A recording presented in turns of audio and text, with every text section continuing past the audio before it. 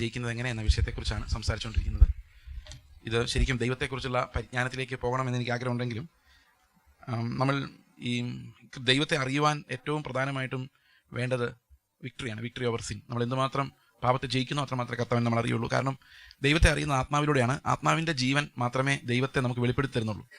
നമുക്കൊരിക്കലും ബുദ്ധി കൊണ്ട് ദൈവത്തെ അറിയാൻ സാധിക്കില്ല. എപ്പോഴും ആത്മാവിൻ്റെ വെളിപ്പാടുകളിലൂടെ മാത്രമാണ് നമ്മൾ ദൈവത്തെ അറിയുന്നത്. ഒരുപക്ഷെ നമ്മൾ ചിന്തിക്കുമായിരിക്കും ബൈബിൾ വായിച്ചാൽ പോരെ. പക്ഷേ ബൈബിൾ വായിച്ചുകൊണ്ട് മാത്രം നമുക്ക് ശരിയായ അറിവ് കിട്ടില്ല. അതിൻ്റെ കാര്യം, ഈ ബൈബിൾ വായിക്കുന്നവർ തന്നെയാണ് ജീവിതത്തിൽ ഒത്തിരി ദുരുപദേശങ്ങളായിട്ട് ഇറങ്ങുന്നത്. ഇത് വ്യാഖ്യാനിച്ച് പലതരത്തിൽ വ്യാഖ്യാനിക്കുന്നവരുണ്ട്, പഠിപ്പിക്കുന്നവരുണ്ട്. പക്ഷേ ദൈവാത്മാവിൻ്റെ കൃത്യമായ ഗൈഡൻസ് ഇല്ലാതെ നമുക്ക് ഒരിക്കലും അതിൻ്റെ സത്യത്തിൻ്റെ ആഴങ്ങളിലേക്ക് എത്താൻ സാധിക്കില്ല.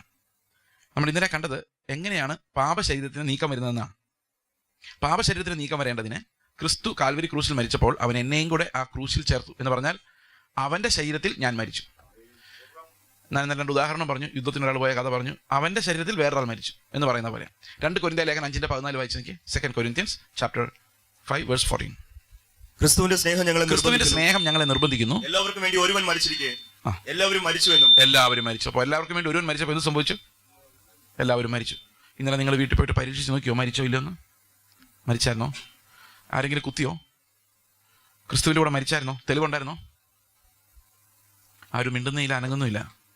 മിണ്ടണ്ട, ഒരു വാക്ക് പോലും പറയണ്ട. പക്ഷേ പാപത്തിൽ നിന്ന് രക്ഷപ്പെടാൻ അതല്ലാതെ വേറൊരു വഴിയും ഇല്ല. അങ്ങനെ മരിച്ചവൻ പാപത്തിൽ നിന്ന് മോചനം പ്രാപിച്ചിരിക്കുന്നു. 7-ാം വാക്യം 6:7 റോമാലേഖനം 6:7. 2 കൊരിന്ത്യർ ലേഖനം 5:14 ഇപ്പോൾ വായിച്ചപ്പോൾ എന്താ പറഞ്ഞത്? ക്രിസ്തുവിന്റെ സ്നേഹം ഞങ്ങളെ നിർബന്ധിക്കുന്നു. എന്തായിരുന്നു സ്നേഹം? എല്ലാവർക്കും വേണ്ടി ഒരുവൻ മരിച്ചു എന്നുള്ളതാണ് അതിൻ്റെ സ്നേഹം. അതിലെ മാജിക് എന്താണെന്ന് വെച്ച് കഴിഞ്ഞാൽ ആ ഒരുവൻ മരിച്ചപ്പം എല്ലാവരും മരിച്ചു. വായിച്ചു നോക്കി, അങ്ങനെ തന്നെയല്ലേ അവിടെ എഴുതിയിരിക്കുന്നത്. അപ്പോൾ ക്രിസ്തുവിലുള്ളവരെല്ലാം ക്രിസ്തു മരിച്ചപ്പോൾ അവൻ്റെ കൂടെ മരിച്ചു. പക്ഷെ നമ്മളെ നോക്കുമ്പോൾ നമ്മൾ മരിച്ചായിട്ടൊന്നും കാണുന്നില്ല. നമ്മൾ പെട്ടെന്ന് പ്രകോപിതരാവുകയും പെട്ടെന്ന് ദേഷ്യപ്പെടുകയും ഒക്കെ ചെയ്യുന്നുണ്ട്. പഴയ മനുഷ്യൻ അങ്ങനെ അങ്ങോട്ട് പോയതായിട്ട് നമ്മൾ കാണുന്നില്ല. പക്ഷേ ബൈബിൾ പറയുന്നു മരിച്ചു. ഒത്തിരി സ്ഥലത്ത് ബൈബിൾ മരിച്ച കാര്യം പറയുന്നുണ്ട്. പഴയത് കഴിഞ്ഞു പോയി. ഗലാത്യർ പറഞ്ഞു നമ്മളോടൊപ്പം ക്രൂശിക്കപ്പെട്ടിരിക്കുന്നു. കൊലോസ്യർ 2:20 പറയുന്നു നാം ക്രിസ്തുവിനോട് കൂടെ ലോകത്തിൻ്റെ ആദ്യ പാഠങ്ങൾ സംബന്ധിച്ച് മരിച്ചു. അപ്പോൾ ഈ മരണം തീർച്ചയായിട്ടും ബൈബിൾ പ്രസ്താവിക്കുന്നുണ്ട്. പക്ഷെ നമ്മൾ എന്തുമാത്രം ആ മരണത്തിൻ്റെ പങ്കാളിത്തം നമുക്ക് ലഭിക്കുന്നുണ്ടെന്നുള്ളതാണ് ഏറ്റവും വലിയ പ്രശ്നം. മരണത്തിൻ്റെ പങ്കാളിത്തം എന്ന് പറയുന്നത് പാപത്തോട് നമ്മൾ പറയുന്ന നോയാണ്. പാപത്തെ തള്ളിക്കളയുന്നത്, എന്നെ തന്നെ തള്ളിക്കളയുന്നത്. ഞാൻ തന്നെ പാപമാണ്, അപ്പോൾ എന്നെ തള്ളിക്കളയുന്നതാണ് പാപത്തെ തള്ളിക്കളയുക എന്ന് പറഞ്ഞതിൻ്റെ അർത്ഥം. തന്നെത്താൻ ത്യജിച്ച് തൻ്റെ ക്രൂശും എടുത്തുകൊണ്ട് എൻ്റെ പിന്നാലെ വരാത്തവനൊന്നും എനിക്ക് യോഗ്യനല്ലെന്ന് പറഞ്ഞാൽ ഓരോ ദിവസവും നമുക്ക് മരിക്കാനുള്ള ക്രൂശുമായി കർത്താവേ നിൻ്റെ മരണത്തിൻ്റെ പങ്ക് എനിക്ക് തരണേ എന്ന് പറഞ്ഞുകൊണ്ട് ചെല്ലാത്ത ഒരുത്തനും ക്രിസ്തുവിൻ്റെ ശിഷ്യനായിരിക്കാൻ സാധിക്കില്ല. അപ്പോൾ ദൈവം നമുക്ക് ഓരോ ദിവസവും തരുന്ന ക്രൂശിലൂടെ ദൈവത്തിൻ്റെ അടുത്തേക്ക് നമ്മൾ ചെല്ലുന്നത്, കർത്താവേ ഞാൻ നിൻ്റെ അടുത്ത് വരുന്നു, ഞാൻ എൻ്റെ ക്രൂശിനെ നിഷേധിക്കുന്നില്ല, ഈ ക്രൂശിൽ ഞാൻ നിൻ്റെ മരണത്തിൻ്റെ പങ്കാളിത്തം അനുഭവിക്കാൻ എന്നെ നീ സഹായിക്കണം. ശരിക്കും യേശുവിനെ അനുകരിക്കാമെന്ന് പലരും പറയാറുണ്ട്. പക്ഷെ അനുകരിക്കല്ല ബൈബിൾ നമ്മളെ പഠിപ്പിക്കുന്നത്. അവൻ്റെ ഷെയറിംഗ് ആണ്, അവൻ്റെ പങ്കാളിത്തമാണ്. അവൻ്റെ മരണത്തിൻ്റെ ഷെയറിംഗ്, അവൻ്റെ ജീവൻ്റെ ഷെയറിംഗ്, അവൻ്റെ കൂട്ടവകാശം. അവൻ എന്തിനെല്ലാം മേലെ അവകാശമുണ്ടോ അതിൻ്റെ എല്ലാം പങ്കുവെക്കലാണ് വേദപുസ്തകം നമ്മളെ പഠിപ്പിക്കുന്നത്. We are one with Christ. അവനോട് കൂടെയാണ് നാം. അവനോട് കൂടെ തിരസ്കരിക്കപ്പെടേണ്ടതിന് നാം അവനോടുകൂടെ കഷ്ടം അനുഭവിച്ചാലത്രേ. അപ്പോൾ എല്ലാം അവൻ്റെ കൂടെയുള്ള പാർട്ട്ണർഷിപ്പാണ്.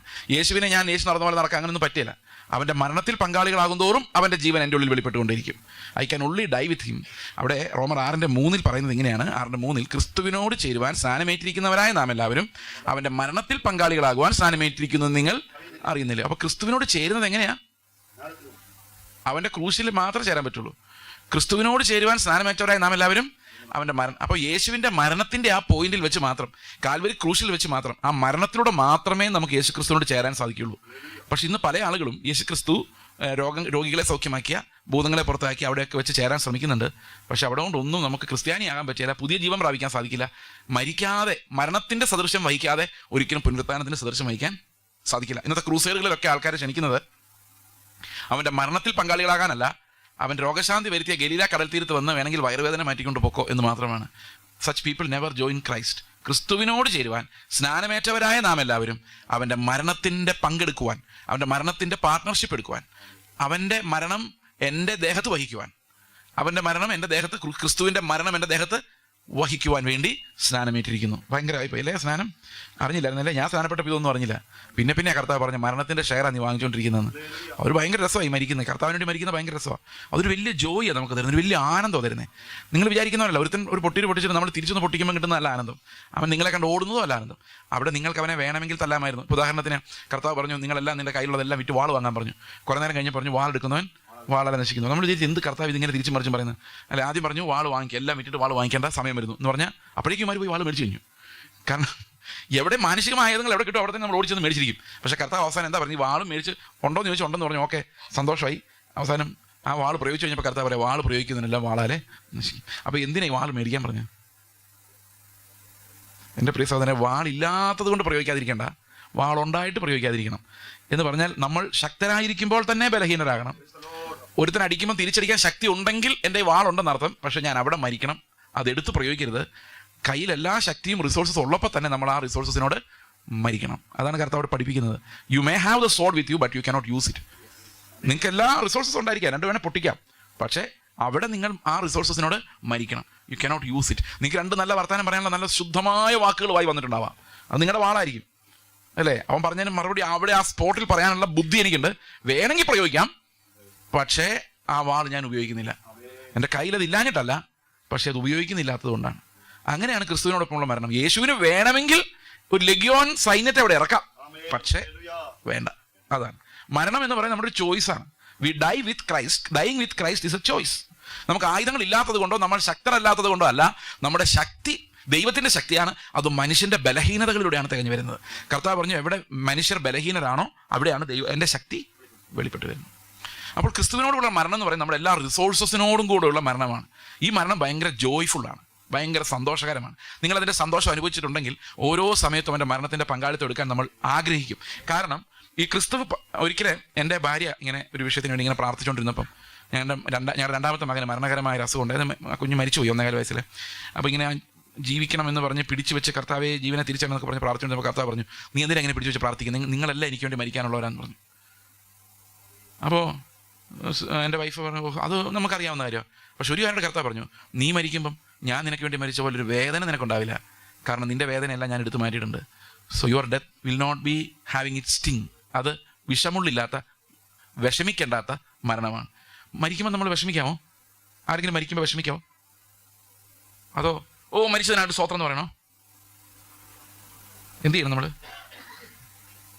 മരിച്ചതിൽ ആദ്യം ഞാൻ വിചാരിക്കുന്നത് മരിച്ചു കഴിയുമ്പോൾ താങ്ക്സ് പറയുന്നുള്ള. ഇത് ജീവനോ മരണമോ എന്താന്നുള്ളതല്ല, പക്ഷെ അന്ന് താങ്ക്സ് പറയുന്നതാണ് ഒന്നാമത്തെ കാര്യം. പക്ഷേ കരയുന്നതുകൊണ്ട് ഒരു കുഴപ്പമില്ലട്ടോ, എത്ര വേണമെങ്കിലും കരയാം. കാരണം ബൈബിളിലെ സ്തെഫാനോസ് മരിക്കുമ്പം അവനെക്കുറിച്ച് വലിയൊരു പ്രലാപം കഴിച്ചെന്ന് എഴുതിയിരിക്കുന്നത്. എന്ന് പറഞ്ഞാൽ തീർച്ചയായിട്ടും നമുക്ക് സങ്കടമുണ്ട് നമ്മളെ വിട്ട ഒരാൾ പോകുമ്പോൾ. കാരണം ഇനി കാണുന്ന അടുത്തെങ്കിലും കാണുകയല്ലോ, നമ്മളവിടെ ചെല്ലുമെന്ന് അറിയാൻ മേല. അങ്ങനെ വരുമ്പം ഇനി കാണുമെന്ന് അറിയത്തില്ല റിയലി. കാരണം നമ്മളിതൊക്കെ പറയുന്നുണ്ടെങ്കിൽ അത്ര ഉറപ്പ് പ്രാപിച്ചിട്ടുണ്ടോ? നമ്മൾ ഉറപ്പുണ്ടോ? പോവോ കർത്താവ് വന്നാ? അപ്പം പിന്നെ നാളെ കാണാമെന്നുള്ള ഗ്യാരണ്ടിയൊക്കെ ചുമ്മാ. ഇപ്പം അവസാനം പ്രാർത്ഥന കഴിയുമ്പം പാസ്റ്റർ ആമേൻ കർത്താവ് യേശുവേ എന്ന് പറയുമ്പോഴേക്കും വേഗം മരണേ നമ്മളങ്ങ് പറയുക. സത്യം പറഞ്ഞാൽ പോകുമെന്ന് വലിയ ഉറപ്പില്ലാത്തവരും വേഗം മരണേന്ന് പറയും. എന്തിനാ വരുന്നത്? അയൽവക്കാരനെ കൊണ്ടുപോയി, നീ എന്തായാലും പോരെ, കുറേ നാളായിട്ട് വരുവാന്ന് പറയുന്നതല്ലേ, ഞാൻ പോയില്ലെങ്കിൽ നീ വന്നിട്ട് പൊക്കോട്ടെ, അതാണോ? ഇനി സ്വർഗത്തിൽ പോകുന്ന നിങ്ങൾക്ക് ഉറപ്പില്ലെങ്കിൽ നിങ്ങൾ എന്ത് സമാധാനത്തിൽ രാത്രി കിടന്നുറങ്ങുന്നത് ഞാൻ ഒത്തിരി ആലോചിച്ചിട്ടുണ്ട്. എങ്ങനെ ഉറങ്ങാൻ പറ്റും? രാത്രി എങ്ങാനും ശ്വാസം പോയാൽ സ്വർഗത്തിലേക്കല്ല നിങ്ങൾ പോകുന്നതെങ്കിൽ എങ്ങനെ നിങ്ങൾ കണ്ണടയ്ക്കും? അങ്ങനെ സംശയം ഉണ്ടെങ്കിൽ രാത്രി ഉറങ്ങിയേക്കരുത്. വർഷങ്ങൾക്ക് മുമ്പ് ഞാൻ രക്ഷിക്കപ്പെടുന്നതിന് 1 വർഷം മുമ്പ് മല്ലപ്പള്ളി നെടുങ്ങാടപ്പള്ളി CSI ചർച്ചിൽ സുവിശേഷം നടക്കുക. അവിടെ വെച്ചാൽ ആദ്യം ഞാൻ രക്ഷയെക്കുറിച്ച് കേൾക്കുന്നത്. എനിക്കൊന്നും മനസ്സിലായില്ല, പക്ഷെ അവർ പ്രസംഗിച്ചുകൊണ്ടിരിക്കുക. വളരെ പ്രശസ്തനായ ഒരു പ്രസംഗനാണ്, നല്ല പ്രസംഗമാണ്. അദ്ദേഹം ഒരു പാട്ടൊക്കെ എഴുതിയിട്ടുണ്ട്. നിങ്ങൾക്കറിയാം, സ്വർഗ്ഗനാട്ടിലൻ പ്രിയം തീർത്തിരുന്നുള്ള പാട്ടൊക്കെ എഴുതിയ ആളാണ് അദ്ദേഹം. ഒന്നാണ് പ്രസംഗിക്കുന്നത്. അന്ന് എൻ്റെ ഓർമ്മ. അദ്ദേഹം ആ പാട്ടോട് പാടുകയും ചെയ്തു. പാടിയ ശേഷം എല്ലാം കഴിഞ്ഞിട്ട് പുള്ളി ചോദിച്ചു, രക്ഷിക്കപ്പെട്ടവരെല്ലാം കൈവെക്കാൻ പറഞ്ഞു. ഓൾറെഡി കുറേ പേര് കൈവെക്കി. കുറേ നേരം കഴിഞ്ഞപ്പോൾ ചോദിച്ചു, ഇപ്പോൾ ഈ പ്രസംഗം കേട്ട് രക്ഷിക്കപ്പെട്ടവർ ഇതിൻ്റെ കൂടെ കൈവെക്കാൻ പറഞ്ഞു. അപ്പോൾ ബാക്കിയുള്ള കുറേ ആൾക്കാർ വെക്കി. പൊക്കാത്ത ഞങ്ങൾ 5-8 പേര് പൊക്കിയിട്ടില്ല, ഇങ്ങനെ ഇരിക്കാം. ഉടനെ ഞങ്ങളെ നോക്കിയിട്ട്, എന്നെയാണല്ലോ പെട്ടെന്ന് നോട്ടം പിടിക്കുന്ന ഈ ശരീരംകാരൻ, എന്നെ നേരെ നോക്കിയിട്ട് പുള്ളി ഒരു ഡയലോഗ്, ഇന്ന് രാത്രി നീ തിരിച്ച് വീട്ടിലോട്ട് പോകുന്ന വഴിക്ക് ഒരു വണ്ടി ഇടിച്ച് നീ മരിച്ചാൽ നിന്റെ ഭാവി എവിടെയാവും? ഞാൻ ഉടനെ കൈവെക്കി. കാരണം എങ്ങനെ സമാധാനത്തോടെ വീട്ടിൽ പോയി കിടക്കും നിങ്ങൾ പറ? So if you are feeling so comfortable without being sure of heaven, സ്വർഗത്തെക്കുറിച്ച് ഒരു നിശ്ചയമില്ലാതെ നിങ്ങൾക്ക് ഭയങ്കര സമാധാനമാണെങ്കിൽ എന്തോ പ്രോബ്ലം ഉണ്ട്, ആത്മീയമായി നിങ്ങൾ ഡെഡാ. അതുകൊണ്ടാണ് സമാധാനം അനുഭവിക്കാൻ പറ്റുന്നത്. ഇല്ലെങ്കിൽ വെപ്രാളം എന്ന് പറയുന്നത് നിസ്സാര വെപ്രാളം. ഞാൻ പലപ്പോഴും അറിയിച്ചിട്ടുണ്ട് എങ്ങനെ അവിശ്വാസികൾ സമാധാനം രാത്രി കിടന്നുറങ്ങും, നാളെ എന്താണെന്ന് അറിയാൻ വയ്യാതെ അവരങ്ങനെ കിടന്നുറങ്ങാൻ കാരണം എന്നറിയോ? അവർക്ക് ഇതിൻ്റെ കോൺസിക്വൻസ് അറിയത്തില്ല. They are dead spiritually dead ആയിട്ടുള്ള ആൾക്കാർക്ക് പെട്ടെന്ന് അടുത്ത നിമിഷം നരകം വരുമെന്ന് പറഞ്ഞാൽ ഒന്നും അവർക്ക് ഒരു പ്രശ്നമില്ല. കാരണം ദേ ആർ ഡെഡ്. അവരെ സത്യത്തിലോട്ട് തുറക്കുന്നില്ല കണ്ണ്. മനസ്സിലാകുന്നുണ്ടോ? നിങ്ങൾക്ക് സ്വർഗത്തിൽ പോകുമെന്ന് ഉറപ്പുമില്ല, അതിൻ്റെ ടെൻഷനും ഇല്ലെങ്കിൽ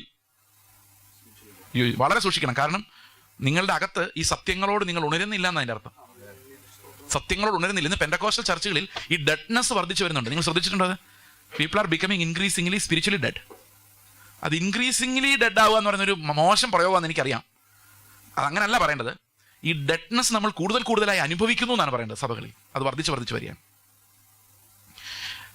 അപ്പോൾ ക്രിസ്തുവിനോട് കൂടെ നമ്മൾ മരിച്ചുവെങ്കിൽ നമ്മുടെ മരണശിക്ഷ കർത്താവ് വഹിച്ചു എന്നാണ് അതിൻ്റെ അർത്ഥം. അപ്പോൾ ഇനി നമുക്ക് അനുഭവിക്കാൻ ഒരു മരണശിക്ഷ ബാക്കിയില്ല. കാരണം നാം ചെയ്ത പാപങ്ങൾ വേറൊരാളുടെ അക്കൗണ്ടിൽ തീർന്നു. 2 കൊരിന്ത്യ ലേഖനം 5:14 വായിച്ച വാക്യം ഒന്നുകൂടെ വായിക്കാം. ക്രിസ്തുവിന്റെ സ്നേഹം ഞങ്ങളെ നിർബന്ധിക്കുന്നു, എല്ലാവർക്കും വേണ്ടി ഒരുവൻ മരിച്ചിരിക്കെ എല്ലാവരും മരിച്ചു എന്നും. അതാണ്. അപ്പോൾ ഒരാൾ മരിക്കുമ്പോൾ എന്ത് സംഭവിച്ചു? ആളിലുള്ള സകലരും മരിച്ചു. ഇപ്പൊ ഒരു എക്സാമ്പിൾ ഞാൻ നിങ്ങളോട് പറഞ്ഞാലേ, നമ്മുടെ വല്യപ്പൂപ്പന്മാർ അധ്വാനിക്കുന്ന സ്വത്തിന്റെ അവകാശം ആർക്കാ കിട്ടുന്നേ? അപ്പന്മാർ വഴി തലമുറകളിലേക്ക് വരുമല്ലേ? അത് അങ്ങനെയല്ലേ വരുന്നേ? ഈ വല്യപ്പൂപ്പന്മാരുടെ സ്വത്തുക്കൾ എന്തുകൊണ്ടായി കൊച്ചുമക്കൾക്ക് വരാൻ കാരണം എന്താ കാരണം? ജനിച്ചപ്പം ഈ വല്യപ്പൂപ്പനിൽ നിന്നാണ് ആര് വന്നത്? ഈ അപ്പനും മക്കളും വന്നത്. അപ്പൊ ഇവരെല്ലാവരും എവിടെ ഉണ്ടായിരുന്നു? ആദ്യം ഈ വല്യപ്പൂപ്പനിൽ ഉണ്ടായിരുന്നു അല്ലേ? അങ്ങനെയല്ലേ? സത്യം പറഞ്ഞാൽ വല്യപ്പൂപ്പൻ സൃഷ്ടിച്ചതല്ല എൻ്റെ അപ്പനെ, സൃഷ്ടിച്ചതല്ല. സൃഷ്ടി ആർക്ക് മാത്രമേ ഉള്ളൂ? അപ്പൊ ദൈവം വല്യപ്പൂപ്പനെ അല്ല, ആദമിനെ സൃഷ്ടിച്ചത് അല്ലേ? ആദമിന്റെ അകത്ത് നമ്മളെല്ലാം ഉണ്ടായിരുന്നു. പിന്നെ ദൈവം ഓരോരുത്തർ സൃഷ്ടിക്കേണ്ടി വന്നിട്ടില്ല. എന്നാൽ നമ്മളെല്ലാം സൃഷ്ടിച്ചതാരാ? ദൈവം. എപ്പോഴാണ് നമ്മളെ സൃഷ്ടിച്ചത്? ആദമിനെ സൃഷ്ടിച്ചപ്പോൾ. പിന്നെ ആദമിൽ നിന്ന് സന്തതി പരമ്പരകൾ ഉണ്ടാകുന്നതിനെ സൃഷ്ടി എന്നല്ല പറയുന്നത്. അതിന് മലയാളത്തിലൊരു വാക്കില്ല, പ്രൊക്രിയേഷൻ എന്നാണ് പറയുന്നത്. അതിനെന്താ മലയാളത്തിലെ വാക്കെന്ന് എനിക്കറിയാൻ പറ്റില്ല. ക്രിയേഷൻ അല്ല, പ്രൊക്രിയേഷൻ എന്ന് പറഞ്ഞാൽ ആദമിൻ്റെ ഉള്ളിലുള്ളത് ഇനി വെളി വന്നാൽ മതി. മനസ്സിലാകുന്നുണ്ടോ ഞാൻ പറയുന്നത്? ഒരു ഉദാഹരണത്തിന്, ഒരു 20 വയസ്സുള്ള ഒരാൾ കല്യാണം കഴിക്കാതെ മരിച്ചു. ഒരാളല്ല മരിച്ചത്, അവനിൽ നിന്ന് വരാനുള്ള ഒരു പട്ടണം, ഒരു പ്രസ്ഥാനം, ഒരു കൂട്ടം ജനം, ഒരു തലമുറ, ഒരു കൂട്ടം, ഒരു പട്ടണം അല്ലെങ്കിൽ ഒരു ദേശം ഇല്ലാതായത്. ആണോ അല്ലയോ? ശരിയാണോ ഞാൻ പറയുന്നത്? അപ്പോൾ നമ്മളെ ആരിലുണ്ട്? നമ്മുടെ വല്യപ്പൂപ്പന്മാരിൽ ഉണ്ട്, നമ്മുടെ പൂർവികരിൽ ഉണ്ടായിരുന്നു. അവരിൽ നിന്നാണ് നമ്മൾ ഉണ്ടായി വന്നത്. പ്രൊക്രിയേറ്റഡ് ആണ്. അതുപോലെയാണ് ഉണ്ടായിരുന്നു പറഞ്ഞാൽ ബോധമൊന്നുമില്ല, ശരീരമില്ല, മനസ്സില്ല, ഒന്നുമില്ല. പക്ഷെ അവരിൽ നിന്ന് ദൈവത്തിന്റെ കൃപയാൽ പ്രൊക്രിയേറ്റഡ് ആയി വരികയാണ് നമ്മളെല്ലാം ചെയ്യുന്നത്. ഓക്കെ, ആദമിൽ അങ്ങനെ നമ്മൾ എല്ലാവരും ഉണ്ടായിരുന്നു. ആദമിന് വെളിയിൽ നിന്ന് ആരെങ്കിലും ഇരിപ്പുണ്ടോ? ഇല്ല. അപ്പൊ വല്യപ്പൂപ്പന്റെ അവകാശങ്ങളെല്ലാം ആർക്കുള്ളതാ? മക്കൾക്കുള്ളതാ. അപ്പൊ ആദമിന്റെ അവകാശം ആർക്കുണ്ടാവണം? ഈ ആദമിൽ ജനിച്ച എല്ലാ മനുഷ്യർക്കും ആരുടെ അവകാശമുണ്ട്? ആദമിന്റെ അവകാശമുണ്ട്. എന്താ ആദമിന്റെ അവകാശം? ജനിച്ചാൽ പാപം ചെയ്തുകൊണ്ടിരിക്കണം, അത് കഴിഞ്ഞ് ഉറപ്പായിട്ടും അതിന്റെ ശിക്ഷയും വാങ്ങിക്കണം. ഇത് നമുക്ക് ആദം വളരെ കഷ്ടപ്പെട്ട് നേടിത്തന്ന അവകാശമാണ്. എത്ര പേർക്ക് മനസ്സിലാവുന്നുണ്ടോ? ഇത് നമുക്ക് അനുഭവിക്കാതെ പോകാൻ പറ്റില്ല. തൂത്താ പോകത്തില്ല ഈ പാരമ്പര്യ അവകാശം. പാരമ്പര്യ ശാപം പോകും കേട്ടോ, യേശുവിൻ്റെ. പക്ഷെ പാരമ്പര്യ അവകാശം പോകില്ല. ഉദാഹരണത്തിന്, എൻ്റെ അപ്പന് കുറച്ച് സ്ഥലമുണ്ട്. അപ്പോൾ അപ്പൻ എന്നോട് പറയുവാണ്, നിനക്ക് വേണ്ടിയാണ് ഞാൻ കഷ്ടപ്പെടുന്നത്. അപ്പോൾ ഒരു ദിവസം ഞാൻ പറഞ്ഞു, എനിക്ക് വേണ്ട, കാരണം എനിക്കിത് വാങ്ങിക്കാൻ ദൈവം അനുവദിക്കുന്നില്ല, അതുകൊണ്ട് എനിക്ക് വേണ്ട. അപ്പോൾ ആദ്യമൊന്നും അപ്പം വിശ്വസിച്ചില്ല, ഞാൻ ചുമ്മാ പറയാമെന്ന് വിചാരിച്ചത്. പിന്നെ അത് ഗൗരവമാണെന്ന് കണ്ടു കഴിഞ്ഞപ്പം ഈ കഴിഞ്ഞ ദിവസം എൻ്റെ അപ്പം പറഞ്ഞു, എന്തോ സ്വത്തിൻ്റെ കാര്യം പറഞ്ഞപ്പോൾ ഞാൻ വേണ്ടെന്ന് പറഞ്ഞിട്ടുണ്ടല്ലോ എന്ന് പറഞ്ഞപ്പം അപ്പം പറയാം, അല്ലെങ്കിൽ നിനക്ക് തരുന്നില്ല. അപ്പോൾ ഞാൻ വിചാരിച്ചോ, ഇത് കൊള്ളാമല്ലോ പരിപാടി. അപ്പോൾ നമുക്കൊരു ഗമ വേണ്ടാന്ന് പറഞ്ഞാൽ തരുന്നില്ലെങ്കിൽ പിന്നെ ഗമയില്ലല്ലോ അല്ലേ? അപ്പോൾ എൻ്റെ അപ്പം പറയാം, നിനക്കെല്ലാം തരുന്നില്ല, നിൻ്റെ അനിയനും കൊടുക്കുന്നില്ല, നിങ്ങളുടെ 2 പേരുടെ മക്കൾക്കാണ് ഞാൻ കൊടുക്കാൻ പോകുന്നു പറഞ്ഞു. എന്ത് ചെയ്യുമെന്ന് പറഞ്ഞു. പക്ഷേ പ്രശ്നം എന്താണെന്ന് വെച്ച് കഴിഞ്ഞാൽ, എനിക്ക് ഒരു മോനല്ല, എനിക്ക് 4 മക്കളാണ്. പക്ഷെ എൻ്റെ അപ്പൻ എന്താ ഉദ്ദേശിച്ചത്? ഏത് മകന് കൊടുക്കുന്ന കാര്യമാണ്? എൻ്റെ സ്വന്തം രക്തത്തിൽ പിറന്ന മകന് കൊടുക്കുന്ന കാര്യമാണ്. ബാക്കി 3 മക്കളെ ഞങ്ങൾ എടുത്തു വളർത്തി. അത് അപ്പൻ്റെ ഉള്ളിൽ നിന്ന് വന്നതല്ല. അതുകൊണ്ട് അപ്പൻ സ്വത്ത് വീതിക്കുമ്പോൾ അപ്പൻ ആർക്ക് മാത്രമേ കൊടുക്കുള്ളൂ? അപ്പനിൽ നിന്ന് വന്നവർ മാത്രമേ അതിൻ്റെ അവകാശികളാകുന്നുള്ളൂ. ഇപ്പം ഞാൻ എന്തെങ്കിലും സമ്പാദിച്ചാൽ ഞാൻ ആരെല്ലാം മക്കളെന്ന് കരുതുന്നുണ്ട് അവർക്ക് എനിക്ക് കൊടുക്കാം. സ്വർഗത്തിലെ എല്ലാ അവകാശങ്ങളും ആർക്കുള്ളതാ? ക്രിസ്തു എന്ന ഏകനുള്ളതാ. പിന്നെ ദൈവം നമ്മളെ ദത്തെടുത്തപ്പോൾ ഈ ക്രിസ്തുവിനോട് കൂടെ കൂട്ടവകാശം നമുക്ക് തരുമായിരുന്നു. മനസ്സിലാവുന്നുണ്ടോ ഞാൻ പറയുന്നത്? ശ്രദ്ധിച്ചില്ല? ഓക്കെ, അത് പിന്നെ പതുക്കെ ശ്രദ്ധിച്ചാൽ മതി. അതുപോലെ ആദമിലുള്ള സകല അവകാശങ്ങളും എനിക്ക് കിട്ടിയതാണ്. അപ്പൊ എനിക്കൊരു കടം വീട്ടിയേ പറ്റുള്ളൂ. എന്താ എൻ്റെ കടം? പാപത്തിന്റെ ശമ്പളം ഞാൻ അടയ്ക്കണം, അല്ലെ? നമ്മൾ എന്ത് ഉപയോഗിച്ചാൽ അതിന്റെ കോസ്റ്റ് പേ ചെയ്യണം. പാപത്തിന്റെ ശമ്പളം എന്താ? മരണം. നിങ്ങൾ കേട്ടിട്ടുണ്ടോ ഈ ലിറ്ററേച്ചർ പഠിച്ചിട്ടുള്ള ആരെങ്കിലും ക്രിസ്റ്റഫർ മാർലോ എന്ന പേരുള്ള ഒരു എഴുത്തുകാരനെ കുറിച്ച് കേട്ടിട്ടുണ്ടോ? ഡോക്ടർ ഫോസ്റ്റസ് എന്ന് പറഞ്ഞൊരു പുസ്തകത്തെക്കുറിച്ച് കേട്ടിട്ടുണ്ടോ ആരെങ്കിലും? Doctor Faustus? ഒരാളില്ല. കഴിഞ്ഞ ദിവസം ചർച്ച വെച്ചപ്പോൾ ഒരാളുണ്ടായിരുന്നു, ഇവിടെ ആരില്ല. ഈ ഡോക്ടർ ഫോസ്റ്റസ് എന്ന് പറയുന്ന ഷേക്സ്പിയറിന്റെ കാലത്ത് എഴുതപ്പെട്ടൊരു പുസ്തകമാണ്, ഒരു ഡ്രാമ. എഴുതിയ ആളുടെ പേരാണ് ക്രിസ്റ്റഫർ മാർലോ. ഭയങ്കര എഴുത്താണ്. അദ്ദേഹം ഷേക്സ്പിയറിനെക്കാളും എടുക്കുന്ന എഴുത്താനെന്നൊക്കെ പറഞ്ഞെങ്കിൽ ആകെ ഒരു പുസ്തകം എഴുതിയുള്ളൂ. ആരാണ്ട് പുള്ളി കുത്തിക്കൊല്ലുമായിരുന്നു, ക്രിസ്റ്റഫർ മാർലോ. പുള്ളി എഴുതിയ പുസ്തകത്തിലെ കഥ ഇതാണ്. ഡോക്ടർ ഫോസ്റ്റസ് എന്ന് പറയുന്ന ഒരു മനുഷ്യൻ, അദ്ദേഹത്തിന് ഒരു ദിവസം തോന്നുവാണ് ഈ യേശു ക്രിസ്തുവിൻ്റെ ഈ ലോകം വളരെ ഡള്ളാണ്. ഏതാ? നിങ്ങൾ ഒരു കഥ കേട്ടിട്ടുണ്ടോ? ഒരു മനുഷ്യൻ, ഇതൊരു ചുമ്മാ കഥയാണേ, തിയോളജി ആക്കിയേക്കരുത്. ഒരു മനുഷ്യൻ ഇങ്ങനെ ഗുണവും ചെയ്തിട്ടില്ല ദോഷവും ചെയ്തിട്ടില്ല ഒരുത്തരുണ്ടായിരുന്നു വിചാരിച്ചോ. അവനിങ്ങനെ സ്വർഗത്തിൻ്റെ നരകത്തിൻ്റെ കവാടത്തിൽ ചെന്ന് നിന്നപ്പോൾ അവിടെ നിന്ന് ദൂതൻ പറഞ്ഞു, നിന്നെ എങ്ങോട്ടാ വിടേണ്ടെന്ന് ഇതുവരെ തീരുമാനിച്ചിട്ടില്ല, അതുകൊണ്ട് നിനക്ക് തന്നെ തീരുമാനിക്കാം. അപ്പം ഇവൻ പറഞ്ഞു, എനിക്ക് രണ്ടും ഒന്ന് കാണണം എന്ന് പറഞ്ഞു. അപ്പോൾ ഇവൻ ആദ്യം സ്വർഗ്ഗം എന്നല്ല എല്ലാവരും കേട്ടിരിക്കുന്നത്. അപ്പോൾ സ്വർഗ്ഗം കണ്ടേക്കാന്ന് വെച്ചാൽ ആദ്യം സ്വർഗ്ഗം കാണിക്കാൻ കൊണ്ടുപോയി. സ്വർഗ്ഗം കാണിക്കാൻ കൊണ്ടുപോയപ്പോൾ ഒരു അമ്മൂമ്മ അവിടെ നിന്ന് ബൈബിൾ വായിക്കുന്നു, കുറേ പേര് ഹല്ലേലൂയ സ്തോത്രം പറഞ്ഞുകൊണ്ടിരിക്കുന്നു. ഒരു രസം തോന്നിയില്ല, എല്ലാം വെള്ള വസ്ത്രം, കളറൊന്നുമില്ല, ഒരു സുഖം തോന്നിയില്ല. പുള്ളി പറഞ്ഞു, എനിക്ക് നരകം കൊണ്ടൊന്ന് കാണണം തോന്നുന്നു. അപ്പം പറഞ്ഞു, നരകം കാണിക്കാന്ന് പറഞ്ഞു. നരകം കൊണ്ടുപോയി കാണിച്ചു. ഒരു കണ്ണാടിക്കൂടിനകത്താണ് നരകം. ഭയങ്കര ഡാൻസ്, പാട്ട്, എന്താ മേളം, നല്ല ഒന്നാം തരം ഫുഡ്, കോണ്ടിനെൻ്റൽ, ഏഷ്യൻ, മറ്റേ എല്ലാം അറേബ്യൻ ഫുഡ് എല്ലാം ഉണ്ട്. നോൺ വെജിറ്റേറിയനും ഉണ്ട് കേട്ടോ, എല്ലാം ഉണ്ട്. ഇവൻ പറഞ്ഞു, ആരെങ്കിലും ഇങ്ങോട്ട് പോകുമോ, എനിക്ക് നരകം മതി എന്ന് പറഞ്ഞു. അപ്പം ദൂതൻ പറഞ്ഞു, ഒരിക്കൽ നരകത്തിൽ പോയാൽ തിരിച്ചു വരാൻ പറ്റില്ല, ഏത് ഡോറായാലും ഒരിക്കലും തുറക്കുള്ളൂ, എനിക്കിപ്പോൾ ഫൈനലാണെന്ന് ചോദിച്ചു. പുള്ളി പറഞ്ഞു, അവിടെ പോയി ബൈബിൾ വായിക്കാൻ എന്നെ കൊണ്ട് പറ്റില്ല, ലോകത്താകുന്ന അനുഭവിച്ചിട്ടാണ് ഇവിടെ വരുന്നത്, ഇവിടെ വന്നിട്ടും ഇതേ കഷ്ടപ്പാട് ബൈബിൾ വായനാണെങ്കിൽ എനിക്കത് മതി എന്ന് പറഞ്ഞു. ഒന്നുകൂടെ നോക്കണം പറഞ്ഞു. ഇതിൻ്റെ കൂടെ നോക്കിയപ്പോൾ ഭയങ്കര ഡാൻസും ബഹളവും സന്തോഷം, എൻജോയ്മെൻ്റ്, ആൾക്കാർ ചിരിക്കുന്നു, മദ്യമാരി ഒഴിക്കുന്നു, കുടിക്കുന്നു, ഭയങ്കര സിനിമ. ഒരു സൈഡ് സിനിമ കോട്ട, അവിടെ ആൾക്കാർ സിനിമ കാണുന്നു. ശരി എന്ന് പറഞ്ഞു, സമ്മതിച്ചു. ഡോർ തുറന്ന് അകത്തേക്കിട്ടു. അകത്തേക്കിട്ടപ്പോൾ എന്ത് സംഭവിച്ചു, 3-4 ഭൂതങ്ങൾ ഒന്നും ഇങ്ങനെ തൂക്കി എടുത്തുകൊണ്ട് പോയി ഒരു ചട്ടിയിലിട്ട് വറക്കാൻ തുടങ്ങി. അകത്ത് നോക്കിയപ്പോൾ ഈ സാധനം ഒന്നും കാണാനില്ല, കുറേ തീയും കുറേ കുടീരം പോലെ സ്ഥലമുള്ളൂ. ഇവൻ ചോദിച്ചു, അയ്യോ ഞാൻ കണ്ട സ്ഥലം ഇതല്ലല്ലോ എന്ന് പറഞ്ഞ് അവൻ അലറി വിളിച്ചു. അന്നേരം ഭൂതം പറഞ്ഞു, ഞങ്ങൾ നരകത്തിൻ്റെ അഡ്വർടൈസ്മെൻറ്റ് അങ്ങനെ സാധാരണ കൊടുക്കാറുള്ളത്, നീ ഞങ്ങളുടെ അഡ്വർടൈസ്മെൻറ്റാണ് കണ്ടത്. അകത്ത് വരുമ്പോഴാണ്. അപ്പം സ്വർഗ്ഗം എന്ന് പറയുന്നത് അങ്ങോട്ടുള്ള യാത്രയും ആ വഴിയെല്ലാം ഭയങ്കര ഡള്ള. അപ്പോൾ ഡോക്ടർ ഫോസ്റ്റസ് പറഞ്ഞു, ഒരു കാര്യം ചെയ്യാം, ഞാൻ ഡെവിളുമായിട്ട് ഉടമ്പടി ഉണ്ടാക്കാം. സുഖം തരുന്ന ആളാരാ? ഡെവിൾ. ലോകത്തിൻ്റെ സുഖങ്ങൾ ആരുടെ കയ്യിലാണ്? ലോകത്തിൻ്റെ മഹത്വവും എല്ലാം ഏൽപ്പിക്കപ്പെട്ടിരിക്കുന്ന ആരുടെ കയ്യിലാണ്? പിശാചിൻ്റെ കയ്യിലാണ്. അപ്പോൾ ഡോക്ടർ ഫോസ്റ്റസ് പറഞ്ഞു, എനിക്ക് പിശാചിനെ വിളിച്ചു വരുത്തണം, എനിക്ക് നിന്നോടൊരു ഉടമ്പടിയുണ്ട്, എനിക്ക് ഈ ലോകത്ത് നീ തരാവുന്ന എല്ലാ പ്ലഷറും നിൻ്റെ കയ്യിലാന്നല്ലേ പറഞ്ഞ്, എനിക്കത് വേണം, ഞാൻ എന്ത് ചെയ്യണം എന്ന് ചോദിച്ചു. ഉടനെ സാത്താൻ പറഞ്ഞു, അത് വളരെ സിമ്പിൾ അല്ലേ, നീ ആഗ്രഹിക്കുന്ന എല്ലാം ഞാൻ സാധിച്ചു തരാം, പക്ഷെ ലാസ്റ്റ് നിൻ്റെ സോളിനെ ഞാൻ ചോദിക്കും. ഏതാ? ദേഹിയെ. ഞാൻ പറഞ്ഞു, ഓക്കെ, അത് ലാസ്റ്റ് അല്ലേ, ഇപ്പം കുഴപ്പമില്ലല്ലോ, ഇല്ല, ഓക്കെ.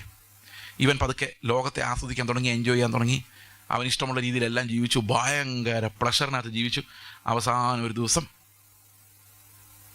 ഇവൻ്റെ സോളിനെ കൊണ്ടുപോകാൻ വേണ്ടി സാത്താൻ വരുവാണ്. ഇവൻ വിചാരിച്ച ഒരു 500 വർഷം 50 വർഷം കഴിഞ്ഞിട്ടേ കാണുള്ളൂ എന്ന്. ഇത് വളരെ പെട്ടെന്നായിരുന്നു. പിശാച് വന്നിട്ട് ഇവൻ്റെ സോളിനെ ചോദിക്കുമ്പം ഇവൻ അയ്യോ എന്ന് പറഞ്ഞ് അലറി വിളിക്കുക. എന്നിട്ട് അവൻ വിളിക്കാൻ ശ്രമിക്കുക, വായി വരുന്നില്ല, മാനസാന്തരപ്പെടാൻ പറ്റുന്നില്ല, അതിൻ്റെ പരിധി ക്രോസ് ചെയ്ത് പോയി. തിരിച്ചു വരാൻ പറ്റാത്തൊരു പരിധിയുണ്ട്. നമുക്ക് കരഞ്ഞ് മടങ്ങി വരാവുന്ന ഒരു ലെവലുണ്ട്. ഈ കരഞ്ഞ് മടങ്ങി വരാവുന്ന ഒരു ലെവലിന് അപ്പുറത്തേക്ക് നമ്മൾ പോയി പിന്നെ കരച്ചിൽ വരില്ല. നമ്മളിരിക്കും നാളെ ഒരു ദിവസം ഫുൾ ഇരുന്ന് കരഞ്ഞ് തിരിച്ചു വന്നേക്കാം, അങ്ങനെ ഒരു ദിവസം ഉണ്ടാവില്ല. അത് തിരിച്ചു വരാൻ പറ്റാത്ത ഒരു തലമാണ്. അത് തിരിച്ചു വരാൻ പറ്റാത്തൊരു തലം. നമ്മൾ കേട്ടു അവൻ്റെ ജീവനിലേക്ക് വന്നില്ല. വചനം ഇങ്ങനെ കേട്ടോണ്ടിരുന്നു, നാളെ വരാമെന്ന് വിചാരിച്ചു, ഇന്നൊന്ന് കരഞ്ഞൊന്ന് മാനസാന്തരപ്പെടണമെന്ന് വിചാരിച്ചു, നടന്നില്ല. ആ പരിധി കഴിഞ്ഞാൽ പിന്നെ അവൻ ഇങ്ങനെ ആ വഴി അങ്ങ് പോവുക. ഇവൻ അലറി വരുന്നില്ല, അവന് തൂക്കി എടുത്തുകൊണ്ട് നരകത്തിലേക്ക് പോകുന്നതാണ് ആ കഥ. മനസ്സിലാകുന്നുണ്ടോ? അപ്പോൾ ലോകത്തിൻ്റെ അട്രാക്ഷൻ എന്ന് പറയുന്നതിൻ്റെ പുറകിലൊരു കോസ്റ്റ് ഉണ്ട്. ആദം ചെയ്ത പാപത്തിന് ഒരു കോസ്റ്റ് ഉണ്ടായിരുന്നു, ഒരു വിലയുണ്ടായിരുന്നു. മനസ്സിലാകുന്നുണ്ടോ?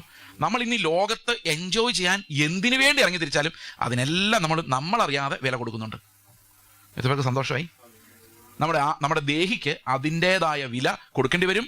നമ്മുടെ തേജസ്സിന് അതിൻ്റേതായ കുറവുണ്ടാവും, പ്രത്യാശ മങ്ങും, മാനസാന്തരപ്പെടാൻ പറ്റാത്ത അവസ്ഥ ഉണ്ടാകും. അനേകം പേയ്മെന്റ് നടത്തി നശിച്ചോണ്ടാണ് നമ്മൾ ഒരു എൻജോയ്മെന്റ് തിരഞ്ഞെടുക്കുന്നത്. കേൾക്കുന്നുണ്ടോ? അപ്പൊ ലോകത്തിലെ എൻജോയ്മെന്റ്, അതിന്റെ മഹത്വത്തെ നമ്മൾ നേടുമ്പോൾ നമ്മൾ തിരസ്കരിക്കുന്നത് കർത്താവിന്റെ മഹത്വമാണ്. മനസ്സിലാകുന്നുണ്ടോ? അത് ആത്യന്തികമായി വലിയ നഷ്ടത്തിലേക്കാണ് നമ്മളെ കൊണ്ടുപോകുന്നത്. ഓക്കെ, അപ്പോൾ ഇതിനോടെല്ലാം മരിക്കുക എന്ന് പറയുന്നത്, ഈ ലോകത്തിൽ ജീവിക്കുന്നിടത്തോളം കാലം നമുക്ക് ഈ മണ്ണിനോട് ആഗ്രഹമുണ്ട്, മണ്ണിൻ്റെ മഹത്വത്തോട് സ്നേഹമുണ്ട്, ആൾക്കാരെന്ന് പറയുന്ന റിസോഴ്സസ്, നമ്മുടെ റിസോഴ്സിനോട് ബഹുമാനം, ഇതെല്ലാം ഉണ്ട്. ഇവിടെ ഒന്നും നമുക്ക് നമ്മുടെ വില്ലിനാൽ, നമ്മുടെ ഇഷ്ടത്താൽ ഇതിനൊന്നും എതിർക്കാൻ നമുക്ക് സാധിക്കില്ല. പക്ഷെ മരിക്കാതെ ഇതിനകത്ത് രക്ഷപ്പെടാനും കഴിയില്ല. ഈ ശമ്പളം കർത്താവ് വീട്ടിയതുകൊണ്ട് മാത്രമാണ് നമ്മൾ രക്ഷപ്പെടുന്നത്. നമുക്ക് 2 കൊരിന്ത്യർ ലേഖനം 5:14 ഒരിക്കൽ കൂടി വായിക്കാം.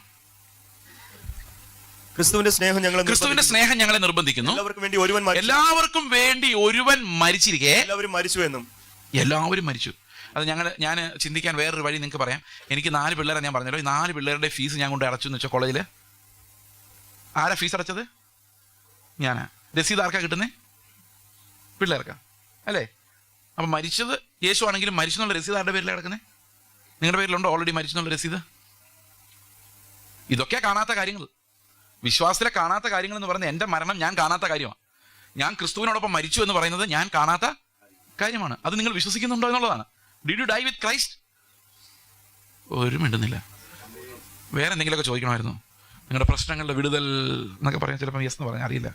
ഓക്കെ, അപ്പോൾ ക്രിസ്തു മരിച്ചപ്പം എന്ത് സംഭവിച്ചു? നമ്മൾ അവൻ്റെ കൂടെ മരിച്ചു. ഇനി അത് മാത്രമല്ല, ഈ മരണം എന്ന് പറയുന്നത് ഒരു ദിവസം കൊണ്ട് സംഭവിക്കുന്നില്ല. അതുകൊണ്ട് നമ്മൾ മനസ്സിലാക്കണം, മരണം എന്ന് പറയുന്നത് ഓരോ ദിവസവും ക്രൂശിൽ നമ്മൾ അനുഭവിച്ച് പതുക്കെ നമ്മൾ ഈ ലോകം നമുക്കൊരു കാര്യമല്ലാതാകുന്നത് ഒരു ദിവസം കൊണ്ടല്ല, അത് വളരെ വർഷങ്ങളുടെ ഡിസിപ്ലിനിങ് കൊണ്ടാണ്. അതുകൊണ്ട് തന്നെ ക്രിസ്തീയ ഓട്ടം വളരെ പ്രധാനമാണ്. When we are again and again denying ourselves, നമ്മളെ തന്നെ തള്ളിക്കളഞ്ഞ് ക്രിസ്തുവിനെ സ്വീകരിക്കുമ്പോൾ നമ്മളോട് മരിക്കുകയും ക്രിസ്തുവിനോട് ജീവിക്കുകയാണ്. അത് ഓരോ ദിവസവും ഈ മരണം നമ്മൾ അനുഭവിക്കേണ്ടതായിട്ടുണ്ട്. ഓക്കെ, ഇനി അടുത്ത ചോദ്യം. യേശു ക്രിസ്തു മരിച്ചപ്പോൾ നമ്മൾ അവൻ്റെ കൂടെ മരിച്ചു. ഓക്കെ, അവൻ പുനരുത്ഥാനം ചെയ്തപ്പോൾ എന്ത് സംഭവിച്ചു? നമ്മൾ അവൻ്റെ കൂടെ ഉയർത്തെഴുന്നേറ്റു. നമുക്ക് എഫേസ്യർ 2:6 വായിക്കാം. Ephesians chapter 2:6. ക്രിസ്തു യേശുവിൽ നമ്മെക്കുറിച്ചുള്ള വാത്സല്യത്തിൽ തന്റെ കൃപയുടെ അത്യന്ത ധനത്തെ വരുംകാലങ്ങളിൽ കാണിക്കേണ്ടതിന് ക്രിസ്തു യേശുവിൽ അവനോട് കൂടെ ഉയർത്തെഴുന്നേൽപ്പിച്ച് സ്വർഗ്ഗത്തിലിരുത്തുകയും ചെയ്തു. ഇപ്പൊ നമ്മൾ എവിടെ ഇരിക്കുന്നേ? ചുമ്മാ പറയല്ലേ, എവിടെ ഇരിക്കുന്നേ? ഒന്ന് നോക്കിക്കേ, ശരിക്കും ചുറ്റും നോക്കിക്കേ. എവിടെ ഇരിക്കുന്നേ? ചുട്ടുപഴുക്കുന്ന കുവൈറ്റിലെ മണൽ മരുഭൂമിയിൽ ഒരു വീടിന്റെ എന്താ പറയുന്നത്? സെല്ലാർ എന്നല്ലോ പറയുന്നത്, ബേസ്മെന്റ്. ഓക്കെ, ബേസ്മെന്റിൽ ഒരിത്തിരി AC-യുടെ ചെറിയ തണുപ്പിൽ അല്ലേ ഇരിക്കുന്നേ? അത് സ്വർഗത്തിലാണോ? സ്വർഗത്തിലിരിക്കുന്നവരെ കാര്യങ്ങൾ സ്തോത്രം ചെയ്യും. കാണുന്ന കാര്യവും ഇവിടെ ഈ സ്വർഗത്തിൽ ഇരുത്തിയിരിക്കുന്നത് എപ്പോഴാണ് കാണാൻ പറ്റുന്ന? അവിടെ എഴുതിയിരിക്കുന്നത് 2:6 വെച്ച് കാണാൻ പറ്റുമോ? അത് ക്രിസ്തു യേശുവിൽ നമ്മെക്കുറിച്ചുള്ള വാത്സല്യത്തിൽ തന്റെ കൃപയുടെ അത്യന്ത ധനത്തെ എപ്പോൾ കാണിക്കാനാ? വരുംകാലങ്ങളിലേ കാണാൻ പറ്റുള്ളൂ. എന്ത് കാണാൻ പറ്റുള്ളൂ? സ്വർഗത്തിൽ ഇരിക്കുന്ന കാണാൻ പറ്റുള്ളൂ. ഇപ്പൊ എങ്ങനെ നോക്കിയാൽ അത് കാണാൻ പറ്റില്ല. അപ്പൊ സ്വർഗത്തിൽ ക്രിസ്തുവിനോട് കൂടെ നമ്മൾ ഇരുത്തിയിരിക്കുന്നു എന്നുള്ളത് കാണാത്ത കാര്യമാണ്. അപ്പൊ കാണാത്ത കാര്യം എന്ന് പറഞ്ഞാൽ എന്താ? യേശുവിന്റെ കൂടെ മരിച്ചു എന്നുള്ളത് ഒരു കാണാത്ത കാര്യമാണ്. അതുപോലെ ഇപ്പൊ നമ്മൾ സ്വർഗത്തിലായി ഇരിക്കുന്നത് എന്നുള്ളത് ഒരു കാണാത്ത കാര്യം വിശ്വസിക്കാൻ പറ്റുന്നുണ്ടോ? സ്വർഗത്തിലാണോ ഇരിക്കുന്നത്? ഒന്നും മിണ്ടുന്നില്ല. അങ്ങനെ തോന്നുന്നുണ്ടോ? സ്വർഗത്തിലാണോ ഇരിക്കുന്നത്? സ്വർഗത്തിലായി ഇരിക്കുന്നതെങ്കിൽ നിങ്ങളൊന്ന് ആലോചിച്ച് നോക്കിയേ. സ്വർഗത്തിലേക്ക് ചെല്ലുമ്പോൾ നമ്മൾ മനസ്സിലാക്കുന്നത് എന്നാന്നറിയോ? എൻ്റെ ദൈവമേ, സ്വർഗത്തിൽ ഇരുന്നോണ്ടാണല്ലോ ഞാൻ ഈ ഭൂമിയിൽ ഇതെല്ലാം ഒപ്പിച്ചത്. അന്നേരം ഓർക്കുകയല്ലേ നമ്മൾ? ഭയങ്കര ലജ്ജ തോന്നുമല്ലേ? ഈ മനുഷ്യരായിട്ട് യുദ്ധം ചെയ്യാൻ പോയതും വഴക്കുണ്ടാക്കിയതും അയൽവക്കക്കാരന് ചീത്ത പറഞ്ഞല്ല, എവിടെ ഇരുന്നോണ്ടാ? എന്തൊരു നാണക്കേടായിരിക്കും, ലജ്ജാകരമായൊരവസ്ഥയായിരിക്കും. ഞാൻ സ്വർഗത്തിലിരുന്ന് ഇങ്ങോട്ട് നോക്കുന്ന പലപ്പോഴും ഇമാജിൻ ചെയ്തിട്ടുണ്ട്. കുമിള പോലുള്ള ഒരു കുഞ്ഞു ജീവിതം, ആ കുമിള അണഞ്ഞു പോകാതിരിക്കാൻ വേണ്ടി ഞാൻ പെടുന്ന പാട്, അതിന് പെയിന്റ് അടിക്കാൻ ഞാൻ ശ്രമിക്കുന്ന ശ്രമം, അതിന് വർണ്ണശബളമാക്കാൻ വേണ്ടി, മറ്റുള്ളവരുടെ മുമ്പിൽ ജയിക്കാൻ വേണ്ടി, വേറൊരു കുമിളയെ വിഴുങ്ങാൻ വേണ്ടി, ഒറ്റ പൊക്ക എപ്പോഴാന്ന് പറയാൻ പറ്റില്ല. ഈ നിസാര ജീവിതത്തിന് വേണ്ടി നമ്മൾ കാണിക്കുന്ന വെപ്രാളം. ഞാനിത് പാസ്റ്റർ ഒരു കഥ പറഞ്ഞു. എൻ്റെ ഒരു ബൈബിൾ കോളേജ് ടീച്ചർ സുഖമില്ലാതെ കിടക്കുന്നത്. അപ്പോൾ ഞാൻ പുള്ളിയെ കാണാൻ വേണ്ടി പോയി. എൻ്റെ ദൈവമേ, ടീച്ചർ സാർ കണ്ട ഉടനെ ഇത് മനസ്സിലാക്കി, ഇത് എന്നെക്കുറിച്ച് വന്നു. അപ്പോൾ അവിടെ ചെന്നപ്പോൾ ഞാനിങ്ങനെ പുള്ളിയെ കാണാൻ പോയി. പുള്ളി വെച്ചു, ചേച്ചിന് വീടൊക്കെ ആയോ? ഞാൻ പറഞ്ഞു ആയല്ലോ, വീടായി. വീട് വെക്കില്ല എന്ന് പറഞ്ഞിട്ട് ഞാൻ പറഞ്ഞു വീടായല്ലോ, വീടുണ്ടല്ലോ. എന്തായി പറയുന്നത്? എന്നോട് കഴിഞ്ഞ വർഷം കൂടെ പറഞ്ഞല്ലേ വീട് വെക്കില്ല, വീട് നിങ്ങളെല്ലാം പറയുന്നതെന്ന് മാറിപ്പോയോ? നിങ്ങൾ വീട് വെച്ചോ? ഞാൻ പറഞ്ഞു വീടുണ്ടല്ലോ. എത്ര പറഞ്ഞിട്ട് പുള്ളിക്ക് മനസ്സിലാവുന്നില്ല. അവസാനം ഞാൻ പറഞ്ഞു, നമ്മളെല്ലാം സ്വർഗത്തിലൊരു വീട് തന്നിട്ടല്ലേ ദൈവം നമ്മളെ ഈ ഭൂമിയിലേക്ക് വിട്ടിരിക്കുന്നത്. അന്നേരം പുള്ളി യോ ആ വീടാണോ? പാവം, അത് സത്യമാണ്. കാരണം നമുക്ക് അത്രയൊക്കെ ചിന്തിക്കാൻ സാധാരണഗതിയിൽ പറ്റുന്നില്ല എന്നുള്ളതാണ് അതിൻ്റെ പ്രയാസം. അപ്പൊ ശരിക്കും അവിടെയാണ് വീട്, അവിടെയാണ് എൻ്റെ ഇൻഹെറിറ്റൻസ്. എന്താ നിങ്ങൾ കുവൈറ്റിൽ വീടുണ്ടാക്കാത്തെ? എന്താ ഉണ്ടാക്കാത്തെ? ഏതാ സ്ഥലം തരില്ലാത്തതുകൊണ്ടാണ്. ഇവിടെ സിറ്റിസൺഷിപ്പ് ഉണ്ടായിട്ടല്ലേ സ്ഥലം ഉണ്ടാക്കാൻ പറ്റുള്ളൂ. കാരണം ഇവിടെ എന്ത് പണിതാലും ഇത് ഇവിടെ ഉള്ളവർക്ക് കൊടുത്തിട്ട് നമ്മൾ പോകേണ്ടി വരുമെന്ന് അറിയാം. പക്ഷേ ഈ ഭൂമിയിൽ എവിടെ എന്തുണ്ടാക്കിയാലും അതും ഇവിടെ ഉള്ളവർക്ക് കൊടുത്തിട്ട്, പക്ഷെ നമ്മൾ അത്ര അതിനെക്കുറിച്ച് ബോധമുള്ളവരല്ല. കാരണം വി ആർ സ്പിരിച്വലി ഡെഡ്. ഞാൻ പറഞ്ഞ് നിങ്ങൾ എന്താക്കി തീർക്കുമെന്ന് എനിക്കറിയാൻ മേല. പക്ഷേ ഈ ലോകത്തിലുള്ളതെല്ലാം കാണുന്നതെല്ലാം ഞാനൊരു കഥയും കൂടെ പറയാം കേട്ടോ. ഗൾഫിൽ നടന്ന കഥയാണ്, അതുകൊണ്ട് നിങ്ങൾക്ക് ഭയങ്കര ഇൻട്രസ്റ്റ് ആയിരിക്കും. ഇതെല്ലാം റിയൽ ലൈഫ് സ്റ്റോറീസാണ്. ഈ മറ്റേ ആൾ നരകത്തിൽ പോയത് അതല്ല, റിയൽ ലൈഫല്ല. ഞങ്ങളുടെ ചർച്ചായിട്ട് ഈ കഴിഞ്ഞ ഏപ്രിൽ മാസം അവസാനം ഒരു ടൂർ പോയത് കൊടൈക്കനാലിനടുത്തേക്ക്. അതിന് കാരണമുണ്ട്. ഞങ്ങൾ ചുമ്മാ ടൂർ പോയതല്ല. ഞങ്ങൾക്ക് തമിഴ്നാട്ടിലെ മിഷണറിമാരെ കേന്ദ്രീകരിച്ചുള്ളൊരു സുവിശേഷ വേലയുണ്ട്. അതെങ്ങനെയാണെന്ന് വെച്ച് കഴിഞ്ഞാൽ ഏതെങ്കിലും ഒരു സ്ഥലത്തൊരു മീറ്റിംഗ് നടത്തും, ആ ദേശത്തുള്ള മിഷണറിമാരെ വിളിച്ചു കൂട്ടും. അത് അവർ തന്നെ വിളിച്ചു കൂട്ടുന്നത്. അപ്പോൾ അവരോട് ഡിസൈപ്പിൾഷിപ്പിനെ കുറിച്ച് ക്ലാസ് എടുക്കും. മിഷണറിമാരെ ഞങ്ങൾ ടാർഗറ്റ് ചെയ്യുന്നില്ല, വിശ്വാസികളല്ല. ഇനി ഇവർ പോയി അവരെ പഠിപ്പിക്കും. അങ്ങനെ ഞങ്ങൾ കമ്പത്ത് മീറ്റിംഗ് നടത്തി, പെരിയകുളം, അതുപോലെ തെങ്കാശി, അങ്ങനെ പല സ്ഥലത്ത്, തേനി മീറ്റിംഗ് നടത്തി. അവസാനം അവർ പറഞ്ഞു കൊടൈക്കനാലിന് ചുറ്റുമുള്ള വില്ലേജ് പാസ്റ്റേഴ്സിന് ഒരു മീറ്റിംഗ് നടത്തണം. അപ്പോൾ കൊടൈക്കനാലിൽ എന്ന് പറഞ്ഞു കഴിഞ്ഞപ്പോഴേക്കും എനിക്ക് പഴയ പഴത്തിൻ്റെ ബുദ്ധി ഓർമ്മ. അപ്പോൾ ഞാൻ വിചാരിച്ചു നല്ല ഐഡിയ. കൊടൈക്കനാലിൽ പകൽ മുഴുവൻ തമിഴ് മീറ്റിംഗ്, ഓക്കെ, തമിഴ് മിഷണറീസിനുള്ള മീറ്റിംഗ്. അപ്പോൾ ചർച്ചിലെ സഹോദരങ്ങളെല്ലാം കൂടെ പോവുകയാണെങ്കിൽ പകൽ സമയത്ത് ഒരു കൊടൈക്കനാലിൽ കാഴ്ചകൾ നടക്കാം. വൈകിട്ട് 6 മുതൽ 11 വരെ മലയാളം ഫെലോഷിപ്പ്. എങ്ങനെയുണ്ട് ഐഡിയ? ഭയങ്കര ഐഡിയ അല്ലേ? അപ്പോൾ പകൽ അവർക്ക് ഇഷ്ടം പോലെ എൻജോയ്മെൻറ്റ് പോകാം. വേണമെങ്കിൽ ഈ തമിഴ് മിഷൻസിൻ്റെ കൂടെ അവരുടെ കൂടെ ഇരിക്കാം, വെളിയിൽ പോകണമെങ്കിൽ പോകാം. പക്ഷേ 6 മണി തൊട്ട് വൈകിട്ട് 11 മണി വരെ മാത്രം മലയാളം ഫെലോഷിപ്പ്. അപ്പോൾ നമ്മുടെ ചർച്ച, ഞങ്ങളുടെ എറണാകുളത്തെ ചർച്ചുണ്ട്, മല്ലപ്പള്ളി ഒരു ചർച്ചുണ്ട്. ഞങ്ങൾ 2 ചർച്ചകളിലൂടെയാണ് പോകുന്നത്. അവിടെ ചെന്നപ്പോഴാണ് മനസ്സിലാകുന്നത് ഈ കൊടൈക്കനാലിലോട്ട് വലിയ വണ്ടികൾ കയറ്റി വിടുന്നില്ലെന്ന് മാത്രമല്ല, അവിടെ ഭയങ്കര റഷായതുകൊണ്ട് ഇറങ്ങി വരാൻ പറ്റിയില്ല. അപ്പം ചില ആൾക്കാരൊക്കെ കൊടൈക്കനാൽ പോകാൻ വേണ്ടി മാത്രം വന്നേക്കുന്ന കൊടൈക്കനാൽ യാത്ര പെൻഡിങ്ങിലായി. അപ്പോൾ ഇവരോട് എന്ത് മറുപടി പറയണമെന്ന് ഞാനിങ്ങനെ ആലോചിക്കുക. കർത്താവ് എന്ത് സമാധാനം പറയും, വിളിച്ചോണ്ട് വരികയും ചെയ്തു. അപ്പം എനിക്കൊരു വചനത്തിൽ നിന്നൊരു ഐഡിയ കർത്താവ് പറഞ്ഞു തന്നു പറയാൻ. എന്താണെന്നറിയാം? വയലിലെ താമരയെ നോക്കുവിൻ, അവ വിതയ്ക്കുന്നില്ല, നൂൽക്കുന്നുമില്ല, ശലോമോൻ പോലും തൻ്റെ മഹത്വത്തിൽ ഇത്രയും ചമഞ്ഞിരുന്നില്ല. അപ്പം വയലിലെ താമരയാണോ അതോ ശലോമോനാണോ ഭേദം? ശലോമോന ഭേദം അല്ലേ? ആണോ? അല്ല, വയലിലെ താമര ഭേദം. വയലിലെ താമര ദൈവം അണിയിച്ചതിൻ്റെ അത്ര ആര് ചമഞ്ഞിട്ടില്ല? ശലോമോൻ്റെ മഹത്വം എന്താ? വലിയ കെട്ടിടങ്ങളായിരിക്കും, ധനമായിരിക്കും, അല്ലെ സ്വർണ്ണമായിരിക്കാം, വിജ്ഞാനം. ഒരു മനുഷ്യൻ്റെയാണ്. ഇപ്പം നമ്മൾ ദുബായിലോട്ട് പോയി കഴിഞ്ഞാൽ വേണേൽ പറയാം, മനുഷ്യൻ്റെ പരിപാടികൾ. അതിനേക്കാളും നല്ലത് എന്താ? വയലിലെ താമര. കാരണം ഇത് മനുഷ്യനുണ്ടാക്കിയതും മറ്റേ ദൈവം ഉണ്ടാക്കിയതാണ്. ഏത് കാണുന്നതല്ല? അപ്പോൾ കൊടൈക്കനാലിൽ പോകുന്നതാണ് നല്ലത് അതോ ദുബായി പോകുന്നതാണ് നല്ലത്? പെട്ടെന്ന് പറ, ഫാസ്റ്റ്. കൊടൈക്കനാലിൽ പോകുന്നത്. പക്ഷെ അതിൻ്റെ താഴെ വേറൊരു കാര്യം എഴുതിയിട്ടുണ്ട്. അല്പവിശ്വാസികളെ വയലിലെ ഇന്ന് വിടരുകയും നാളെ കൊഴിഞ്ഞു പോവുകയും ചെയ്യുന്ന വയലിലെ പുല്ലിനെ ദൈവം ഇങ്ങനെ ചമയ്ക്കുന്നുവെങ്കിൽ അല്പവിശ്വാസികളെ നിങ്ങളെ എത്ര മതി? അപ്പോൾ അതിനേക്കാൾ ഭേദം ആരാ? ഈ കൊടൈക്കനാലിനേക്കാളും ഭേദം എന്താ? ഈ അല്പവിശ്വാസികളെ നമ്മളെ ചമയ്ക്കുന്നതല്ലേ? അപ്പോൾ ഞാൻ അവരോട് പറഞ്ഞു, നമുക്ക് ഈ പ്രാവശ്യം അല്പവിശ്വാസികളായ തമിഴ് മിഷണറിമാരെ ദൈവം എങ്ങനെ ചമയിച്ചത് നോക്കാം. അപ്പോൾ അത് കൊടൈക്കനാലിനേക്കാളും മനസ്സിലാവുന്നുണ്ട് ഞാൻ പറയുന്നത്. അപ്പോൾ ഈ ലോകത്ത് കാണുന്ന സാധനങ്ങൾ മുഴുവൻ താൽക്കാലികവും നശിച്ചു പോകുന്നതാണ്. അതിന് ബ്യൂട്ടി ഇല്ലെന്നല്ല, പക്ഷെ നമ്മൾ നോക്കുമ്പോൾ അതിനേക്കാൾ ബ്യൂട്ടി നിലനിൽക്കുന്നതിനുണ്ട്. മനുഷ്യരെ പോലെ അവരുടെ നടുവിലിരിക്കുന്നത് പോലെ എൻജോയബിൾ ആയിട്ട് വേറൊരു കാര്യവും. മനസ്സിലാകുന്നുണ്ടോ? അവരെ ദൈവം ചമയിച്ചതാണ് ഏറ്റവും ബ്യൂട്ടിഫുൾ ആയിട്ടുള്ള കാഴ്ച. അത് കഴിഞ്ഞുള്ളൂ വയലിലെ താമരകൾ. അപ്പം ഇവിടെ പറയുന്നത് നമ്മൾ പുനരുത്ഥാനം ചെയ്ത് എവിടെ ഇരിക്കുകയാണ്? സ്വർഗത്തിലിരിക്കുകയാണ്. ഇത് നമുക്ക് കാണാൻ പറ്റുന്നില്ല, പക്ഷെ ഒരു ദിവസം നമ്മളിത് മനസ്സിലാക്കും. ഈ സ്വർഗത്തിലാണ് നമ്മൾ ഇരിക്കുന്നത് എന്നുള്ളത് എങ്ങനെ അറിയാം? തെളിവെന്താ? നമുക്ക് തെളിവാണ് വേണ്ടത്. മരിച്ചെന്നുള്ളതിന് തെളിവ് എന്തായിരുന്നു? മരിച്ചെന്നുള്ളതിന്റെ തെളിവ് കുന്തം കൊണ്ട്. നിങ്ങൾ ഒന്നും ഓർക്കുന്നില്ലേ? ഒന്നും കൂടെ ആദ്യം തൊട്ട് തുടങ്ങിയാലോ? യേശു ക്രൂശിൽ മരിച്ചു എന്ന് എങ്ങനെ മനസ്സിലായത്? അതാ. അപ്പൊ യേശുവിന്റെ കൂടെ ഞാനും മരിച്ചു എന്ന് എങ്ങനെ മനസ്സിലാക്കാം? നിങ്ങൾക്ക് ഈ മെസ്സേജ് മനസ്സിലായെന്ന് എപ്പോഴാണ് മനസ്സിലാകുന്നറിയോ? നിങ്ങൾ വീട്ടിലോട്ട് ചെല്ലുമ്പം, അല്ലെ നാട്ടിൽ ചെല്ലുമ്പം, ആരെങ്കിലും നിങ്ങളെക്കുറിച്ച് ദോഷം പറയുമ്പം നിങ്ങളുടെ ഉള്ളിലേക്ക് ആ പഴയ മനുഷ്യനുണ്ട്, ആരുടെ അതിനോട് ഇത് പറഞ്ഞു വരുന്നുണ്ടെങ്കിൽ നിങ്ങൾ മരിച്ചിട്ടില്ല. അതോ അത് കേൾക്കുമ്പോൾ ഒന്ന് ചിരിച്ചിട്ട് അല്ലേ, അവൻ ആ അറിവില്ലായ്മ കൊണ്ട്. ചിലപ്പോൾ ഞാൻ അങ്ങനെ ആയിരിക്കും. പണ്ടൊക്കെ എനിക്ക് ഭയങ്കര ദേഷ്യം വരുന്നു. പിന്നെ കർത്താവിനെ പറയാൻ പഠിപ്പിച്ചു ഇങ്ങനെ. അതായത് ഇപ്പോൾ ഒരുത്തൻ എന്നെ കുറ്റം പറയുന്നത് ഞാൻ പറയാം, എൻ്റെ ബ്രദറെ ചേസിനെ കുറിച്ച് ഞാൻ ഇങ്ങനെ വിചാരിച്ചില്ല കേട്ടോ എന്ന് പറഞ്ഞാൽ ഞാൻ പറയും, നീ വിചാരിക്കാൻ കിടക്കുന്നു. കാരണം എൻ്റെ ഒറിജിനൽ സ്വഭാവം അറിയാമെങ്കിൽ നീ എന്നെ ഓടിക്കും. പക്ഷെ ദൈവത്തിൻ്റെ കരുണ കൊണ്ട് മാത്രമാണ് ഞാൻ ഈ കോലത്തിലിരിക്കുന്നത്. സത്യമല്ലേ അത്? നിങ്ങൾ ഒന്നിനും മിണ്ടുന്നില്ല, ഞാൻ തന്നെ പറഞ്ഞുകൊണ്ടിരിക്കുക. ഓക്കെ, എന്നാൽ പിന്നെ അങ്ങനെ ആയിക്കോട്ടെ. അപ്പൊ എന്താണ് തെളിവ്? നമുക്ക് നോക്കാം. പുനരുത്ഥാനം ചെയ്യുന്നതിന്റെ തെളിവ് എന്താണ്? കൊളോസ്യ ലേഖനം 3:1-2-3 വായിക്കാം. ആകയാൽ നിങ്ങൾ ക്രിസ്തുവിനോട് കൂടെ ഉയർത്തെഴുന്നേറ്റിരിക്കുന്നുവെങ്കിൽ, ഉയർത്തെഴുന്നേറ്റിട്ടുണ്ടെങ്കിൽ ക്രിസ്തു ദൈവത്തിന്റെ വലതുഭാഗത്തിരിക്കുന്ന ഇടമായ ഉയരത്തിലുള്ളത് അന്വേഷിപ്പിൻ. അടുത്ത വാക്യം പ്രത്യേകിച്ച് ഭൂമിയിലുള്ളതല്ല, ഭൂമിയിലുള്ളതല്ല, ഉയരത്തിലുള്ളത് തന്നെ ചിന്തിപ്പിൻ. നിങ്ങൾ രണ്ട് സഹോദരങ്ങൾ തമ്മിൽ കാണുമ്പോൾ എന്താണ് ചർച്ച ചെയ്യുന്നത്? ഉയരത്തിലുള്ളതാണോ, കേരളത്തിലുള്ളതാണോ, കുവൈറ്റിലുള്ളതാണോ? എവിടെയുള്ളതാ? പറഞ്ഞേ. നിങ്ങൾ ഒന്നിനും ഉത്തരം പറയണ്ട. കുറ്റബോധം കാരണമാണോ അതോ എന്തുകൊണ്ടാണ് നിങ്ങൾ മിണ്ടാത്തത് എനിക്കറിയാൻ മേല. തമ്മിൽ കാണുമ്പോൾ നിങ്ങൾ എന്താ ചോദിക്കുന്നത്? പറഞ്ഞല്ലേ സത്യമല്ലേ? ഈ പറഞ്ഞതോ? ഉയരത്തിലുള്ളതും പറയോ? ഓ വെരി ഗുഡ്, ഗ്രേറ്റ്.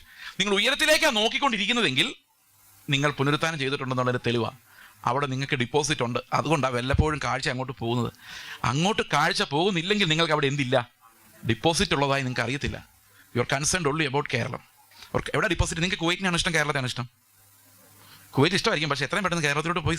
കാരണം അവിടെ നമ്മുടെ പ്രാണൻ കിടക്കുന്നത്. നമ്മുടെ ഒരു 5 സെന്റ് ഭൂമി, അല്ലെ നമ്മൾ പണിയാൻ തുടങ്ങുന്ന ഒരു വീട്, അല്ലെങ്കിൽ നമ്മുടെ തലമുറ, കുടുംബം, ബന്ധങ്ങൾ മുഴുവൻ അവിടെ കിടക്കുന്നത്. കണ്ണ് അവിടെ ആയിരിക്കും, ഹൃദയം അവിടെ ആയിരിക്കും, ബോഡി ഇവിടെ കാണും. പക്ഷെ സ്വർഗമെന്ന് പറയുന്ന ആ സ്ഥലത്തേക്ക് നമ്മുടെ ഒരു ദൃഷ്ടിയും. ഇപ്പോൾ ഒരു മനുഷ്യനെ കാണുക, നമ്മൾ വഴിയിൽ ഒരാളെ കാണുകയാണ്. ഇവനെ കാണുമ്പോൾ നമ്മൾ എന്താ ചിന്തിക്കേണ്ടേ? സ്വർഗത്തെക്കുറിച്ചാണോ, ഇവനിൽ നിന്ന് എങ്ങനെ 4 പൈസ ഉണ്ടാക്കാമെന്നാണോ? ഞാനൊരു എക്സാമ്പിളോട് പറയാം. ഇത് എക്സാമ്പിൾ പറഞ്ഞാലേ നടക്കുള്ളൂ. എക്സാമ്പിൾ പറയുമ്പോൾ പ്രശ്നമാവും ചെയ്യും. ഞാൻ കഴിഞ്ഞ ദിവസം ഒരു എക്സാമ്പിളിൻ്റെ ഒരു പകുതി പറഞ്ഞായിരുന്നു, അതിൻ്റെ ബാക്കിയാണ്. ഞാൻ പറഞ്ഞില്ലായിരുന്നു ഒരു എക്സാം എഴുതാൻ പോയിട്ട് ചുമ്മാ പാസ്സായി പോകുന്ന കാര്യം ഓർമ്മയുണ്ടോ? ഒരു മനുഷ്യൻ ചുമ്മാ പാസ്സായി പോകും. ഇവനൊരു പ്രണയ നൈരാശ്യത്തിൽ കുടുങ്ങി ആത്മഹത്യ ചെയ്യാൻ പോയതാണ്. അപ്പം ഇവനെ രക്ഷിച്ച് ഞങ്ങളുടെ ചർച്ചിൽ ഒരു ബ്രദർ ഇവനെ രക്ഷിച്ചുകൊണ്ട് വന്നു. ഇവനോട് ഞാൻ എന്തിനാണ് ചാകാൻ പോയി?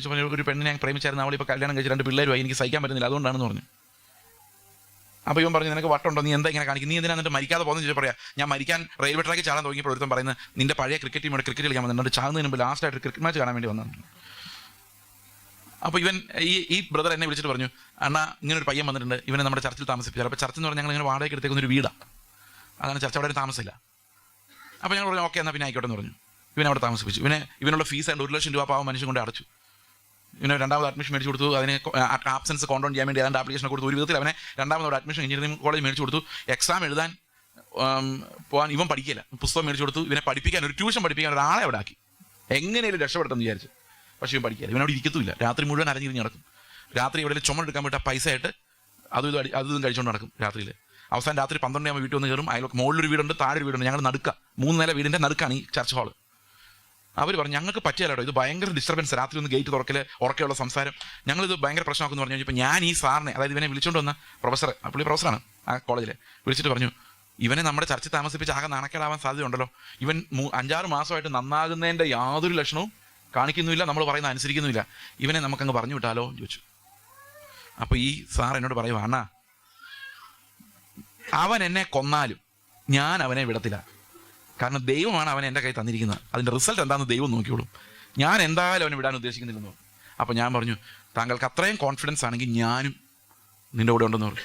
എന്നിട്ട് ഇവൻ പോയി എക്സാം എഴുതിയ കാര്യം അറിയാലോ, ഒരു അക്ഷരം പഠിക്കാതെ അവൻ പാസ്സായിട്ടോമെന്ന് പറഞ്ഞു. അണ്ണാ ദൈവം ഉണ്ട് അണ്ണാ, ഞാൻ പാസ്സായെന്ന് പറഞ്ഞു. ഞാൻ പറഞ്ഞു, നിനക്ക് യഥാർത്ഥത്തിൽ ദൈവത്തിൽ വിശ്വാസം ഉണ്ടെങ്കിൽ നീ ഇതെല്ലാം ഒന്നും കൂടെ എഴുതണമെന്ന് പറഞ്ഞു. അവൻ പറഞ്ഞു ഓക്കെ എന്ന് പറഞ്ഞു. അവൻ പോയിരുന്ന് പഠിച്ച് എഴുതി പാസ്സായി. 82% മാർക്ക്, ഒരു സപ്ലിയും ഇല്ലാതെ അവൻ പാസ്സായി, ഒരു പെൻഡിങ് ഇല്ലാതെ പാസ്സായി. അത് പിന്നെ എന്തായാലും അത് ഞാൻ എംടെക് എടുത്തു. അവൻ്റെ കല്യാണം കഴിഞ്ഞു. അവൻ ബാംഗ്ലൂരിൽ എവിടെയാണ്, ഹൈദരാബാദിൽ പോയി തോന്നി. ഞാൻ ഹൈദരാബാദിനോ ബാംഗ്ലൂരിൽ എനിക്ക് ഓർമ്മയില്ല. അവൻ്റെ കല്യാണം കഴിഞ്ഞ ആഴ്ചയായിരുന്നു. അതൊക്കെ പോട്ടെ, അവൻ്റെ വില്ലേജിൽ പോയി സുവിശേഷം പറഞ്ഞ്, അവൻ രക്ഷിക്കപ്പെട്ട് സ്നാനപ്പെട്ട് അവൻ്റെ വില്ലേജിൽ പോയി സുവിശേഷം പറഞ്ഞ് അനേകം യൗവനക്കാരെ അവൻ വിശ്വാസത്തിലേക്ക് നടത്തി. ഞങ്ങളുടെ ചർച്ചിൽ ഇപ്പോഴും അവിടുത്തെ ചർച്ചുകാർ അവിടെ പോയി പ്രാർത്ഥന നടത്തുന്നുണ്ട്. ആ വില്ലേജിൽ, അവൻ്റെ വില്ലേജിൽ യൗവനക്കാരുടെ മീറ്റിംഗ്, അവിടെ ഒരു ചർച്ചിൻ്റെ ഔട്ട്സ്റ്റേഷൻ വർക്ക് ഈവൻ ഒറ്റ ഒരുത്തൻ ആരംഭിച്ചത്. നിങ്ങൾ ആലോചിക്കുക, എൻ്റെ ബുദ്ധി കേട്ടിട്ട് അയാൾ അവനെ തള്ളിക്കളഞ്ഞിരുന്നെങ്കിൽ എന്തായിരുന്നു എൻ്റെ അവസ്ഥ? ആലോചിക്കുക. നമുക്ക് പലപ്പോഴും പ്രായോഗിക ബുദ്ധി തോന്നുമ്പോൾ നമ്മൾ ലോകത്തിലെ ആൾക്കാരെ നോക്കുന്നത്, അവനെ നോക്കിയിട്ടൊന്ന് മുകളിലോട്ട് നോക്കണം, കർത്താവെ ഞാൻ എന്താ ഇവനെ കൊണ്ട് ചെയ്യേണ്ടത്? ഇപ്പോൾ കർത്താവ് പറയും, ഞാൻ നിനക്ക് വേണ്ടി മരിച്ച പോലെ നീ അവന് വേണ്ടി മരിക്കുക. മനസ്സിലാവുന്നുണ്ടോ ഞാൻ പറയുന്നത്? അപ്പോൾ ഏത് മനുഷ്യനെ കണ്ടാലും ഏത് സാഹചര്യത്തെ കണ്ടാലും മുകളിൽ എനിക്ക് എന്ത് പ്രതിഫലം ഇതിനകത്ത് കിട്ടും? ഞാൻ ഇവിടെ ഇവനാൽ മരിച്ചാൽ അവിടെ എനിക്കത് പുനരുത്ഥാനത്തിൻ്റെ പ്രതിഫലമായിട്ട് മാറും എന്ന് എനിക്ക് തോന്നുന്നുണ്ടെങ്കിൽ ഞാൻ ഈ ലോകത്തിൻ്റെ ആളല്ല. മനസ്സിലാവുന്നുണ്ടോ ഞാൻ പറയുന്നത്? ഏതൊരു മനുഷ്യനെ കാണുമ്പോഴും ഏതൊരു സാഹചര്യത്തെ കാണുമ്പോഴും മുകളിലേക്ക് നോക്കാൻ, ഉയരത്തിലെ നിക്ഷേപങ്ങളിലേക്ക് നമ്മുടെ കണ്ണ് ചെല്ലുന്നുണ്ടെങ്കിൽ നമ്മൾ കർത്താവിനോട് കൂടെ ഉയർത്തെഴുന്നേൽപ്പിക്കപ്പെട്ടവരാണ്. നമ്മുടെ ദൃഷ്ടി അപ്പോഴും ഭൂമിയിലാണെങ്കിൽ പ്രിയ സഹോദരങ്ങളെ, വി നീഡ് ടു റിപ്പന്റ്. നമ്മൾ മാനസാന്തരപ്പെടാൻ സമയമായിരിക്കുന്നു. ഇനി ദൈവത്തെ അറിയുന്നത് എങ്ങനെയെന്നുള്ളതാണല്ലോ നമ്മുടെ വിഷയം. അപ്പോൾ അങ്ങോട്ട് നമുക്ക് എത്തിച്ചിട്ട് ഇത് അവസാനിപ്പിക്കാം. യേശു ക്രിസ്തു ക്രൂശിൽ മരിക്കുമ്പം നമ്മൾ അവൻ്റെ കൂടെ ഉണ്ടായിരുന്നു. സമ്മതിച്ചു? എല്ലാവരും സമ്മതിച്ചു? സമ്മതിക്കാൻ പോലും ഒരു ബലമില്ല. യേശു ക്രിസ്തു പുനരുത്ഥാനം ചെയ്തപ്പോൾ നമ്മൾ അവൻ്റെ കൂടെ പുനരുത്ഥാനം ചെയ്തപ്പോൾ എവിടെ ഇരിക്കുന്നത്? സ്വർഗ്ഗത്തിലായിരിക്കുന്നത്. ആ കൊളോസ്യർ 2:3 വായിച്ചേ, ഒന്ന് വായിക്കാം. ആകയാൽ നിങ്ങൾ ക്രിസ്തുവിനോട് കൂടെ ഉയർത്തെഴുന്നേറ്റിരിക്കുന്നുവെങ്കിൽ ദൈവത്തിന്റെ ദൈവത്തിന്റെ വലതുഭാഗത്തിരിക്കുന്ന ഇടമായ ഉയരത്തിലുള്ളത് അന്വേഷിപ്പിൻ. എന്തുകൊണ്ട്? ഭൂമിയിലുള്ളതല്ല, ഉയരത്തിലുള്ളത് തന്നെ ചിന്തിപ്പിൻ. അടുത്ത വാക്യം. നിങ്ങൾ മരിച്ചെന്നാണോ മരിച്ചു എന്നാണോ? നിങ്ങൾ മരിച്ചു എന്നല്ലേ? നിങ്ങൾ മരിച്ചോ? ബൈബിൾ എന്താ പറയുന്നേ? മരിച്ചു. വിശ്വാസം ഉണ്ടോ മരിച്ചു എന്ന്? വിശ്വസിക്കുക. മരിച്ചു. നിങ്ങളില്ല. ഓക്കെ, മരിച്ചു. നിങ്ങളുടെ ജീവൻ, അപ്പൊ ജീവൻ എന്തിയേ? ക്രിസ്തുവിൽ മറഞ്ഞിരിക്കുന്നു. നിങ്ങൾ മരിച്ചു, നിങ്ങളുടെ ജീവൻ ക്രിസ്തുവിനോട് കൂടെ ദൈവത്തിൽ മറിഞ്ഞിരിക്കുന്നു. നമ്മുടെ ജീവനായ ക്രിസ്തു വെളിപ്പെടുമ്പോൾ നിങ്ങളും അവന്റെ കൂടെ തേജസ്സിൽ വെളിപ്പെടും. അപ്പൊ കാണുന്നതെല്ലാം നശിച്ചു പോവും. നമ്മൾ വിശ്വാസം കൊണ്ട് എന്താ നേടുന്നത്? ഈ കാണാത്തത് കൊണ്ട് യേശു ക്രിസ്തുവിനെയാണ് നേടുന്നത്, അംബാനിയല്ല. മനസ്സിലാവുന്നുണ്ടോ? യേശുവിന്റെ ജീവിതത്തിലേക്ക് പോകാൻ വേണ്ടിയാണ് നമുക്ക് വിശ്വാസം, അല്ലാതെ ഈ ലോകത്തിലൊരു പ്രഭുവിന്റെ ജീവിതത്തിലേക്ക് പോകാൻ വേണ്ടിയല്ല. ഓക്കെ, അപ്പോൾ ക്രിസ്തുവിനോട് കൂടെ നമ്മൾ സ്വർഗത്തിലായിരിക്കും, അവന്റെ തേജസ് നമ്മൾ പ്രാപിക്കും. ഈ ദൃഷ്ടിയാണ് നമുക്കുള്ളതെങ്കിൽ നാം അവന്റെ കൂടെ സ്വർഗത്തിലിരിക്കുകയാണ്. അതിപ്പം മനസ്സിലാവില്ല, പിന്നീട് ഒരിക്കൽ അത് നമ്മളെ കാണിച്ചു തരും. ഇത്രയും നാൾ നമ്മൾ എവിടെയായിരുന്നു? ക്രിസ്തുവിലായിരുന്നു എന്നുള്ളത് നമ്മൾ പിന്നീട് ഒരിക്കൽ കാണും. ഇനി മൂന്നാമതൊരു വളരെ ഗുരുതരമായ ഒരു ചോദ്യമുണ്ട്. യേശു ക്രിസ്തു മരിക്കുമ്പോൾ നമ്മൾ അവനിലുണ്ടായിരുന്നു, യേശു ക്രിസ്തു പുനരുത്ഥാനം ചെയ്യുമ്പോഴും നമ്മൾ അവനിലുണ്ടായിരുന്നു. യേശു ക്രിസ്തു ഈ ഭൂമിയിൽ അനുസരണം തികയ്ക്കുമ്പോൾ നമ്മൾ എവിടെയായിരുന്നു? ഞാൻ നിങ്ങളോട് ചോദിച്ചില്ല, ആദമിന്റെ അവകാശം നമുക്ക് എങ്ങനെ വന്നെന്ന്, യേശുവിന്റെ അവകാശം എങ്ങനെ വന്നെന്ന് നോക്കാം. ക്രിസ്തു ഈ ഭൂമിയിൽ അനുസരണത്താൽ അവന്റെ ദൗത്യം തികയ്ക്കുമ്പോൾ നമ്മൾ എവിടെയായിരുന്നു? നമുക്ക് നോക്കാം. എബ്രായ ലേഖനം 5-7 8, 9. ക്രിസ്തു തന്റെ ഐഹിക ജീവകാലത്ത് തന്നെ മരണത്തിൽ നിന്ന് രക്ഷിപ്പാൻ കഴിയുന്നവനോട് ഉറച്ച നിലവിളിയോടും കണ്ണുനീരോടും കൂടെ അപേക്ഷയും അഭയാചനയും കഴിക്കുകയും ഭയഭക്തി നിമിത്തം ഉത്തരം ലഭിക്കുകയും ചെയ്തു. അടുത്ത വാക്യം. പുത്രനെങ്കിലും താൻ അനുഭവിച്ച കഷ്ടങ്ങളാൽ അനുസരണം പഠിച്ച് തികഞ്ഞവനായി അനുസരിക്കുന്ന ഏവർക്കും നിത്യരക്ഷയുടെ കാരണഭൂതനായി തീർന്നു. എത്ര വാക്യമുണ്ടത്? 3 വാക്യങ്ങളുണ്ട്. ഓർക്കണേ, എത്ര വാക്യമുണ്ട്? 3 വാക്യം. ഈ 3 വാക്യം എന്തിനെ കുറിച്ചാണ് പറയുന്നത് നമുക്ക് നോക്കാം. അതിലൊരു വലിയ കരച്ചിലുണ്ട്. യേശു എങ്ങനെ കരഞ്ഞത്? ഉറച്ച നിലവിളിയോടും നിലയ്ക്കാത്ത കണ്ണുനീരോടും കൂടെ അപേക്ഷയും അഭയാചനയും കഴിച്ചു എന്ന് പറഞ്ഞാൽ, കർത്താവ് ഇവിടെ രോഗികളെ സൗഖ്യമാക്കുകയും ശിഷ്യന്മാരെ തെരഞ്ഞെടുത്ത് അവരെ ഉപദേശിക്കുകയും മാത്രമല്ല ചെയ്തത്, അവൻ അതിനിടയിലൂടെ അവന്റെ ഐഹിക ജീവിതകാലത്ത് മുഴുവൻ, ഇത് അന്ത്യകാലത്ത് ഗത്സമന പ്രാർത്ഥന, ആ പ്രാർത്ഥനയെ കുറിച്ചല്ല പറയുന്നത്, തന്റെ ഐഹിക ജീവിതകാലത്ത് നടന്ന റെഗുലർ ആയിട്ടുള്ളൊരു കാര്യത്തെക്കുറിച്ചാണ് പറയുന്നത്. അവൻ എന്ത് ചെയ്തുകൊണ്ടിരുന്നു? അവൻ അപേക്ഷയും അഭയാചനയും കഴിച്ചുകൊണ്ടേയിരുന്നു. എന്തിനു വേണ്ടി?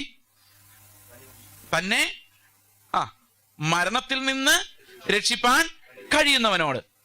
അപ്പൊ യേശുവിന് മരണത്തെ പേടിയുണ്ടായിരുന്നല്ലേ? അവിടെ എന്താ എഴുതിയിരിക്കുന്നത്? മരണത്തിൽ നിന്ന് രക്ഷിപ്പാൻ കഴിയുന്നവനോട് ഉറച്ച നിലവിളിയോടും കണ്ണുനീരോടും കൂടെ അപേക്ഷയും അഭയാചനയും കഴിക്കുകയും ഭയഭക്തി കാരണം. അപ്പൊ യേശുവിന് ഭയത്തോടെ ഭക്തിയോടെ അലറി കരഞ്ഞ് കണ്ണുനീരൊഴുക്കി നിലവിളിച്ച് പ്രാർത്ഥിച്ചു, മരണത്തിൽ നിന്ന് രക്ഷിക്കണേ എന്ന്. എന്നിട്ട് പിതാവ് അവനെ മരണത്തിൽ നിന്ന് രക്ഷിക്കുകയും ചെയ്തു. ഏത് മരണത്തിൽ നിന്ന് രക്ഷിച്ചേ?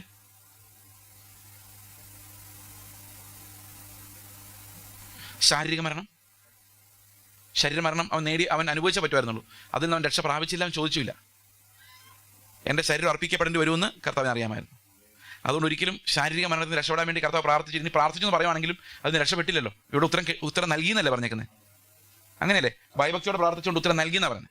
അപ്പൊ പിന്നെ ചില ആൾക്കാർ പറഞ്ഞത് ആത്മീക മരണമെന്ന്. യേശുവിന് ആത്മീക മരണം സംഭവിക്കാന്ന് പറഞ്ഞാൽ എന്താ അർത്ഥം? ആത്മീക മരണം എന്ന് പറഞ്ഞു കഴിഞ്ഞാൽ അതിനർത്ഥം എന്താ? പാപം ചെയ്ത് ദൈവത്തിൽ നിന്ന് അകന്നു പോകുന്നതിനാണ് എന്ത് പറയുന്നത്? ആത്മാവില്ലാത്ത അവസ്ഥ. ദൈവം തന്നെ ആത്മാവാണ്. അപ്പൊ എപ്പോഴെങ്കിലും യേശുവിന് ആത്മാവില്ലാത്ത അവസ്ഥ ഉണ്ടാവുമോ? ദൈവത്തിന് ആത്മമരണം, യേശുവിന് ആത്മമരണം സംഭവിക്കുമോ? അപ്പൊ പിന്നെ എന്ത് മരണത്തെ ഓർത്താ കർത്താവ് കരഞ്ഞത്? മനസ്സ് മരിക്കൂല. അല്ല, ഒന്നുമല്ല. നമുക്ക് നോക്കാം എന്ത് മരണമെന്ന്. എന്ത് മരണത്തിൽ നിന്ന് കർത്താവ് നിലവിളിച്ച് കരഞ്ഞ് രക്ഷപ്പെട്ട നമുക്ക് നോക്കാം. ഇത് എന്തുമാത്രം ദുരുപദേശം ഉണ്ടാക്കുന്നറിയോ? ഒരാൾ പ്രസംഗിച്ച് എന്താണെന്നറിയോ? യേശുക്രിസ്തു കരഞ്ഞത് ഈ ക്രൂശിൽ കയറുന്നതിന് മുമ്പെങ്ങാനും കർത്താവ് മരിച്ചു പോയാൽ പിന്നെ ത്രിത്വം ഇല്ല, ദ്വിത്വം ഉള്ളൂ. അത് ഓർത്തിട്ടാണ്. പ്രിയ സഹോദരങ്ങൾ, നിങ്ങളൊരു കാര്യം മനസ്സിലാക്കണം. യേശു ക്രിസ്തു നിത്യനാണ്. നിത്യം എന്ന് പറഞ്ഞാൽ അർത്ഥം സമയം വരും പോവും. നിനക്കോ നിന്റെ സംവത്സരങ്ങൾക്കോ ഒരു അന്ത്യവും ഉണ്ടാവുകയില്ല. അപ്പൊ ക്രിസ്തുവിന് ഒരിക്കലും ഒരു മാറ്റം ഉണ്ടാകാൻ പറ്റില്ല. കാരണം നിത്യതയിൽ കർത്താവ് ഉണ്ട്. നിത്യതയിലുള്ള ദൈവത്തിന് സമയത്തിൽ ഒരു മാറ്റവും വരാൻ പറ്റത്തില്ല. മനസ്സിലാവുന്നുണ്ടോ ഞാൻ പറയുന്നത്? ശരിയാണോ? നിത്യനായ പുത്രൻ ഈ ഭൂമിയിലെ സമയത്തിനകത്തോട്ട് കയറുമെന്ന് ഇല്ലാതായി പോകാൻ പറ്റുമോ? ഒരിക്കലും ഇല്ലാതായി പോകാൻ പറ്റില്ല. നിത്യതയിൽ എന്തെല്ലാം ഉണ്ടോ അതെല്ലാം എന്നും ഉണ്ട്. അപ്പൊ പിന്നെ എന്തു മരണത്തിൽ നിന്ന് രക്ഷപ്പെട്ടെ? നമുക്ക് നോക്കാം. നമ്മൾ ഏതെല്ലാം വാക്യം വായിച്ചത്? 5-ാം അധ്യായത്തിന്റെ 7, 8, 9. ഇനി നമുക്ക് അതിന്റെ അർത്ഥം മനസ്സിലാക്കാൻ വേണ്ടി വായിക്കേണ്ട വാക്യം അതിന് തൊട്ട് മുൻപിലുള്ള വാക്യവും തൊട്ട് പുറകിലുള്ള വാക്യം ഒന്ന് വായിച്ചേ. എന്നാൽ അഹരോനെ പോലെ അല്ലല്ലോ,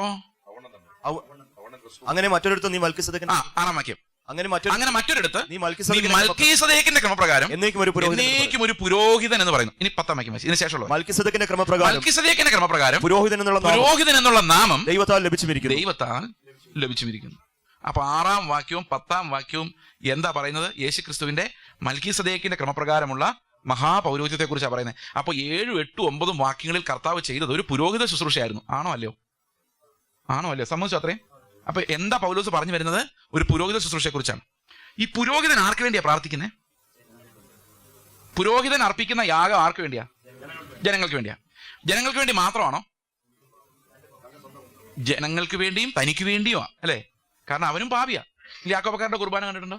അതിനകത്ത് അവസാനം അച്ഛൻ തിരിഞ്ഞു വന്നെന്ന് പറയും, ഞാനും ബലഹീനനും പാപിയുമാകുന്ന ദാസൻ, നിങ്ങളുടെ പ്രാർത്ഥനാ സഹായങ്ങൾ എനിക്ക് അനുഗ്രഹമാകട്ടെ എന്ന് പറയും. അതുപോലെ നമ്മുടെ അച്ഛൻ കുർബാന ചൊല്ലുന്നതിന് മുമ്പ് ഞങ്ങളുടെയൊക്കെ ചെറുപ്പകാലത്ത് 2 രൂപ 50 പൈസയാണ് ഒരു കുർബാന കഴിക്കുന്നതിൻ്റെ ചാർജ്. 2 രൂപ 50 പൈസ കൊടുത്തു കഴിഞ്ഞാൽ എൻ്റെ പേരിൽ അച്ഛൻ കുർബാന ചൊല്ലും. കുർബാന എന്ന് പറഞ്ഞാൽ എൻ്റെ പേര് ചൊല്ലാനൊന്നുമില്ല. ഇടയ്ക്ക് ഇങ്ങനെ കുത്തിരിക്കുമ്പം എൻ്റെ പേരിൽ പറയും, ഇന്നാരുടെ പൈസ 2 രൂപ 50 പൈസ തന്നിട്ടുണ്ട്, അവൻ്റെ കാര്യം ഒന്ന് ഓർത്തരുന്ന് കറക്റ്റായിട്ട് പറയാം. അതിനാണ് നമ്മൾ 2 രൂപ 50 പൈസ കൊടുക്കും. അപ്പോൾ പുരോഹിതം പ്രാർത്ഥിക്കുമ്പം ആ അപ്പം നുറുക്കുന്നതും ചിലപ്പോൾ അവർ ഒറ്റയ്ക്കകത്തിരുന്ന് കഴിക്കും. അതെല്ലാം ആർക്ക് വേണ്ടിയായി? നോക്കി നിൽക്കുന്നവനും ബെനിഫിറ്റ് ഉണ്ടാകാൻ വേണ്ടിയാ. തിന്നാൻ കൊടുക്കുന്നില്ലെന്നേ ഉള്ളൂ, പക്ഷേ അതെല്ലാവർക്കും വേണ്ടിയാണ് അദ്ദേഹം അതിനകത്ത് അർപ്പിക്കുന്നത്. അല്ലേ പിന്നെ അവിടെ നോക്കി നടന്ന കാര്യം? പഴയ നിയമത്തിലെ പുരോഹിതന്മാർ അങ്ങനെയായിരുന്നു.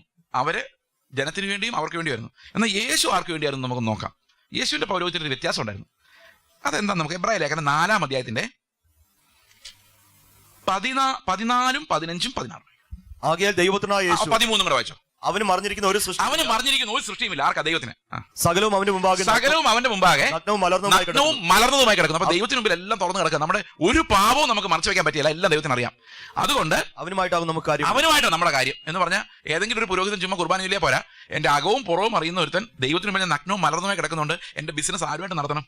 ദൈവമായിട്ട് നടത്തണം. അപ്പൊ അതിന് പറ്റിയൊരു മഹാപുരോഹിതൻ എനിക്ക് വരണം എന്ന് പറഞ്ഞാൽ അവൻ ദൈവത്തിന്റെ നോട്ടമുള്ളവനും മനുഷ്യന്റെ ബലഹീനതകൾ അറിയുന്നവനും ആയിരിക്കണം. മനസ്സിലാവുന്നുണ്ട് ഞാൻ പറയുന്നത്? ദൈവം കാണുന്നത് പോലെ തന്നെ എന്നെ കാണുകയും അകം പുറം കാണുകയും അതുപോലെ തന്നെ എന്റെ സ്ഥാനത്ത് നിന്നുകൊണ്ട് സിമ്പതൈസ് ചെയ്യാൻ പറ്റുകയും ചെയ്യുന്ന ഒരു പുരോഹിതൻ വേണം എന്ന് പറഞ്ഞാൽ അവൻ ഒരേ സമയത്ത് ദൈവവും അതേ സമയത്ത് തന്നെ മനുഷ്യനും ആയിരിക്കണം. അങ്ങനെ എന്റെ അർത്ഥം 14-ാം വാക്യം. ആകയാൽ ദൈവപുത്രനായ യേശു ക്രിസ്തു എന്ന ആകാശത്തിൽ കൂടി കടന്നുപോയൊരു മഹാപുരോഹിതൻ നമുക്കുള്ളതിനാൽ നാം നമ്മുടെ സ്വീകാരം മുറുകെ പിടിക്കുക എന്ന് പറഞ്ഞാൽ അർത്ഥം നിങ്ങൾ എല്ലാം തുറന്നു മലർന്നു കിടക്കുന്നു. അതുകൊണ്ട് നിങ്ങൾ വിഷമിക്കേണ്ട. കാരണം എന്താ വെച്ച് കഴിഞ്ഞാൽ ആകാശത്തിൽ കൂടി കടന്നുപോയൊരു മഹാപുരോഹിതൻ നമുക്ക് പകരമായിട്ടുണ്ട്.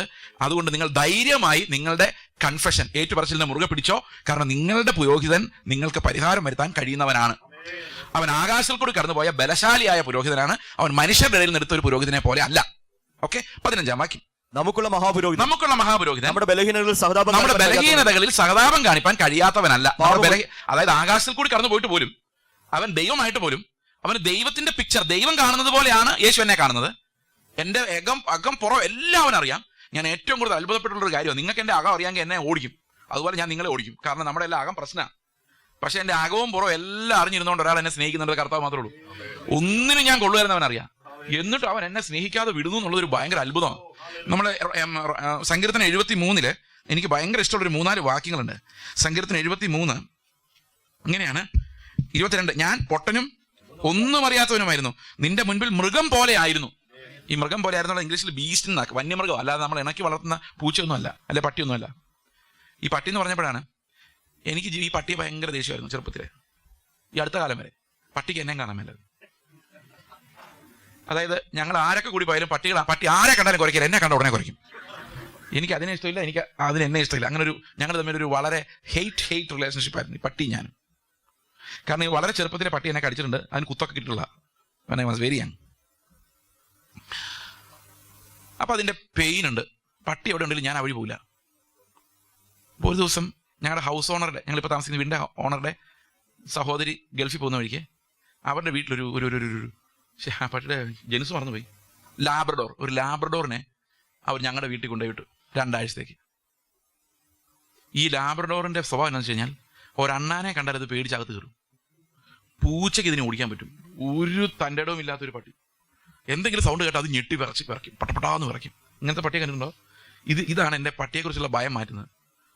പിന്നെ എന്താണെന്നറിയാൻ മേലെ, ഇതിലേ പോയാൽ ഒരു പട്ടിയെ ഇപ്പം എന്നെ കണ്ട് കുറയ്ക്കാറില്ല, ഞാൻ അതിനെ കണ്ട് വിഷമിക്കാറില്ല. മനസ്സിലാവുന്നുണ്ടോ? ഈ ലോകത്തുള്ള എല്ലാ പട്ടികളുമായി ആ പട്ടി എനിക്ക് സമാധാനം വരുത്തി. ഓക്കെ, അപ്പം ഇവിടെ നോക്കി എന്താ സംഭവിക്കുന്നത്? ഒരു ബീസ്റ്റിനെ പോലെ ഞാൻ ആയിരുന്നു. നിന്നെ കണ്ട എപ്പോഴും കുറച്ചുകൊണ്ടിരിക്കുന്ന ഒരു ശത്രുവായിരുന്നു അർത്ഥം. I was an enemy who would always bark at you. എന്നിട്ടും ഞാൻ എപ്പോഴും നിന്റെ അടുക്കൽ തന്നെ ഇരിക്കുന്നു. ഒരു ഗുണവും എനിക്കില്ലാഞ്ഞിട്ടും നിന്നെ നോക്കി കുറച്ചോണ്ടിരുന്നിട്ടും ഞാൻ നിന്റെ അടുക്കൊന്നും പോകുന്നില്ല. എന്നോടൊരാൾ പറഞ്ഞിട്ടുണ്ട്, പാസ്റ്ററെ വേണ്ടാന്ന് വെച്ച് ഞാൻ പോകാൻ ശ്രമിച്ചിട്ടുണ്ട് പല പ്രാവശ്യം, പക്ഷെ എനിക്ക് പോകാൻ പറ്റിയിട്ടില്ല. ആരും എന്നെ പിടിച്ചു വലിച്ച് പിന്നെ ഇതിനകത്ത് കൊണ്ട് ഇരുത്തുക. എന്തോ ഒരു സ്നേഹമായത്. ഞാൻ ഇപ്പോഴും നിന്റെ അടുക്കൽ ഇരിക്കുന്നു. അടുത്ത വാക്യം, അതെന്തുകൊണ്ടാണെന്നറിയോ? ഞാൻ നിന്നെ പിടിച്ചിരിക്കുന്നുണ്ടല്ല, നീ എന്നെ വലം കൈക്ക് പിടിച്ച് അവിടെ ഇരുത്തിയേക്കുക. എന്റെ സ്വഭാവം വളരെ മോശമാണ്. പക്ഷെ നീ എന്തിരിക്കുക? നിന്റെ വലം കൈ പിടിച്ച് എന്നെ അവിടെ ഇരുത്തിയിരിക്കും. എന്തിനു വേണ്ടിയെന്നറിയോ? നിന്റെ ആലോചനയിലാണ് നടത്താൻ വേണ്ടിയാ. വലം കൈ പിടിച്ചില്ല ഞാൻ എന്റെ ആലോചനയ്ക്ക് പോകും. അങ്ങനെ പോകാതിരിക്കാൻ വേണ്ടി അവൻ എന്നെ കൈക്ക് പിടിച്ച് അടുത്തിരുത്തിയേക്കോ. ഞാൻ അങ്ങനെ ഇരിക്കുക. ഞാൻ ആഗ്രഹിക്കുന്നൊന്നും നടക്കുന്നില്ല. കാരണം എന്താ? അവന്റെ ആലോചന പ്രകാരം അവനെ നടത്താൻ വേണ്ടി. എന്തിനു വേണ്ടിയാ നോക്കിയേ? പിന്നത്തേതിൽ മഹത്വത്തിലേക്ക് എന്നെ ചേർക്കാൻ വേണ്ടി അവന്റെ ആലോചന പ്രകാരം എന്നെ നടത്തുക. അടുത്ത വാക്യം നോക്കിയേ. സ്വർഗത്തിൽ എനിക്ക് ആരുള്ളൂ? ആരുമില്ല. കർത്താവ് അല്ലാതെ ആരുമില്ല. അടുത്ത വാക്യം, ഭൂമിയിലും നിന്നെ അല്ലാതെ ഞാൻ ഒന്നും ആഗ്രഹിക്കുന്നു. അത് ശരിയല്ലേ? സ്വർഗത്തിൽ എന്തായാലും ചെന്നാൽ പിന്നെ കർത്താവേ ഉള്ളൂ. പിന്നെ വേറെ ആഗ്രഹിക്കാൻ ആരും ഇല്ല അവിടെ. ഭൂമിയിൽ അതാണോ സ്ഥിതി? പക്ഷെ കർത്താവ് നമ്മളെ സ്നേഹിക്കുന്നതിന്റെ ഉൾക്കാഴ്ച നമുക്ക് കിട്ടിയാൽ ഭൂമിയിലും നമുക്ക് കർത്താവിനെ അല്ലാതെ വേറെ ആരെ ആഗ്രഹിക്കാൻ പറ്റത്തില്ല. ഓക്കെ, അപ്പോൾ ഈ ഒരു ഞരക്കം, കർത്താവിനോടുള്ള സ്നേഹം, അവൻ എന്നെ വിടുന്നില്ല. അവൻ എന്നെ കൈക്ക് പിടിച്ചിരിക്കുന്നു. അവൻ മഹാപുരോഹിതൻ. അടുത്ത വാക്യം വായിച്ചു, എബ്രായർ 4:15. നമുക്കുള്ള മഹാപുരോഹിതൻ നമ്മുടെ ബലഹീനതകളിൽ സഹതാപം കാണിപ്പാൻ കഴിയാത്തവനല്ല, അവൻ നമ്മളോട് സഹതാപം കാണിക്കാൻ പറ്റും. പാപമൊഴികെ സർവ്വത്തിലും നമുക്ക് തുല്യമായി പരീക്ഷിക്കപ്പെട്ടവൻ അത്രേ നമുക്കുള്ളത്. യേശു ക്രിസ്തുവിന് പാപം ചെയ്യാൻ പറ്റുമായിരുന്നോ? വിചാരിച്ചാൽ പറ്റുമായിരുന്നോ? പറ്റില്ലായിരുന്നു. പറ്റുമായിരുന്നു പറയുന്ന ഉപദേശം എവിടെയും കേട്ടാൽ വിചാരിച്ചോണം റോങ്. പിന്നെ നമുക്ക് തുല്യമായി എങ്ങനെ പരീക്ഷിക്കപ്പെട്ടത്? പാപം ഒഴികെ, അതായത് വിത്തൗട്ട് സിൻ ആയിരുന്നു ആ പരീക്ഷണം. ആ പരീക്ഷണത്തിൽ എന്തുണ്ടായിരുന്നില്ല? പാപം ഉണ്ടായിരുന്നില്ല. അതെന്തുകൊണ്ടാണ് നമ്മൾ അങ്ങനെ പറയുന്നത്? പാപമില്ലാതെ എങ്ങനെ പരീക്ഷിക്കാൻ പറ്റും നിങ്ങൾ ചോദിക്കും അല്ലേ? പാപമില്ലാതെയാ നമ്മുടെ പരീക്ഷണവും. നമ്മളെ പരീക്ഷിക്കുന്നതും പാപം വെച്ചല്ല. പാപം എവിടെ നിന്നാ വരുന്നത്? നമ്മുടെ ഉള്ളിൽ നിന്നാ വരുന്നത്. പരീക്ഷണം വരുന്നത് നമ്മുടെ ഉള്ളിൽ നിന്നല്ല, വെളിയിൽ നിന്നാ. പക്ഷെ പാപം എവിടെ നിന്നാ വരുന്നത്? ഒരു എക്സാമ്പിൾ ഞാൻ പറയാം. ഭയങ്കര ദാരിദ്ര്യം, ഒരു നയാ പൈസ കയ്യില്ല. ഇതാണ് സാഹചര്യം. ഈ സാഹചര്യത്തിനകത്ത് എന്തെങ്കിലും പാപം ഉണ്ടോ? ഇല്ല. ആഹാരം കഴിച്ചില്ലേ മരിക്കും, അതാണ് സാഹചര്യം. സാഹചര്യത്തിൽ എന്തെങ്കിലും പാപം ഉണ്ടോ? ഉണ്ടോ? ഇല്ലയോ? ഇല്ല. ആ സാഹചര്യത്തിൽ ഞാൻ കല്ലിനെ അപ്പമാക്കുന്നു. അത് എവിടെ നിന്ന് വരുന്ന? അകത്തുനിന്ന് വരുന്നത്. അപ്പൊ പരീക്ഷണത്തിൽ എന്തുണ്ടായിരുന്നില്ല? പാപമില്ലായിരുന്നു. പരീക്ഷണത്തോടുള്ള നമ്മുടെ പ്രതികരണത്തിലാണ് എന്തുണ്ടാകുന്നത്? മനസ്സിലാവുന്നുണ്ടോ പറയുന്നത്? ഞാൻ അനുഭവിക്കുന്ന അതേ സാഹചര്യം അതിനേക്കാൾ വളരെ കടുപ്പത്തിൽ യേശു അനുഭവിച്ചു. എന്തായിരുന്നു വ്യത്യാസം എന്നറിയോ? അവന്റെ ഉള്ളിൽ പാപം ഉണ്ടായിരുന്നില്ല, എൻ്റെ ഉള്ളിൽ പാപമുണ്ട്.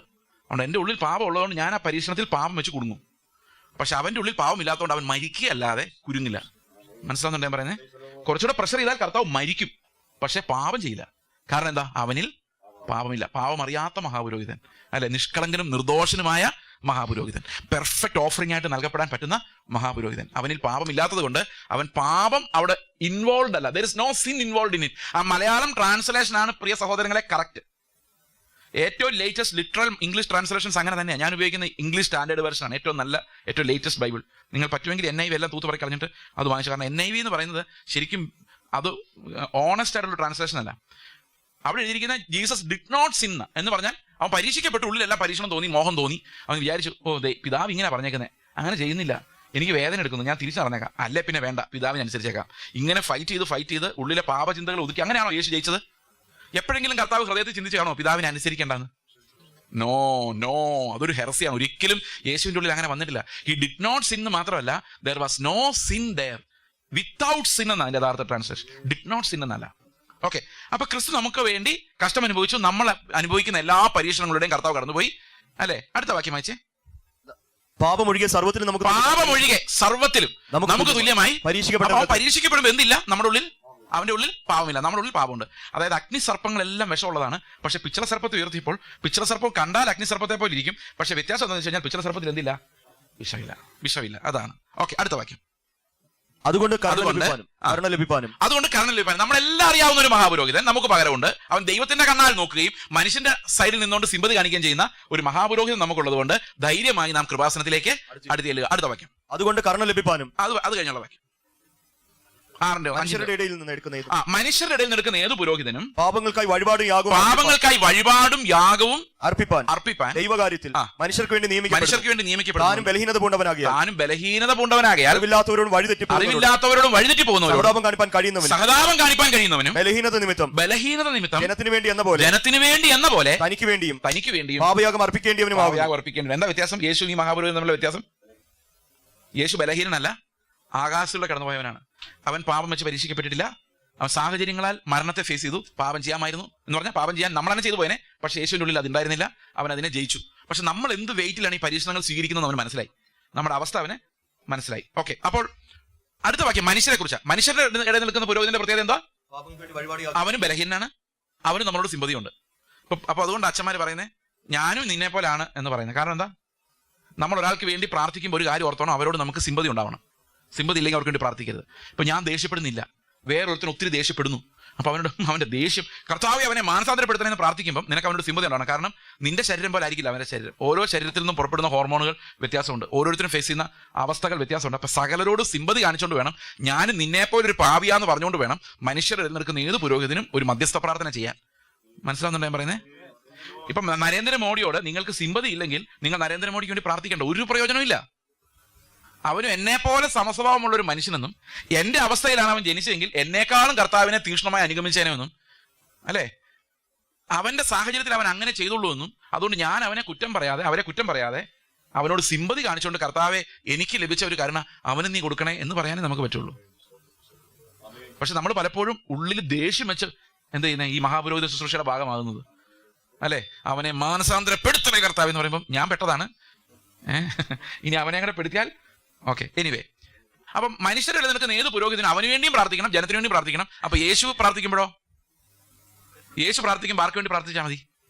ജനത്തിന് വേണ്ടി. അപ്പൊ യേശുവിന് വേണ്ടി പ്രാർത്ഥിക്കണോ? കാരണം എന്താ? അവനിൽ പാപമില്ല. ഈ മനുഷ്യരുടെ ഇടയിൽ നിൽക്കുന്ന പുരോഹിതൻ എന്തിനാ അവന് വേണ്ടി ഇങ്ങനെ പ്രാർത്ഥിക്കുന്നേ? പാപമുണ്ട്. യേശു എന്തിനാ അവന് വേണ്ടി പ്രാർത്ഥിക്കണ്ടാത്തേ? അപ്പൊ യേശു രാത്രിയും പകലും എല്ലാം കരഞ്ഞത് എന്ത് പറഞ്ഞോണ്ടാ? ചേസിനെ മരണത്തിൽ നിന്ന് രക്ഷിക്കണേ പിതാവേ എന്നായിരുന്നു. നിങ്ങളുടെ പേര് പറഞ്ഞോ? രാത്രി മുഴുവൻ അവൻ അലറി വിളിച്ച് കരഞ്ഞു. പ്രിയ സഹോദരങ്ങളെ, അത് മഹാപുരോഹിത ശുശ്രൂഷയുടെ ഭാഗമായിരുന്നു. നമ്മൾ വിചാരിക്കുന്ന യേശു മരിക്കുമെന്ന് പേടിച്ചിട്ടാണ്, അവൻ നമ്മൾ മരിക്കുന്ന ഓർത്തിട്ട് അവൻ കരഞ്ഞത്. അതാണ് മഹാപുരോഹിതന്റെ പ്രത്യേകത. He is not crying for himself. അവന് വേണ്ടി അവനെ മരണത്തിൽ നിന്ന് രക്ഷിക്കണേ എന്ന് പറയുമ്പോൾ അവൻ നമ്മളെല്ലാം അതിനകത്ത് വഹിച്ചിട്ടുണ്ട്. അവൻ എന്റെ പ്രതിനിധിയായിട്ട് പറയുന്നത്, എന്നെ നീ രക്ഷിക്കുമ്പോൾ ഇത്രയും പേരെയാണ് നീ രക്ഷിക്കുന്നത്. യേശു മരിച്ച് പുനരുത്ഥാനം ചെയ്യുന്നതിന് അറിയാമെന്നറിയോ? യേശു മരിച്ചിട്ട് പുനരുത്ഥാനം ചെയ്യാൻ ഒരു പ്രയാസമില്ല. അവൻ ദൈവമാണ്. അവന് ദൈവത്തിനെ തന്നെ എഴുന്നേറ്റ് പോയാൽ മതി, ഒരു പ്രശ്നമില്ല. കർത്താവ് അങ്ങനെ തന്നെയാ പറയുന്നത്. എന്റെ ജീവൻ എനിക്ക് വെക്കാനും എടുക്കാനും അധികാരമുണ്ടെന്നാ പറയുന്നത് അല്ലേ.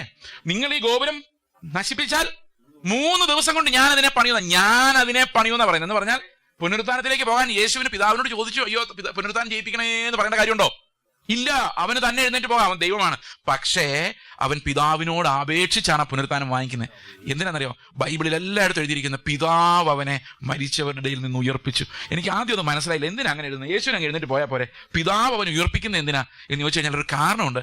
അവൻ ഒറ്റയ്ക്കല്ല, അവനകത്ത് ഈ നമ്മളെപ്പോലെ ഒന്നിനും കൊള്ളാത്ത ഗുരുത്തം കെട്ടവർ, ഒരു പുനരുത്ഥാനം അർഹിക്കാത്തവരെ വഹിച്ചുകൊണ്ട് അവൻ മരിച്ചത്. അപ്പൊ ഈ പിതാവ് അവനെ പുനരുത്ഥാനം ചെയ്യിപ്പിച്ചു എന്ന് പറഞ്ഞാൽ അതിന്റെ അർത്ഥം ചേസിന്റെ പുനരുത്ഥാനം ഓക്കെ ആയിന്നാ. എത്ര പേർക്ക് മനസ്സിലായത്? അവൻ പുനരുത്ഥാനം ചെയ്യുന്ന പറഞ്ഞാൽ എന്നാ അർത്ഥം? അതുകൊണ്ടാണ് പറയുന്നത്, യേശു പുനരുത്ഥാനം ചെയ്തില്ലെങ്കിൽ ഞങ്ങളുടെ സുവിശേഷം വ്യർത്ഥം. കാരണം യേശുവിന്റെ പുനരുത്ഥാനമാണ് എന്നെ പിതാവ് രക്ഷിച്ചു എന്നുള്ളതിന്റെ ലക്ഷണം, അതിന്റെ അടയാളം. യേശു പുനരുത്ഥാനം ചെയ്തപ്പോൾ മനസ്സിലായത് അവനിൽ ഉണ്ടായിരുന്ന സകലരും മരണത്തിൽ നിന്ന് ജീവനിലേക്ക് പ്രവേശിപ്പിച്ചിരിക്കുന്നു, പിതാവ് അവന്റെ യാഗത്തെ അംഗീകരിച്ചിരിക്കുന്നു എന്നുള്ളതാണ്. ഞാൻ ഓർക്കുമായിരുന്നു പണ്ടൊക്കെ ദൈവത്തിന് എന്നോട് എന്ത് കരുണയായിരുന്നു കാണിച്ചത്. ദൈവം എന്നെ പോലെ ഒരു പാവിയെ. പിന്നെ ഞാൻ ചിന്തിച്ചു, അങ്ങനെയല്ല, ഈ എന്നോട് കരുണ എങ്ങനെ തോന്നുന്നത്? ഞാൻ ഇപ്പോഴും ദൈവത്തിനെതിരാണല്ലോ. ശത്രുവായിരിക്കുമ്പോഴല്ലേ അവനവന്റെ പുത്രനെ എനിക്ക് വേണ്ടി വിട്ടു തന്നത്. കരുണ അറിയിക്കുന്ന ഒന്നും എന്നിലുണ്ടായിരുന്നില്ല.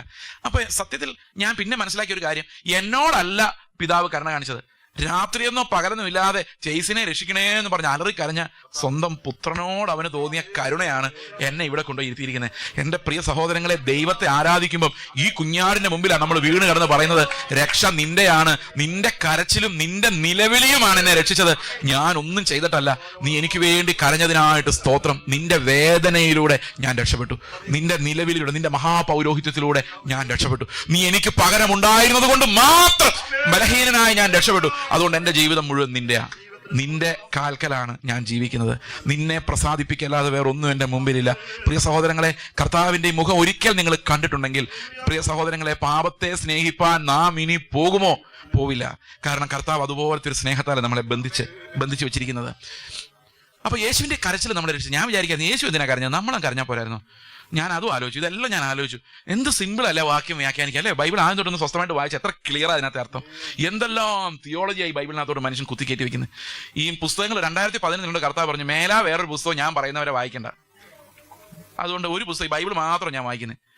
അങ്ങനെ വായിച്ചു തുടങ്ങിയപ്പോൾ ഇതൊക്കെ മനസ്സിലായത്. അല്ലെങ്കിൽ ഞാനിത് വായിച്ചിട്ട് ഏതെങ്കിലും കമന്ററി എടുത്ത് നോക്കിയാൽ അന്നേരം വേറെ 100,000 ആശയങ്ങൾ ഇവർ ഈ ഗ്രീക്കും ഹീബ്രു അല്ലാണ്ട് പഠിച്ചിട്ടൊന്നും എഴുതുന്നത്. അപ്പൊ ഞാൻ ആലോചിച്ചു, നമുക്ക് വേണ്ടി തന്നെ കർത്താവ് കാര്യം നമ്മളോട് കരയാൻ പറഞ്ഞാൽ പോരായിരുന്നു? ഇതൊക്കെ നമ്മൾ ചെയ്താൽ പോരെ? അനുസരണം പഠിച്ച് തികഞ്ഞവനായി നമ്മളോട് പറഞ്ഞാൽ പോരായിരുന്നു? എടാ, അനുസരണം പഠിച്ച് തികഞ്ഞവനായ നിന്നെ ഞാൻ രക്ഷിച്ചേക്കാം, അല്ല നീ കരഞ്ഞ് പ്രാർത്ഥിക്കടാ, ദൈവം നിന്നെ ഇങ്ങനെയൊക്കെ നമ്മൾ പറയുന്നത് അല്ലേ? യേശു എന്താ ചെയ്തേ? നമ്മളോട് കരയാൻ പറഞ്ഞില്ല, അവൻ തന്നെ ഇരുന്ന് കരഞ്ഞു. നമ്മളോട് അനുസരിക്കാൻ പറഞ്ഞില്ല, അവൻ തന്നെ ഇരുന്ന് അനുസരിച്ചു. അവൻ തന്നെ അനുസരിച്ചു. നമ്മളെ വിശുദ്ധരാക്കാൻ വേണ്ടി നമ്മളോട് അവനൊന്നും പറഞ്ഞില്ല, അവൻ അങ്ങ് ചെയ്തു. യോഹന്നാൻ 17:19 വായിച്ചു നോക്കി. 17:19 അവരും സാക്ഷാൽ വിശുദ്ധീകരിക്കപ്പെട്ടവരാകേണ്ടതിന് ഞാൻ അവർക്ക് വേണ്ടി എന്നെ തന്നെ വിശുദ്ധീകരിക്കുന്നു. അത് കൊള്ളാം. നമ്മൾ വിശുദ്ധരാകാൻ വേണ്ടി യേശു എന്താ ചെയ്തത്? തന്നെ താൻ വിശദീകരിച്ചു. ഞാൻ അതുകൊണ്ട് നിങ്ങൾ പറഞ്ഞേ, യേശുവിനെ അനുകരിക്കുന്നതല്ല നമ്മുടെ ലൈഫ്, അവന്റെ പാർട്ടിസിപ്പേഷനാ, പങ്കാളിത്തമാണ്, അവന്റെ വിശുദ്ധിയുടെ പങ്കാളിത്തം. ഓക്കെ, അവന്റെ വിശുദ്ധിയുടെ പങ്ക്, പാർട്ട്നേഴ്സ് ഇൻ ഹിസ് ഹോളിനെസ്. അത് ഇംഗ്ലീഷിൽ കുറച്ചുകൂടെ വ്യക്തമാണ്. എബ്രായ ലേഖനം 12:10 we should partake in his holiness. അവന്റെ വിശുദ്ധിയുടെ പങ്കാളിത്തം. അത് മലയാളത്തിൽ ആ പങ്കാളിത്തം എന്നുള്ള വാക്ക് അവിടെ ഇല്ല. യേശു അനുഭവിച്ചതിന്റെ പങ്കാളിത്തം നമ്മൾ അനുഭവിക്കണമെങ്കിൽ നമ്മുടെ പഴയ മനുഷ്യൻ മരിക്കണം, പുതിയ മനുഷ്യൻ യേശുവുമായിട്ടാണ് ബന്ധം. അത് യേശുവിൽ ജനിച്ചവനാണ്. അവൻ എന്തുണ്ട്? ക്രിസ്തുവിനോടുകൂടെ കൂട്ടവകാശമുണ്ട്. അവന്റെ വിശുദ്ധി നമ്മളിലേക്ക് വരണമെങ്കിൽ പഴയ മനുഷ്യനിലേക്ക് വരില്ല. പഴയ മനുഷ്യൻ മരിച്ചാൽ പുതിയ മനുഷ്യനിലേക്ക് ആ വിശുദ്ധി വരുള്ളൂ. അപ്പൊ കഠിനാധ്വാനം എല്ലാം കർത്താവിന്റെ. അപ്പൊ ഞാൻ ആലോചിച്ച, കർത്താവേ, ഞങ്ങളോട് പറഞ്ഞാൽ പോരായിരുന്നോ? ഞങ്ങൾ കരഞ്ഞാനല്ലോ, നീ എന്തിനാ ഇത്രയും വേദനിച്ച് ഞങ്ങൾക്ക് വേണ്ടി കരഞ്ഞ? പിന്നെ ആലോചിച്ചപ്പോഴാണ് എനിക്ക് മനസ്സിലായത്, നരകത്തിൽ പോകാന്ന് പറഞ്ഞാൽ 4 വയസ്സുള്ള കൊച്ചു പോലും ഇന്നത്തെ കാലത്ത് കരയില്ല. നിന്നെ നരകത്തിൽ പിടിച്ചിടുമെന്ന് പറഞ്ഞു കഴിഞ്ഞാൽ ഏത് നരകം? അവൻ കാരണം ഈ ചർച്ചയൊന്നും ഇപ്പൊ നരകം കേൾക്കുന്നില്ല. പണ്ടൊക്കെ നരക തീയും സ്വർഗവും ഒക്കെ പറയുമായിരുന്നു. ഇപ്പൊ അതൊക്കെ പറയാൻ ആൾക്കാർക്ക്, പാസ്റ്റർമാർക്ക് വിഷമം. കാരണം മുമ്പിൽ ഇരിക്കുന്ന പാപികളെ വിഷമിപ്പിക്കേണ്ടെന്ന് വിചാരിച്ചാൽ നരകത്തെക്കുറിച്ച് പറയാം. അപ്പൊ ഈ പിള്ളേര് നരകം സ്വർഗം നേടാൻ നമുക്കൊരു പ്രശ്നമില്ല. അതേസമയത്ത് നിപ്പ വൈറസ് പിടിച്ചെന്ന് അറിഞ്ഞാൽ അറിയാൻ കരയോ ഇല്ലെന്ന്. എന്തായിരിക്കും കരച്ചില്? വല്ല എയ്ഡ്സ് ആണോ ക്യാൻസർ ആണെന്ന് പറയണ്ട, ബയോപ്സിക്ക് അയച്ചെന്ന് പറഞ്ഞാൽ മതി, തീർന്നു. കരച്ചിലോട് കരച്ചിലായിരിക്കും. പ്രിയ സഹോദരങ്ങളെ, ഇതിനൊക്കെ കരയാൻ നമ്മളെ കൊണ്ട് പറ്റും. പക്ഷേ എന്താ, സ്വർഗത്തിൽ കൊണ്ടുപോയില്ലല്ലോ കർത്താവേ എന്ന് പറഞ്ഞ ആരെങ്കിലും കരഞ്ഞിട്ടുണ്ടോ ഇന്നവരെ? കരയില്ല. കരയാൻ പോലും നമ്മളെ കൊണ്ട് പറ്റില്ല. അതാണ് ഈ പാപത്തിന്റെ ഇൻസെൻസിറ്റൈസേഷൻ എന്ന് പറയും. നമ്മളെ ഇൻസെൻസിറ്റീവ് ആക്കി കളഞ്ഞത് ഈ പാപത്തിന്റെ പണിയാണ്. നമുക്കൊന്നും തോന്നുന്നില്ല. നരകം എന്ന് പറഞ്ഞാൽ ഒന്നും തോന്നുന്നില്ല, സ്വർഗം എന്ന് പറഞ്ഞാൽ ഒന്നും തോന്നുന്നില്ല. കർത്താവ് നമുക്ക് വേണ്ടി ക്രൂശിൽ മരിച്ചു, അവൻ കരഞ്ഞെന്ന് പറഞ്ഞാൽ ഒന്നും തോന്നുന്നില്ല. നമ്മൾ ചത്തു. ഇവരോട് കരയാൻ പറഞ്ഞ ഒരു കരയോ? കരയില്ല. കർത്താവ് പറഞ്ഞു, നിനക്ക് കരയാൻ പോലും പറ്റിയല്ല, നീ കരയേണ്ടടുത്ത് ഞാൻ കരഞ്ഞോളാം, നിനക്ക് പകരം. നിന്റെ വേദന ഞാൻ ചുമന്ന് നീ മരിച്ചാൽ ഞാൻ മരിക്കുന്ന പോലെ ആ വേദന ഞാൻ എടുത്ത് ഞാൻ കരഞ്ഞ് മേടിച്ചോളാം. ആലോചിച്ച് നോക്കിയേ, ആ കരച്ചിലിനെ കുറിച്ച് ഇവിടെ എഴുതി വെച്ചിരിക്കുന്നത്. എന്നിട്ട് നമ്മൾ പറയാം യേശു മരിക്കുമെന്ന് വിചാരിച്ച് കരഞ്ഞാണ്. എന്ത് ചെയ്യും? ഇനി 11-ാം വാക്യം വായിച്ചേ. ഇതിനെക്കുറിച്ച് ഞങ്ങൾക്ക് വളരെ പറയാനുണ്ട്. ഒത്തിരി പറയണമെന്ന് ആഗ്രഹമുണ്ട് ഇതിനെക്കുറിച്ചാ. യേശു നമുക്ക് പകരം കരഞ്ഞതിനെ കുറിച്ച്, നമുക്ക് പകരം ജീവിച്ചതിനെ കുറിച്ചൊക്കെ ഒത്തിരി പറയണമെന്ന് ആഗ്രഹമുണ്ട്. എങ്കിലും കേൾപ്പാൻ മാന്യമുള്ളവരായി തീർന്നത് കൊണ്ട് തെളിയിച്ചു തരാൻ വിഷമം. പറയണമെന്നൊക്കെ ആഗ്രഹമുണ്ട്. പക്ഷേ ഞാൻ പല ചർച്ചയിലും ചെല്ലുമ്പോഴും എനിക്ക് മനസ്സിലായിട്ടുള്ള കാര്യങ്ങൾ പറയാൻ വാ തുറക്കുമ്പോൾ എനിക്ക് മനസ്സിലാവും അത് അവർക്ക് ദഹിക്കില്ല, അത് അടുത്ത പോയിന്റിലോട്ട് പോകാം. അങ്ങനെ ചിന്തിക്കും. കാരണം അങ്ങനെ വരും. പൗലോസ് അങ്ങനെ തന്നെ ചിന്തിച്ചത്. പൗലോസ് ചിന്തിച്ചത് മുഴുവൻ പറഞ്ഞു കഴിഞ്ഞാൽ ഇവരോട് തമ്മിൽ തല്ലോ അല്ലെങ്കിൽ പുതിയ തിയോളജി ഉണ്ടാവും. അതുകൊണ്ട് ഇത് മതി, ഇത്രയും കേട്ടാൽ മതി, കൂടുതൽ കേൾക്കണം. ചെവി മന്ദമുള്ളതായതുകൊണ്ട് കൂടുതൽ പറയണമെന്ന് ആഗ്രഹം ഉണ്ടെങ്കിലും പറയുന്നില്ല. തമിഴ് ബൈബിളിൽ ആ വാക്യം ഇങ്ങനെയാണ്. ഇതിനെക്കുറിച്ച് എന്നുള്ളൊരു എഴുതിയേക്കുന്നത് എന്താണെന്നറിയാം? ഈ മൽക്കീസദേക്കിനെ കുറിച്ച് ഞങ്ങൾക്ക് വളരെ പറയാനുണ്ടെന്ന്. എന്ന് പറഞ്ഞാൽ ഈ ചർച്ച മുഴുവൻ ആരെക്കുറിച്ചാണെന്നറിയോ? ഈ മൽക്കീസദേക്ക് എന്ന പുരോഹിതനെ കുറിച്ചാണ്. ആ ഗ്രാമർ അങ്ങനെ പറയുന്നത്. ഈ മൽക്കീസദേക്കിനെ കുറിച്ച് ഞങ്ങൾക്ക് വളരെ പറയാനുണ്ട്. അത് പറഞ്ഞാൽ ഗ്രഹിക്കാൻ നിങ്ങൾക്ക് സാധിക്കില്ല. ശരിക്കും ഈ മൽക്കീസദേക്കിനെ കുറിച്ച് നമ്മളൊന്ന് ധ്യാനിക്കുന്നത് ഭയങ്കരമായിരിക്കും. കാരണം അത് മൽക്കീസദേക്കിനെ കുറിച്ച് 7-ാം അധ്യായത്തിൽ പറഞ്ഞിരിക്കുന്നത് നമുക്ക് വായിച്ചാൽ അത്ഭുതം തോന്നും. മനുഷ്യപുത്രനായിട്ട് തന്നെ അവിടെ പറഞ്ഞിരിക്കുന്നത്. മനുഷ്യപുത്രന്റെ നിഴലായിട്ട് തന്നെയാണ് എബ്രഹാം അവന്റെ ദിവസത്തെ കണ്ട് സന്തോഷിച്ചെന്നുള്ള അർത്ഥത്തിലാണ് അത് പറഞ്ഞിരിക്കുന്നത്. ഓക്കെ, എനിവേ, കേൾപ്പാനുള്ള മന്ദത, അതെന്താണ് സാധനം? എല്ലാവരും ചോദിക്കുന്ന ഒരു ചോദ്യമാണ്, ഈ ദൈവം സംസാരിക്കുന്ന ശബ്ദങ്ങൾ എങ്ങനെ കേൾക്കാം? നമുക്കത് കേൾക്കാൻ പറ്റുമോ? എന്താണ് ഈ മന്ദത എന്ന് പറഞ്ഞാൽ? കർത്താവാണോ നമ്മളോട് സംസാരിച്ചത്, അതോ നമ്മുടെ പ്രാണനിൽ തോന്നിയതാണോ എന്ന് എങ്ങനെ തിരിച്ചറിയാം? ചോദിച്ചിട്ടുണ്ടോ നിങ്ങൾ? ദൈവത്തിന്റെ ശബ്ദം എങ്ങനെ കേൾക്കാം, അതെങ്ങനെ അനുസരിക്കാം? ഇത് ദൈവത്തിന്റെ ശബ്ദം തന്നെയാണ് ഞാൻ കേട്ടതെന്ന് എങ്ങനെ നമുക്ക് മനസ്സിലാക്കാം? ഇത് ദൈവത്തെ അറിയാന്നുള്ളതാണല്ലോ നമ്മുടെ വിഷയം. അപ്പൊ ദൈവത്തെ അറിയുക എന്ന് പറഞ്ഞാൽ അവൻ എന്ത് ചിന്തിക്കുന്നു എന്ന് അറിയാന്നുള്ളതാണ്. എൻ്റെ അപ്പനെ അറിയാന്ന് പറഞ്ഞാൽ എൻ്റെ അപ്പൻ എത്ര കിലോ തൂക്കമുണ്ട്, എത്ര ഹൈറ്റ് ഉണ്ട്, എന്തായാലും ജോലി, ഇത് അറിയുന്നതല്ല. ഇത് ആർക്കും വേണ്ടി അറിയാം. പക്ഷെ മകൻ അപ്പനെ അറിയുന്ന അങ്ങനല്ല. മകൻ അപ്പനെ അറിയുന്ന അപ്പൻ എന്താണ് ഇഷ്ടം എന്നറിയുന്നതാണ് അപ്പനെ കുറിച്ചുള്ള യഥാർത്ഥ അറിവ്. ഇപ്പൊ ഞാൻ എൻ്റെ അപ്പനെ കുറിച്ച് അറിയണം, അത് എനിക്ക് അപ്പൻ്റെ അടുത്ത് പോയി താമസിക്കാൻ ഇഷ്ടമില്ല. കാരണം അപ്പൻ്റെ ഇഷ്ടമല്ല എൻ്റെ ഇഷ്ടം, നമ്മൾ വഴക്കുണ്ടോ? അതുകൊണ്ട് ഞാൻ വേറെ ആളെ പറഞ്ഞു, നിങ്ങളുടെ ഒരാളെ പറഞ്ഞു വിടുക, നിങ്ങൾ പോയി എൻ്റെ അപ്പനെ കുറിച്ച് ഒന്ന് പഠിച്ചിട്ട് പോവാ. നിങ്ങൾ പോയി ഒരാഴ്ച അവിടെ പോയി താമസിച്ച് അപ്പനെ കുറിച്ച് ഒരു സ്റ്റഡി നടത്തും. ഇത്രാം വർഷം ജനിച്ചു, ഇത്ര പണി ചെയ്തു, ഇന്നൊക്കെ ചെയ്തു, കണ്ടാൽ 2 കണ്ണുണ്ട്, ഒരു മൂക്കുണ്ട്, ഒരു വായുണ്ട്, 2 ചെവിയുണ്ട്, ഇതൊക്കെ എഴുതാൻ പറ്റുള്ളൂ. ഇതെല്ലാം അപ്പനെ കുറിച്ച് ഒരു എസ്സേ 10 മാർക്ക്, ഇങ്ങനെയാണ് അപ്പനെ കുറിച്ച് പഠിക്കുന്നത്? അല്ല. അപ്പനെ അറിയുക എന്ന് പറഞ്ഞാൽ അപ്പൻ്റെ കൂടെ പോയി താമസിക്കുക, അപ്പൻ എന്താ പറയുന്നത് കേൾക്കുക, അതനുസരിക്കുമ്പോൾ കൂടുതൽ കേൾക്കാം. അതനുസരിച്ചില്ലെങ്കിൽ പിന്നെ കേൾക്കില്ല, ചെവി മന്ദമായി പോകും. എന്ന് പറഞ്ഞാൽ രാവിലെ അപ്പം പറയാണ് മോനോട്, എടാ മോനെ പോയി ഒരു പാക്കറ്റ് പാൽ മേടിച്ചിട്ടുണ്ടോ? മോൻ പറഞ്ഞു ആ ശരി. പിന്നെ ഞാൻ പോയില്ല. 10 മണിയായപ്പോൾ മോൻ പിന്നെ വന്ന് ചോദിച്ചു, അപ്പാ ഇനി എന്താ പറയാൻ? അപ്പം പറഞ്ഞു, ഞാൻ നിന്നോട് രാവിലെ പാൽ മേടിക്കാൻ പറഞ്ഞു, പാൽ മേടിക്കാൻ പോയോ? ഇല്ല. പിന്നെ എന്തിനാ നീ പിന്നെ ചോദിക്കുന്നത്? അതെ, അപ്പൻ എന്തെല്ലാം പറയും എന്നുള്ളതിനെ കുറിച്ച് ഞാനൊരു തിസിസ് എഴുതിക്കൊണ്ടിരിക്കും. അതുകൊണ്ട് രാവിലെ വന്ന് അപ്പനോട് ചോദിച്ചു, പാൽ മേടിക്കാൻ പോകുന്നു പറഞ്ഞു. ഇനി അടുത്ത പറയാം. അപ്പം അപ്പൻ്റെ ഇഷ്ടങ്ങൾ എന്നുള്ള വിഷയത്തെക്കുറിച്ച് ഞാനൊരു പുസ്തകം എഴുതി ഡോക്ടറേറ്റ് എടുക്കാൻ പോവുക. അതിന് വേണ്ടിയാണ് ഞാൻ അന്വേഷിക്കുന്നത്. അനുസരിക്കുന്നില്ല. അപ്പം പറയും മര്യാദയ്ക്ക് ഇട്ടിട്ട് പോടാന്ന് പറയും. കാരണം ഇത് ഡോക്ടർമാർക്ക് പണ്ഡിതന്മാർക്കും വെളിപ്പെടുന്ന സാധനമല്ല, അനുസരിക്കുന്ന ശിഷ്യന്മാർക്ക് മാത്രം വെളിപ്പെടുന്ന ആണ് വചനം. നിങ്ങളിത് പഠിച്ച് എസ്സേ എഴുതാനും ആർട്ടിക്കിൾ എഴുതാനും പ്രസംഗിക്കാൻ 4 പോയിന്റ് അന്വേഷിക്കുന്നെങ്കിൽ പ്രിയ സഹോദരങ്ങളെ, ബൈബിൾ നിങ്ങളുടെ മുമ്പിൽ തുറക്കുകയില്ല. നിങ്ങൾ മക്കൾ എന്ന പോലെ അപ്പന്റെ മുമ്പിൽ ഇരുന്ന കർത്താവെ ഞാൻ എന്താണ് ചെയ്യേണ്ടതെന്ന് ഉരുകിക്കൊണ്ടെന്ന് ചോദിച്ചേ വചനം തുറന്നു വരും. കാരണം തന്നെ ഇഷ്ടപ്പെടുന്ന, തന്നെ സ്നേഹിക്കുന്ന മക്കളോട് അവൻ മിണ്ടാതിരിക്കുകയില്ല. അല്ലെങ്കിൽ നമ്മുടെ ചെവി മന്ദമായി പോകും. ഈ ചെവി മന്ദമായി പോയി കഴിഞ്ഞാലുണ്ടല്ലോ, നല്ല പ്രസംഗമായിരുന്നു എന്ന് പറയുന്നതല്ലാതെ എന്താണെന്ന് ആരും ഗ്രഹിക്കുകയില്ല. അത് കർത്താവിൻ്റെ ടെക്നിക്കാണ്. കർത്താവ് സംസാരിക്കുമ്പോൾ അങ്ങനെ സംസാരിക്കുന്നത്, ഒന്നും ഗ്രഹിക്കാൻ പറ്റാത്ത പോലെ സംസാരിക്കുന്നത്. പിന്നെ വീണ്ടും കേൾക്കുമ്പോഴാണ് ഇതായിരുന്നല്ലോ പറഞ്ഞതെന്ന് മനസ്സിലാവുന്നുണ്ടെങ്കിൽ പറയുന്നത്. ഒരു എക്സാമ്പിൾ കേട്ടോ. യേശു ക്രിസ്തു പോകുന്ന വഴിക്ക് ഒരു കഥ പറഞ്ഞു. വിതയ്ക്കുന്നവൻ വിതയ്ക്കാൻ പുറപ്പെട്ടു. കുറെ വഴിയരികിൽ വീണു, പറവജാതികൾ അതിനെ തിന്നു കളഞ്ഞു. കുറെ പാറസ്ഥലത്ത് വീണു, മണ്ണിന് ആഴമില്ലാത്തതിനകത്ത് ഉണങ്ങിപ്പോയി. കുറെ മുള്ളിനിടയിൽ വീണു, മുള്ളും അതിൻ്റെ കൂടെ വളർന്നതിനെ ഞെരിച്ചു കളഞ്ഞു. കുറെ നല്ല സ്ഥലത്ത് വീണു, 100, 60, 30 മേനിയായി വിളഞ്ഞു. കേൾപ്പാൻ ചെവിയുള്ളവൻ കേൾക്കട്ടെ. കർത്താവ് പോയി എക്സ്പ്ലെയിൻ ചെയ്തില്ല. ഇപ്പം ഞാൻ ആ ജനക്കൂട്ടത്തിനടിയിൽ നിന്ന് ചിന്തിക്കുക, എൻ്റെ കർത്താവ് എന്തോ പറഞ്ഞിട്ട് പോയത്? വിതയ്ക്കാൻ പോകുമ്പം സൂക്ഷിച്ച് വിതയ്ക്കണം, വഴിയിലേക്ക് വീഴരുത്. അതിന് പുള്ളി തച്ചനായിരുന്നല്ലോ. പിന്നെ മീൻപിടുത്തക്കാരോടെ കുറേ നാൾ നടക്കുന്നുണ്ട്. ഇപ്പം കൃഷിപ്പണി തുടങ്ങിയോ? വിതയ്ക്കാൻ പുറപ്പെട്ടു, കുറേ പാർസ്ഥലത്ത് വീണു. എന്താണെന്നൊരു പിടിയും കിട്ടുന്നില്ല. കിട്ടുമോ? ഒരക്ഷരം മനസ്സിലാകുന്നില്ല. കർത്താവ് അത് പറഞ്ഞിട്ട് പോയി. മനുഷ്യർക്കൊന്നും മനസ്സിലായില്ല. അവർക്കത് പ്രശ്നമല്ലായിരുന്നു. കാരണം കർത്താവിൻ്റെ ഒരു പ്രസംഗം കേട്ടു, അത് മതി. ഞാൻ ഇന്നാരുടെ പ്രസംഗം കേട്ടു, എന്താണെന്ന് മനസ്സിലായാലും കുഴപ്പമൊന്നുമില്ല. പോയി. കുറെ കഴിഞ്ഞപ്പം ശിഷ്യന്മാരെടുത്ത് ചോദിച്ചു, എൻ്റെ കർത്താവെ എന്ത് പ്രസംഗിച്ച്? എന്താണ്? മുഴുവൻ ഉപമ. ആർക്കും ഒരു വകയെ മനസ്സിലായില്ലെന്നേ. നീ എന്തിനിങ്ങനെ ഉപമയായിട്ട് പറഞ്ഞ? അത്ര ആൾക്കാരെ സംഘടിപ്പിച്ച് എങ്ങനെ ഞങ്ങൾക്ക് നോട്ടീസ് അടിച്ച് നാട് നിങ്ങളെ വിളിച്ചു വരുത്തി, പത്രത്തിൽ വരെ കൊടുത്തു. എന്നിട്ട് അവരെല്ലാം കൂടെ വന്നിരുന്നപ്പോൾ ആർക്കും മനസ്സിലാകാത്ത കുറേ ഉപമകൾ. ഇതെന്താ കർത്താവ് ഇങ്ങനെ ചെയ്യുന്നത്? അപ്പോൾ കർത്താവ് പറഞ്ഞ മറുപടി ലൂക്കോസിന് സുവിശേഷത്തിലുണ്ട്, പിന്നെ എടുത്താൽ മതി. അവിടെ പറയുന്നത് ഇങ്ങനെയാണ്. അതെന്താ ഞാൻ ഉപമയെ പറയുന്നറിയോ?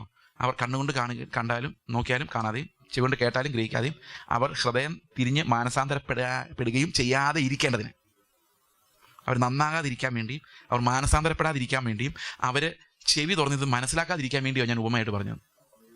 ഇപ്പോൾ പാസ്റ്ററിനോട് ചോദിക്കുക, 3-4 ദിവസം ഇവിടെ ബൈബിൾ സ്റ്റഡി ഇരുന്നിട്ട് ഞങ്ങൾക്ക് ഒരു വകയെ മനസ്സിലായില്ല, നിങ്ങൾ എന്ത് കഥകളായി പറഞ്ഞുകൊണ്ടിരിക്കുന്നത് ചോദിക്കും. ഞാൻ പറയാം, അത് ഇവർക്കാർക്കും മനസ്സിലാകാതെ, ഇവർ മാനസാന്തരപ്പെടാതെ, ഇവർ ഹൃദയം തുറക്കാതിരിക്കാൻ വേണ്ടി ഞാൻ മനഃപൂർവ്വം ഇങ്ങനെ വളച്ച് പറഞ്ഞതെന്ന് പറഞ്ഞു കഴിഞ്ഞാൽ പാസ്റ്റർ എന്നാ പറയും? എൻ്റെ ദൈവം, ഞങ്ങൾക്ക് ഇങ്ങനെ ഒരു പറ്റുമല്ലോ, ഇയാളെ മാത്രമേ വിളിക്കാൻ തോന്നിയുള്ളൂ എന്ന് ചിന്തിക്കും. ശിഷ്യന്മാർക്ക് അങ്ങനെ തോന്നി. പക്ഷെ നിങ്ങൾ അതിൻ്റെ ആഴത്തിലേക്ക് ഒന്ന് നോക്കിക്കേ. ഈ ശിഷ്യന്മാർ ചെന്ന് കർത്താവിനോട് ചോദിച്ചു, എന്നാൽ ശരി അവന്മാർ പോക്കോട്ടെ, ഞങ്ങൾക്ക് ഇതിൻ്റെ അർത്ഥം പറഞ്ഞു തരാമോ? ആ ശിഷ്യന്മാർ ആ ചോദ്യം ചോദിക്കുന്നതിൻ്റെ പുറകിൽ എന്തെല്ലാം ഉണ്ടെന്നറിയോ? അവർ നഷ്ടപ്പെടുത്തിയ വലിയ മീൻകൂട്ടമുണ്ട്. അപ്പനും അമ്മയും പടകും വെള്ളവും വലയും വിട്ട് രാത്രിയെന്നോ പകലെന്നോ ഇല്ലാതെ കർത്താവിൻ്റെ പുറകെ നടന്നവർക്കാ എന്ത് കിട്ടിയത്? അതിൻ്റെ അർത്ഥം പിടികിട്ടിയുള്ളൂ. മനസ്സിലാവുന്നുണ്ടേ പറയുന്നത്? അവൻ്റെ പിന്നാലെ നടന്ന്, അതായത് ഈ വചനത്തിൻ്റെ വെളിപ്പാട്, അതിൻ്റെ മർമ്മങ്ങൾ ദൈവം ചുമ്മാ വാരി വിതറി കൊടുക്കുന്നില്ല. അവന്റെ പിന്നാലെ അതിന്റെ ഉത്തരം കിട്ടുന്നത് വരെയും സകലതും ഉപേക്ഷിച്ച് മുട്ടി നടക്കുന്നവനാ ദൈവം തുറക്കുന്നത്. പരിജ്ഞാനത്തിന്റെ, അതുകൊണ്ടാണ് പൗലോസ് പറഞ്ഞത്, നിന്റെ പരിജ്ഞാനത്തിന്റെ ശ്രേഷ്ഠത നിമിത്തം ഞാൻ സകലതും ഉപേക്ഷിച്ച് ചവർ എന്നെണ്ണുന്നു. പ്രിയ സഹോദരങ്ങളെ, ദൈവത്തിന്റെ ശബ്ദം കേൾക്കണമെങ്കിൽ അവനെ അനുസരിക്കാൻ ഉള്ളിലൊരു ഞരക്കം ഉണ്ടാകണം. അനുസരിക്കാൻ നമുക്ക് ശരീരം കൊണ്ട് പറ്റിയല്ല, പക്ഷെ ഞരക്കമാണ് നമ്മളെ രക്ഷിക്കുന്നത്. കർത്താവേ, നീ പറയുന്നത് കേൾക്കാൻ, നീ എന്നിലൂടെ പ്രവർത്തിക്കണമേ. അതാ നമ്മുടെ പ്രാർത്ഥന, അതാ നമ്മുടെ ഞരക്കം. അങ്ങനെ കർത്താവ് പറയുന്ന കേൾക്കാൻ ആഗ്രഹമുള്ള ജനത്തിന് അവൻ വെളിപ്പെടുത്തി കൊടുത്തുകൊണ്ടേയിരിക്കും. അങ്ങനെ ചെയ്യുന്നില്ല എങ്കിൽ നിങ്ങൾ വചനം കേട്ട് അടിസ്ഥാന പാഠങ്ങൾ പിന്നെയും പിന്നെയും പഠിച്ച് ചെവി മന്ദമുള്ളവരായി മാറും. ഗഹനമായ കാര്യങ്ങൾ നിങ്ങളോട് ആർക്കും പറയാൻ പറ്റാതെയാവും. ഇന്ന് സഭകളുടെ അവസ്ഥ ഏതാണ്ട് അതാണ്. ഗഹനമായ ഒരു കാര്യം അവർ ഗ്രഹിക്കില്ല. ചർച്ച ചെല്ലുമ്പോൾ ആദ്യമൊക്കെ ആൾക്കാരോട് പറയുമായിരുന്നു, അധികം കട്ടിയായിട്ട് പറയരുത്, പുതിയ വിശ്വാസികളുള്ളതാണ്. ഇപ്പോൾ ആരും എന്നോടത് പറയാറില്ല. പറഞ്ഞാൽ ആ ആളെയും കൂടെ കോട്ട് ചെയ്ത് ഞാൻ സംസാരിക്കുമെന്ന് അറിയാം. അതുകൊണ്ട് ആരും ഇപ്പം എന്നോട് അങ്ങനെ പറയാറില്ല. ശരിയാണ്, പുതിയ വിശ്വാസികൾക്ക് ബാലപാഠങ്ങൾ കൊടുക്കണം. പക്ഷെ പ്രശ്നം എന്താണെന്നറിയാമോ? ഈ പുതിയ വിശ്വാസികൾ 4, 3, 7 പേരായിരിക്കും. അതിൻ്റെ കൂടെ 65 വയസ്സായ അപ്പൂപ്പൻ ഈ പാല് കുടിക്കുന്നുണ്ട് വർഷങ്ങളായിട്ട്. ഈ ബാലപാഠം വീണ്ടും വീണ്ടും വീണ്ടും വീണ്ടും. അത് ജഡീക ജീവിതം നയിക്കുന്നവരുടെ ഏറ്റവും വലിയ അടയാളമാണ്. എപ്പോഴും ഇവരിങ്ങനെ നോക്കിക്കൊണ്ടിരിക്കും, ഉപദേശം കറക്റ്റാണോ, ഉപദേശം അല്ല, വഴക്കായി. അല്ലാതെ എങ്ങനെ ജീവിച്ചു എന്ന് അവർ ചോദിക്കുകയില്ല. എന്ന ഉപദേശത്തിന്റെ അടിസ്ഥാനം വേണ്ടേ? കൃത്യമായിട്ട് അത് വേണം താനും. പക്ഷെ അവിടെ തന്നെ നമ്മൾ 50 വർഷം കഴിഞ്ഞിട്ട് നഴ്സറി ക്ലാസ്സിൽ സ്റ്റക്ക് ആണെങ്കിൽ വി ആർ ഇൻ ഡിഫിക്കൽട്ടി. മനസ്സിലാവുന്നുണ്ടോ? പക്ഷെ ഇന്ന് അടിസ്ഥാനം വരെ മറിഞ്ഞു പോയതുകൊണ്ട് ഇപ്പോൾ ആദ്യം തൊട്ട് ഒന്നുകൂടെ പഠിപ്പിക്കേണ്ട അവസ്ഥയാണ് താനും. അത് നമ്മുടെ ജഡ അവസ്ഥയാണ് കാണിക്കുന്നത്. ഞാൻ പറയുന്നത് നിങ്ങൾക്ക് മനസ്സിലാവുന്നുണ്ടെന്ന് ഞാൻ വിചാരിക്കുന്നു. മനസ്സിലാവുന്നുണ്ടോ? മനസ്സിലായില്ലെങ്കിൽ മനസ്സിലായിക്കോളൂ. അടുത്ത വാക്യം. കാലം നോക്കിയാൽ ഇപ്പോൾ ഉപദേഷ്ടാക്കന്മാരായിട്ട് നാട് നിങ്ങളെ പഠിപ്പിച്ചുകൊണ്ട് നടക്കേണ്ട നിങ്ങൾക്ക് ദൈവത്തിന്റെ അരുളപ്പാടുകളുടെ ആദ്യ പാഠങ്ങളെ വീണ്ടും വീണ്ടും ഉപദേശിച്ചു തരുവാൻ ആവശ്യമായിരിക്കുന്നു. അടുത്ത വാക്യം. കട്ടിയായുള്ള ആഹാരമല്ല, പാലത്രേ നിങ്ങൾക്ക് ആവശ്യമെന്ന് ഞാനൊരു ചർച്ച ചെന്നപ്പോൾ അവർ പറഞ്ഞ. ഇംഗ്ലീഷ് ചർച്ച ഉണ്ട് രാവിലെ, അതിന് മലയാളം ചർച്ച ഉണ്ട് കേരളത്തിലാണ്. അപ്പോൾ ഇംഗ്ലീഷ് ചർച്ചിലെ പാസ്റ്റർ പറഞ്ഞു, പാസ്റ്റർ വന്ന വളരെ നന്നായി എന്ന് പറഞ്ഞു. ഞാൻ പറഞ്ഞു എന്താണെന്ന് ചോദിച്ചു. എന്ത് പ്രസംഗിക്കണം അറിയാൻ വയ്യാതെ ഞാൻ ചക്രശ്വാസം വലിച്ചിരിക്കുമായിരുന്നു കഴിഞ്ഞ ഒരാഴ്ചയായിട്ട്. ഞാൻ ചോദിച്ചാൽ എല്ലാം നിന്ന് പോയി, ബൈബിളെല്ലാം തീർന്നു എന്ന് ചോദിച്ചു. എന്നാലും പറഞ്ഞു, സത്യം പറഞ്ഞാൽ ഞങ്ങളെ സംബന്ധിച്ച് തീർന്നു എന്ന് പറഞ്ഞു. അതെന്താണെന്ന് ചോദിച്ചു. ഇവിടെ ആകെ ഒരു പ്രസംഗം പ്രസംഗിക്കാറുള്ളൂ, ഒറ്റ വിഷയം. സബ്ജക്ട് ആളുകൾ മാറിക്കൊണ്ടിരിക്കും, ഉദാഹരണങ്ങൾ മാറിക്കൊണ്ടിരിക്കും, വചനം മാറിക്കൊണ്ടിരിക്കും, പക്ഷെ ഒരൊറ്റ സബ്ജക്ട് മാത്രമേ. അത് ഞാൻ അതെന്താണെന്ന് ചോദിച്ചു. അസാധ്യങ്ങളെ സാധ്യമാക്കുന്ന ദൈവം നിങ്ങളുടെ മധ്യത്തിൽ ഇറങ്ങി വന്നൊരു ഒറ്റ വാക്യമുള്ളൂ. ഇന്ന് എത്ര വലിയ ഉപദേശം പ്രസംഗിച്ചാൽ അവസാനത്തെ 2 മിനിറ്റ് ഇത് പറഞ്ഞില്ലെങ്കിൽ ഒരു ജനവും വൈബ്രേഷൻ തുടങ്ങിയില്ല. അതിങ്ങനെ വിറപ്പിച്ച് പറയുമ്പോൾ അത് ആ പാല് കുടിച്ചാലേ നമുക്ക് ഉറക്കം വരുള്ളൂ. അസാധ്യങ്ങളെ സാധ്യമാക്കുന്നത്. എന്റെ പ്രിയ സഹോദരങ്ങളെ, പുതിയ നിയമത്തിലെ മനുഷ്യനാൽ അസാധ്യം ദൈവത്താൽ സാധ്യം എന്ന് പറഞ്ഞത് ഒരു ധനവാനെ പോലുള്ള ഒരു പയ്യനെ സ്വർഗ്ഗത്തിൽ കൊണ്ടുപോകാൻ മനുഷ്യൻ വിചാരിച്ചാൽ സാധിക്കില്ല, ദൈവം വിചാരിച്ചാൽ സാധിക്കും. നിങ്ങളെ പോലെ മാനസാന്തരപ്പെടാത്തവരെ സ്വർഗ്ഗത്തിൽ കൊണ്ടുപോകാൻ നിങ്ങൾ വിചാരിച്ചാലോ ഞാൻ വിചാരിച്ചാലും സാധിക്കില്ല, ദൈവം വിചാരിച്ചാൽ മാത്രമേ സാധിക്കുള്ളൂ എന്നർത്ഥം. അസാധ്യം അതാ, നമ്മളെ ഒന്ന് മാനസാന്തരപ്പെടുത്തി എടുക്കാൻ പെടുന്ന പാട്. അതല്ല നമ്മൾ പറയുന്നത്. അസാധ്യങ്ങളെ സാധ്യമാക്കുന്ന ദൈവം. ഈ ഒരൊറ്റ പ്രസംഗം കൊണ്ടാണ് പെന്തക്കോസ്തുകാർ ജീവിച്ചു പോകുന്നത്. അതിന് ആ പുള്ളി പറഞ്ഞ എന്താണെന്ന് വെച്ച് കഴിഞ്ഞാൽ, ഉൽപ്പത്തി തൊട്ട് വെളിപ്പാട് വരെ എല്ലാവരുടെയും കഥകളെടുത്ത് അസാധ്യങ്ങളെ സാധ്യമാക്കി. ഇപ്പം ഇനി ആരുടെ കഥ പറയണമെന്ന് അറിയാൻ മേല. ഇവൻ പൗലോസിനെ വെച്ചവരെ അസാധ്യങ്ങളെ സാധ്യമാക്കി. അന്നേരമാണ് പാസ്റ്റർ ഒന്ന് പുതിയൊരു കാര്യം പറയുന്നത്. വളരെ സന്തോഷം എന്ന് പറഞ്ഞു. ഞാൻ പറഞ്ഞു, അടുത്ത ആഴ്ചയെങ്കിൽ അസാധ്യങ്ങളെ സാധ്യമാക്കാൻ പോകാതെ അവരെ പത്യോപദേശം പഠിപ്പിക്കുക. പത്യോപദേശം പഠിപ്പിച്ച് ഇപ്പോഴെങ്കിലും തുടങ്ങിയാലേ അവർ ചത്തുപോകുന്നതിന് മുമ്പ് പരിജ്ഞാനത്തിലോട്ടൊന്ന് ചവിട്ടാനെങ്കിലും പറ്റുള്ളൂ. അല്ലെ നമ്മൾ പാല് കുടിച്ച് ഒന്നിനും കൊള്ളാത്ത 60 വയസ്സായാലും ഈ പാല് കുടിക്കുന്ന കുഞ്ഞുങ്ങളെ പോലെ കൈകാലിട്ട് ഇടിച്ച് കിടക്കും. സന്തോഷമായല്ലോ? അടുത്ത വാക്യം. പാൽ കുടിക്കുന്നവനല്ല. ഈ നീതിയുടെ വചനം എന്നുള്ള വാക്ക് നമുക്ക് മിണ്ടാൻ പറ്റില്ല. അതിന്റെ കാര്യം വെച്ചാൽ അത് എക്സ്പ്ലെയിൻ ചെയ്യണമെങ്കിൽ 1 മണിക്കൂർ വേണം. നീതിയുടെ വചനം നമ്മൾ ഉദ്ദേശിക്കുന്ന സാധനമല്ല, അതൊരു വേറൊരു. നീതിയുടെ വചനം സംബന്ധിച്ച് പരിചയമല്ലേ? പരിചയമില്ലാത്തവനത്രേ. അതാ. അപ്പൊ നീതിയുടെ വചനം സംബന്ധിച്ച് പരിചയമില്ലാത്തവൻ. എന്താണ് ഈ നീതിയുടെ വചനം? അത് മനസ്സിലാക്കാതെ ഇനി മുമ്പോട്ട് പോകാൻ പറ്റുമില്ല. അത് പറയണമെങ്കിൽ 1 മണിക്കൂർ വേണം താനും. അതുകൊണ്ട് ഞാൻ 1 മണിക്കൂർ വേണ്ട കാര്യം ഞാൻ 2-3 മിനിറ്റ് കൊണ്ട് പറയാൻ ശ്രമിക്കാം. എന്താണ് നീതിയുടെ വചനം? ഞാൻ ഇന്നലെ പറഞ്ഞ പോലെ സുവിശേഷത്തിന്റെ പ്രസംഗത്താൽ നമ്മളിൽ ഉണ്ടാകുന്നത് എന്താണ്? സുവിശേഷത്തിന്റെ കേൾവിയാൽ വിശ്വാസം. അപ്പൊ നീതിയുടെ വചനം എന്ന് പറയുന്ന നീതി എങ്ങനെ നമുക്ക് ലഭിക്കുന്നത്? നീതി എങ്ങനെ വെളിപ്പെട്ടത്? വിശ്വാസം ഹേതുവായും വിശ്വാസത്തിനായിക്കൊണ്ടും. അപ്പൊ വിശ്വാസത്തിലൂടെ വെളിപ്പെട്ട ഒരു നീതിയുണ്ട്. ആ നീതിയെക്കുറിച്ചാണ് നീതിയുടെ വചനം എന്ന് പറഞ്ഞിരിക്കുന്നത്. നമുക്ക് നോക്കാതെ എന്താണെന്ന് ഈ ബൈബിളിന്റെ ബാക്കിലേക്ക് നോക്കി. ഞാൻ പല സ്ഥലത്ത് ഈ എക്സാമ്പിൾ കാണിച്ചിട്ടുണ്ട്. അതുകൊണ്ട് നിങ്ങൾ യൂട്യൂബിൽ നോക്കിയാൽ ചിലപ്പോൾ ഇതൊക്കെ പിന്നെയും കാണാം. ഇത് ഫൗണ്ടേഷണൽ കാര്യങ്ങളാണ്. ഇവിടെ നോക്കി, ഈ ബൈബിളിന്റെ ബാക്കിലേക്ക് നോക്കിയോ എല്ലാവരും നോക്കിയോ. ഇവിടെ താഴെ ഒരു വര കണ്ടോ? ഞാൻ ഇപ്പൊ വരച്ച കണ്ടോ? കണ്ടില്ലല്ലോ? കാണാത്ത കാര്യങ്ങളുടെ നിശ്ചയം. ഇവിടെ ഒരു വരയുണ്ട്. ഈ വര എന്ന് പറഞ്ഞാൽ അത് സമൂഹത്തിലെ നീതിയുടെ വരയാണ്. നീതിയുടെ വചനം സമൂഹത്തിലെ നീതിയുടെ വരയാണ് എന്ന് പറഞ്ഞാൽ ഈ വരയുടെ മുകളിൽ ജീവിച്ചാലേ പോലീസ് പിടിക്കാതിരിക്കുള്ളൂ. താഴെ പോയാൽ പോലീസ് പിടിക്കും. അതാണ് സമൂഹത്തിന്റെ വര. അതിന് മുകളിൽ സഭയുടെ ഒരു വരയുണ്ട്. സമൂഹത്തിന്റെ വര സഭയുടെ വര തമ്മിലുള്ള വ്യത്യാസം എന്താണെന്നറിയോ?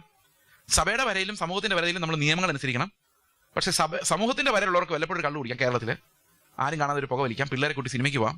പക്ഷെ സഭയുടെ വരയിലായി കഴിഞ്ഞാൽ കള്ളു കുടിക്കാൻ പാടില്ല, സിഗരറ്റ് വലിക്കാൻ പാടില്ല, തിയേറ്ററിൽ പോയിരുന്ന സിനിമ കാണാൻ പാടില്ല, പിന്നെ ചർച്ചിലെ മീറ്റിംഗ്സിലെല്ലാം പങ്കെടുക്കുകയും ദശാംശം കൃത്യമായിട്ട് കൊടുക്കുകയും 10 മണിക്ക് മീറ്റിംഗ് പറഞ്ഞ് 9:45 വരികയും അന്യഭാഷ പറഞ്ഞു തുടങ്ങിയാൽ പാസ്റ്റർ ഹല്ലേലൂയ ഹല്ലേലൂയ എന്ന് പറഞ്ഞാൽ നിർത്താതിരിക്കുകയും, പ്രാർത്ഥിക്കാൻ 2 മിനിറ്റ് ചുരുക്കത്തിൽ പ്രാർത്ഥിക്കുക എന്ന് പറഞ്ഞാൽ 25 മിനിറ്റ് പ്രൊളോങ് ഒക്കെ ചെയ്തു കഴിഞ്ഞാൽ ആ സഭയിൽ ഏറ്റവും ആത്മീയമായ മനുഷ്യനായിട്ട് ആത്മീയനായ ആളായിട്ട് ഞാൻ മാറും. തന്നെയുമല്ല, എന്തെങ്കിലും ഒരു പിരിവുണ്ടെങ്കിൽ ഏറ്റവും കൂടുതൽ എല്ലാവരും കാണിക്ക കൊടുത്താൽ ഏറ്റവും ശ്രേഷ്ഠമായിരിക്കും. പിന്നെ ഓരോ സഭകൾക്ക് ഓരോ റൂളുണ്ട്. വെള്ള വസ്ത്രം തൊട്ട് മീശ കുമ്പളങ്ങ മുഖം മുതൽ അനേകം നിയമങ്ങളാണ് ഈ സഭകളുടെ വരകളെ സ്ഥാപിക്കുന്നത്. അപ്പോൾ ഓരോ സഭയ്ക്ക് ഓരോ വരയാണ്. അപ്പോൾ നമ്മൾ മറ്റു സഭകൾ നോക്കി പറയാം ആ വര ഞങ്ങളുടെ അത്രയും പറ്റിയാലോ, ഞങ്ങൾ കുറച്ചും കൂടെ വിശുദ്ധരാ. അപ്പം മറ്റു സഭകൾ നിങ്ങളെക്കാൾ കൂടുതൽ വിശുദ്ധ, ഞങ്ങൾ ഹോസ്പിറ്റലിലും പോകാറില്ല.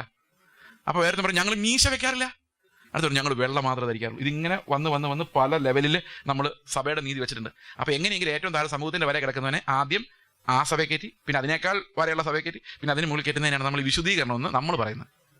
ഓക്കെ, ആ വര മനസ്സിലായല്ലോ. ഇനി അതിന്റെ മുകളിലുള്ള ഒരു വരയാണ് എൻ്റെ വര. കാരണം എൻ്റെ സഭയിൽ എല്ലാവരും കണക്കാന്ന് പാസ്റ്റർ പ്രസംഗിച്ച് ഇപ്പോൾ തീർത്തുള്ളെങ്കിലും രക്ഷപ്പെടാൻ ഏറ്റവും സാധ്യതയുള്ള ഒരു നിഷ്കളങ്ക ഹൃദയം ഞാൻ മാത്രമേ ഉള്ളൂ. ചില അച്ചായന്മാരുടെ കഠിന ഹൃദയം കാരണം നമ്മുടെ സഭ അങ്ങനെ അങ്ങോട്ട് വളരാത്തത്, അല്ലേ? ശരിയല്ലേ? അതാ. അപ്പം ഞാനാണ് ബെറ്റർ ദാൻ എനിവൺ എൽസ്. അതാണ് 3ാമത്തെ വര. 4ാമത്തെ വര എന്ന് പറയുന്നത് പാസ്റ്ററുടെ വരയാണ്. കാരണം നിങ്ങൾ എല്ലാവരെക്കാളും ആത്മീകനും പ്രാർത്ഥിക്കുന്ന ആരായിരിക്കും? പെട്ടെന്ന് പറ. അങ്ങനെ ആയിരിക്കണം. അതിന്റെ പ്രശ്നം എന്താണെന്ന് വെച്ച് കഴിഞ്ഞാൽ അല്ലെങ്കിൽ പാസ്റ്റർ പണി കാണുകയില്ല. ഞാൻ ഇത് പറയാൻ കാരണം, ഇപ്പം ഞാൻ ഇവിടുത്തെ ഒരു വിശ്വാസിയാണെന്ന് വിചാരിച്ചോ, വിശ്വാസിയുടെ വീട്ടിൽ പാസ്റ്റർ വന്നപ്പോൾ സിനിമ കണ്ടുകൊണ്ടിരിക്കുകയെന്ന് വിചാരിച്ചാൽ മതി. അപ്പോൾ പാസ്റ്റർ ചോദിക്കുക ഇതൊക്കെയാണോ കാണുന്നത്? അപ്പം പറയും പെട്ടെന്ന് ഹാർവസ്റ്റ് ടിവിയിലോട്ട് നമുക്ക് മാറ്റാൻ പറ്റിയില്ലെങ്കിൽ നമ്മൾ പറയുന്ന മറുപടി അത് ഈ പിള്ളേർ ഇങ്ങനെ കളിച്ചുകൊണ്ടിരുന്നപ്പോൾ വന്നു പോയതാ പാസ്റ്റർ, ഞങ്ങളിത് അന്നും കാണാറൊന്നുമില്ല, എങ്ങനെ രക്ഷപ്പെട്ടു. പക്ഷെ നാണക്കേടായാലോ എന്ന് പിന്നെ എല്ലാം പറയും. കാരണം നമ്മുടെ അത്തിയിലെ അങ്ങ് മാറിപ്പോയി, ഇത്തിരി ഡിസ്പ്ലേസ്ഡ് ആയിപ്പോയി. പക്ഷെ അതേ സമയത്ത് നിങ്ങൾ പാഴ്സനേജ് വരുമ്പോൾ പാസ്റ്റർ സിനിമ കണ്ട് ചിരിച്ചോണ്ടിരിക്കുകയാണെങ്കിലോ, അതോടെ പുള്ളിയുടെ ട്രാൻസ്ഫർ എപ്പം നടന്നു ആലോചിച്ചാൽ മതി. കാരണം നമുക്ക് നീതി വേണ്ട, അത് അത്രയും വേണ്ട, അതിന്റെ മുകളിലായിരിക്കണം ആരുടെ നീതി. അത് നമുക്കങ്ങനെ തോന്നാൻ കാരണം എന്നറിയോ? നമ്മുടെ വിചാരം നമ്മുടെ പിള്ളേരെ പ്രാർത്ഥിച്ച് അമേരിക്ക വിടാനും സെറ്റിൽമെന്റ് ആക്കാനും നമുക്കൊരു വീട് പണിയാനും നമ്മുടെ ആവശ്യങ്ങളെല്ലാം നടത്താൻ വേണ്ടി പ്രാർത്ഥിക്കാൻ ഞങ്ങൾ മാസം തോറും പൈസ കൊടുത്ത് വെച്ചേക്കുന്ന ഒരു സെർവൻ്റാണ് പാസ്റ്റർ. പുള്ളി ഞങ്ങളുടെ കുടുംബം രക്ഷപ്പെടാൻ വേണ്ടി പ്രാർത്ഥിക്കുന്നതിന് പകരം സിനിമയും കണ്ടുകൊണ്ടിരുന്നാൽ ഞങ്ങളുടെ പിള്ളേരെ എങ്ങനെ അമേരിക്ക പോകും? ഇതാണ് നമ്മുടെ പ്രശ്നം. അതുകൊണ്ട് ഇന്ന് പാസ്റ്റർമാരെ സഭക്കാർ കാണുന്ന ഒരു പെയ്ഡ് സെർവൻ്റാണ്. അവർക്ക് വേണ്ടി അവർക്ക് പ്രാർത്ഥിക്കാൻ സമയമില്ല, അവരുടെ വിഷനൊക്കെ വേറെയാണ്, അവർ ഭയങ്കര തിരക്കുള്ളവരാ. ഈ പുള്ളിക്കാനെ പണിയൊന്നുമില്ല, അതുകൊണ്ട് പണി കൊടുത്ത് ഇരുത്തിയിരിക്കുകയാണ് പ്രാർത്ഥിക്കുന്നത്. അപ്പോൾ ഉള്ളതിൽ ബെറ്റർ ലൈൻ ആരുടെ ആയിരിക്കണം? നിങ്ങളെക്കുറിച്ച് നിങ്ങൾ വിചാരിച്ചാൽ കുഴപ്പമില്ല, പക്ഷെ ഞാൻ നിങ്ങളുടെ ഉദ്ദേശമല്ല പറഞ്ഞത്. ഓക്കെ, അപ്പോൾ ഇത്രയും വരകൾ മനസ്സിലായല്ലോ. ഇനി ഇതിന്റെ മുകളിലാണ് ന്യായപ്രമാണത്തിന്റെ വര എന്ന് പറയുന്നത്. ഓക്കെ, ന്യായപ്രമാണത്തിന്റെ വര എന്ന് പറഞ്ഞാൽ മനുഷ്യന്റെ മാക്സിമം അവിടം വരെ നമുക്ക് പ്രവൃത്തി കൊണ്ട് പോകാം. അതായത് ഒരു കണ്ണൊരുത്തിനെടുത്താൽ മറ്റവന്റെ കണ്ണ് കുത്തിപ്പൊട്ടിക്കുക. അത് നമുക്ക് ശരീരത്തിൽ നിന്ന് വരുന്ന വികാരം ഉണ്ടല്ലോ, അതിനെ സാറ്റിസ്ഫൈ ചെയ്തോളും. ഞാൻ നേരത്തെ പറഞ്ഞില്ലേ പാപത്തിന്റെ വേര് തൂത്ത് കളഞ്ഞാൽ പറ്റാത്ത, എടുത്തു മാറ്റാൻ പറ്റാത്ത വേരിനെ കുറിച്ച് പറഞ്ഞ് ഓർക്കുന്നുണ്ടോ? അപ്പൊ ന്യായപ്രമാണത്തിന്റെ നീതി ചെയ്യാൻ വേറെ അവിടെ ഇരുന്നാലും കുഴപ്പമില്ല. അതായത് ഒരുത്തൻ കർമ്മത്തടിച്ചാൽ വേര് ഇങ്ങനെ കോപം വരും, ചിന്തിച്ചൊന്നും അല്ല, അപ്പൊ തന്നെ വരും, പൊട്ടിച്ച് കൊടുക്കുക തിരിച്ച്. മനസ്സിലാവുന്നുണ്ടോ? വേരും തൃപ്തിയാവും. മനസ്സിലാവുന്നുണ്ടോ? അപ്പൊ പഴയ നിയമത്തിലല്ല ന്യായപ്രമാണത്തിൽ എന്തുണ്ട്? നമ്മുടെ പറ്റുന്ന മതി, ശരീരത്തെ അധികം മുറിപ്പെടുത്തുന്നില്ല. പക്ഷെ അത് സ്നേഹമായിട്ട് വ്യാഖ്യാനിക്കുമ്പോഴാണ് നമ്മൾ വെള്ളം കുടിക്കുന്നത്. മനസ്സിലാവുന്നുണ്ടോ ഞാൻ പറയുന്നത്? അപ്പൊ 5ാം വരത്തെ വര എന്ന് പറഞ്ഞാൽ ന്യായപ്രമാണത്തിന്റെ പ്രവൃത്തികളാൽ നേടുന്ന നീതിയാണ്. അതാണ് പൗലോസ് ഫിലിപ്പിയ ലേഖനം 3-ാം, ഞാൻ വളരെ സ്പീഡിൽ ഇത് പോകുന്നത്, ഇത് 1 മണിക്കൂർ 1.5 മണിക്കൂർ എടുക്കേണ്ട കാര്യമാണ്. വളരെ സ്പീഡിൽ കുറെ റെഫറൻസസ് ഞാൻ കട്ട് ചെയ്തിട്ടാണ് ഇങ്ങോട്ട് വന്നിരിക്കുന്നത്. ഫിലിപ്പിയ ലേഖനം 3-ാം അധ്യായത്തിൽ 6-ാം വാക്യം വായിച്ച് 3:6. ശുഷ്കാന്തി സംബന്ധിച്ച് സഭയെ ഉപദ്രവിച്ചവൻ ന്യായപ്രമാണത്തിലെ നീതി സംബന്ധിച്ച് അനിന്ത്യൻ എന്ന് പറഞ്ഞാൽ അവൻ 5ാമത്തെ വരെ കയറിയിട്ടുണ്ട്. അതായത് ന്യായപ്രമാണത്തിലെ നീതി അനുസരിച്ച് പെർഫെക്റ്റ് ആണ്, ആർക്കും അവനെ കുറ്റം പറയാൻ പറ്റത്തില്ല. 9-ാം വാക്യം വായിച്ച് ഞാൻ ക്രിസ്തുവിനെ നേടേണ്ടതിനും ന്യായപ്രമാണത്തിലുള്ള എന്റെ സ്വന്തം നീതി അല്ല, ക്രിസ്തുവിലുള്ള വിശ്വാസം മൂലം ദൈവം വിശ്വസിക്കുന്നവർക്ക് നൽകുന്ന നീതി തന്നെ ലഭിച്ച് അവനിൽ ഇരിക്കേണ്ടതിന്. അതാണ് ഏറ്റവും മുകളിലത്തെ ലൈൻ, ക്രിസ്തുവിന്റെ ലൈൻ. അത് വിശ്വാസത്താൽ വരുന്ന നീതിയാ, പ്രവൃത്തിയാൽ വരുന്നതല്ല. മനസ്സിലായോ? ദൈവം വിശ്വസിക്കുന്നവർക്ക് നൽകുന്ന നീതി. ഇതെന്ത് നീതിയാന്ന് നമുക്ക് നോക്കാം. ബാക്കിയെല്ലാം പ്രവൃത്തിയാൽ വരുന്ന നീതിയും ഇത് വിശ്വാസത്താൽ വരുന്ന നീതിയുമാണ്. റോമാലേഖനം 9:30 തൊട്ട് പെട്ടെന്ന് വായിച്ച് 2 മിനിറ്റ് കൊണ്ട് വായിച്ചു തീർക്കണം. 30 തൊട്ട്. ആകയാൽ നാം എന്ത് പറയേണ്ടു? നീതിയെ പിന്തുടരാത്ത ജാതികൾ നീതി പ്രാപിച്ചു, വിശ്വാസത്താലുള്ള നീതി തന്നെ. നീതിയുടെ പ്രമാണം പിന്തുടർന്ന ഇസ്രായേലോ ആ പ്രമാണത്തിൽ എത്തിയില്ല. എന്തുകൊണ്ട്? വിശ്വാസത്താലല്ല, പ്രവൃത്തികളാൽ അന്വേഷിച്ചുകൊണ്ട് തന്നെ അവർ ഇടർച്ചക്കരിന്മേൽ തട്ടി ഇടറി. അപ്പോ പ്രവൃത്തികളാൽ അന്വേഷിച്ചവർ മുഴുവൻ ലജ്ജിച്ചു പോവുകയും വിശ്വാസത്താൽ അന്വേഷിക്കുന്നവർ ഒരിക്കലും ലജ്ജിക്കാതിരിക്കുകയും വേണമെന്ന് ദൈവം തീരുമാനിച്ചു. അടുത്ത വാക്യം നോക്കിയേ. ഇതാ ഞാൻ സിയോനിൽ ഇടർച്ചക്കല്ലും ഒരു തലങ്ങൾ പറയും വെക്കുന്നു, അവനിൽ വിശ്വസിക്കുന്നവർ ലജ്ജിച്ചു പോകാതിരിക്കേണ്ടതിന് തന്നെ. ആരെ ലജ്ജിച്ചു പോയത്? പ്രവൃത്തികളാൽ അന്വേഷിച്ചവർ. ഞാൻ പെട്ടെന്ന് ഒരു ഉദാഹരണം പറഞ്ഞു കഴിഞ്ഞാൽ, ഈ പ്രവൃത്തിയാലുള്ള നീതി എന്ന് പറഞ്ഞാൽ എങ്ങനെയാണെന്നറിയോ? നമ്മൾ ചെയ്യേണ്ട പ്രവൃത്തികളെല്ലാം ചെയ്യും. നമ്മുടെ നീതി പ്രവൃത്തി, സിനിമ കാണുന്നില്ല, 10 കിലോഗ്രാം പൊക്കി, ആഗ്രഹമുണ്ട്, റെസിസ്റ്റ് ചെയ്ത്. അപ്പോൾ വെയിറ്റ് കൂടി 10 കിലോ എടുത്ത് പൊക്കി. അപ്പം സിനിമ കാണുന്നവരെ നോക്കി നമ്മൾ പുച്ഛിച്ചു, ഓ സിനിമ കണ്ടുകൊണ്ട് നടക്കുന്നു. അടുത്തത് ആഭരണ ഊരി 50 കിലോ, അതിൽ വെയിറ്റ് കൂടുതലാണ്, അപ്പം 60 കിലോ ആയി. അടുത്ത് ഷേവ് ചെയ്തു, അപ്പോൾ മീശ പോയി. ഈ മീശ വലിയൊരു കാര്യം കേട്ടോ. കാരണം ആന്ധ്രാപ്രദേശിൽ ഞാൻ മിഷണറി വർക്ക് ചെയ്യുമ്പം തമിഴ്നാട്ടിലും ആന്ധ്രയിലും എല്ലാ പാസ്റ്റർമാർക്കും മീശ വേണം. കേരളത്തിൽ വരുമ്പോൾ മീശ പാടില്ല, ഒരു വലിയൊരു ക്രൈസിസ് അത്. അവിടെ ഇവിടെ വർക്ക് ചെയ്യുന്നവർ അവിടെ വരുമ്പോൾ മീശ വയ്ക്കുക, ഇപ്പുറത്ത് വരുമ്പോൾ പഠിക്കുകയും ചെയ്യേണ്ടി വരും. ഈ കേരളത്തിൽ നിന്ന് മീശ ഉള്ള ഒരു പാസ്റ്റർ തമിഴ്നാട്ടിലെ ആന്ധ്രയിലെ കേരളത്തിലെ മീശ ഇല്ലാത്ത പാസ്റ്റർ തമിഴ്നാട്ടിലെ മീശ ഉള്ള പാസ്റ്റർക്ക് കുറച്ച് പൈസ കൊടുത്ത് സഹായിക്കാൻ തീരുമാനിച്ചു, മന്ത്ലി. ഇപ്പം ഞാനിവിടെ നിൽപ്പുണ്ട്, എൻ്റെ അന്ന് മീശയില്ല, മീശ പഠിച്ചു ഞാൻ. അപ്പം കേരളത്തിലെ മീശ ഇല്ലാത്ത പാസ്റ്റർ പറഞ്ഞു, പൈസ ഞങ്ങൾ മാസം ഒരു 5000 രൂപ തരാം, പക്ഷെ നിങ്ങൾ മീശ പഠിക്കണം. അവിടുത്തെ പാസ്റ്റർ പറഞ്ഞു, എനിക്ക് 5000 രൂപ വേണ്ട, ഒന്നും വേണ്ട, മീശ പഠിക്കാൻ പറ്റില്ല. ഭയങ്കര വഴക്കായി. മീശ പഠിച്ചാൽ പൈസ തരാമെന്ന് ഇവരും, മീശ പഠിച്ച് പൈസ വേണ്ടെന്ന് അവരും. പുള്ളിക്ക് അവർക്ക് മീശ ഭയങ്കര പ്രധാനമാണ്. പണ്ട് ഞാൻ ആന്ധ്രയിൽ പോയിട്ട് ആദ്യം വരും എനിക്ക് മീശ ഉണ്ടായിരുന്നു. ആ ഫോട്ടോ ഫേസ്ബുക്കിൽ കിടപ്പുണ്ട്. അപ്പം ഒരു വീട്ടിൽ ചെന്നപ്പം, ഒരു ചർച്ച ചെന്നപ്പോൾ ഒരു മനുഷ്യനോട് പറഞ്ഞു, മണവാട്ടിക്ക് മീശ ഇല്ലാട്ടോ എന്ന് പറഞ്ഞു. ഞാൻ പറഞ്ഞു, മണവാട്ടിക്ക് സാരി ഉണ്ടല്ലോ എന്ന് പറഞ്ഞു. അയാൾക്ക് മീശയില്ല, പക്ഷെ സാരിയില്ല.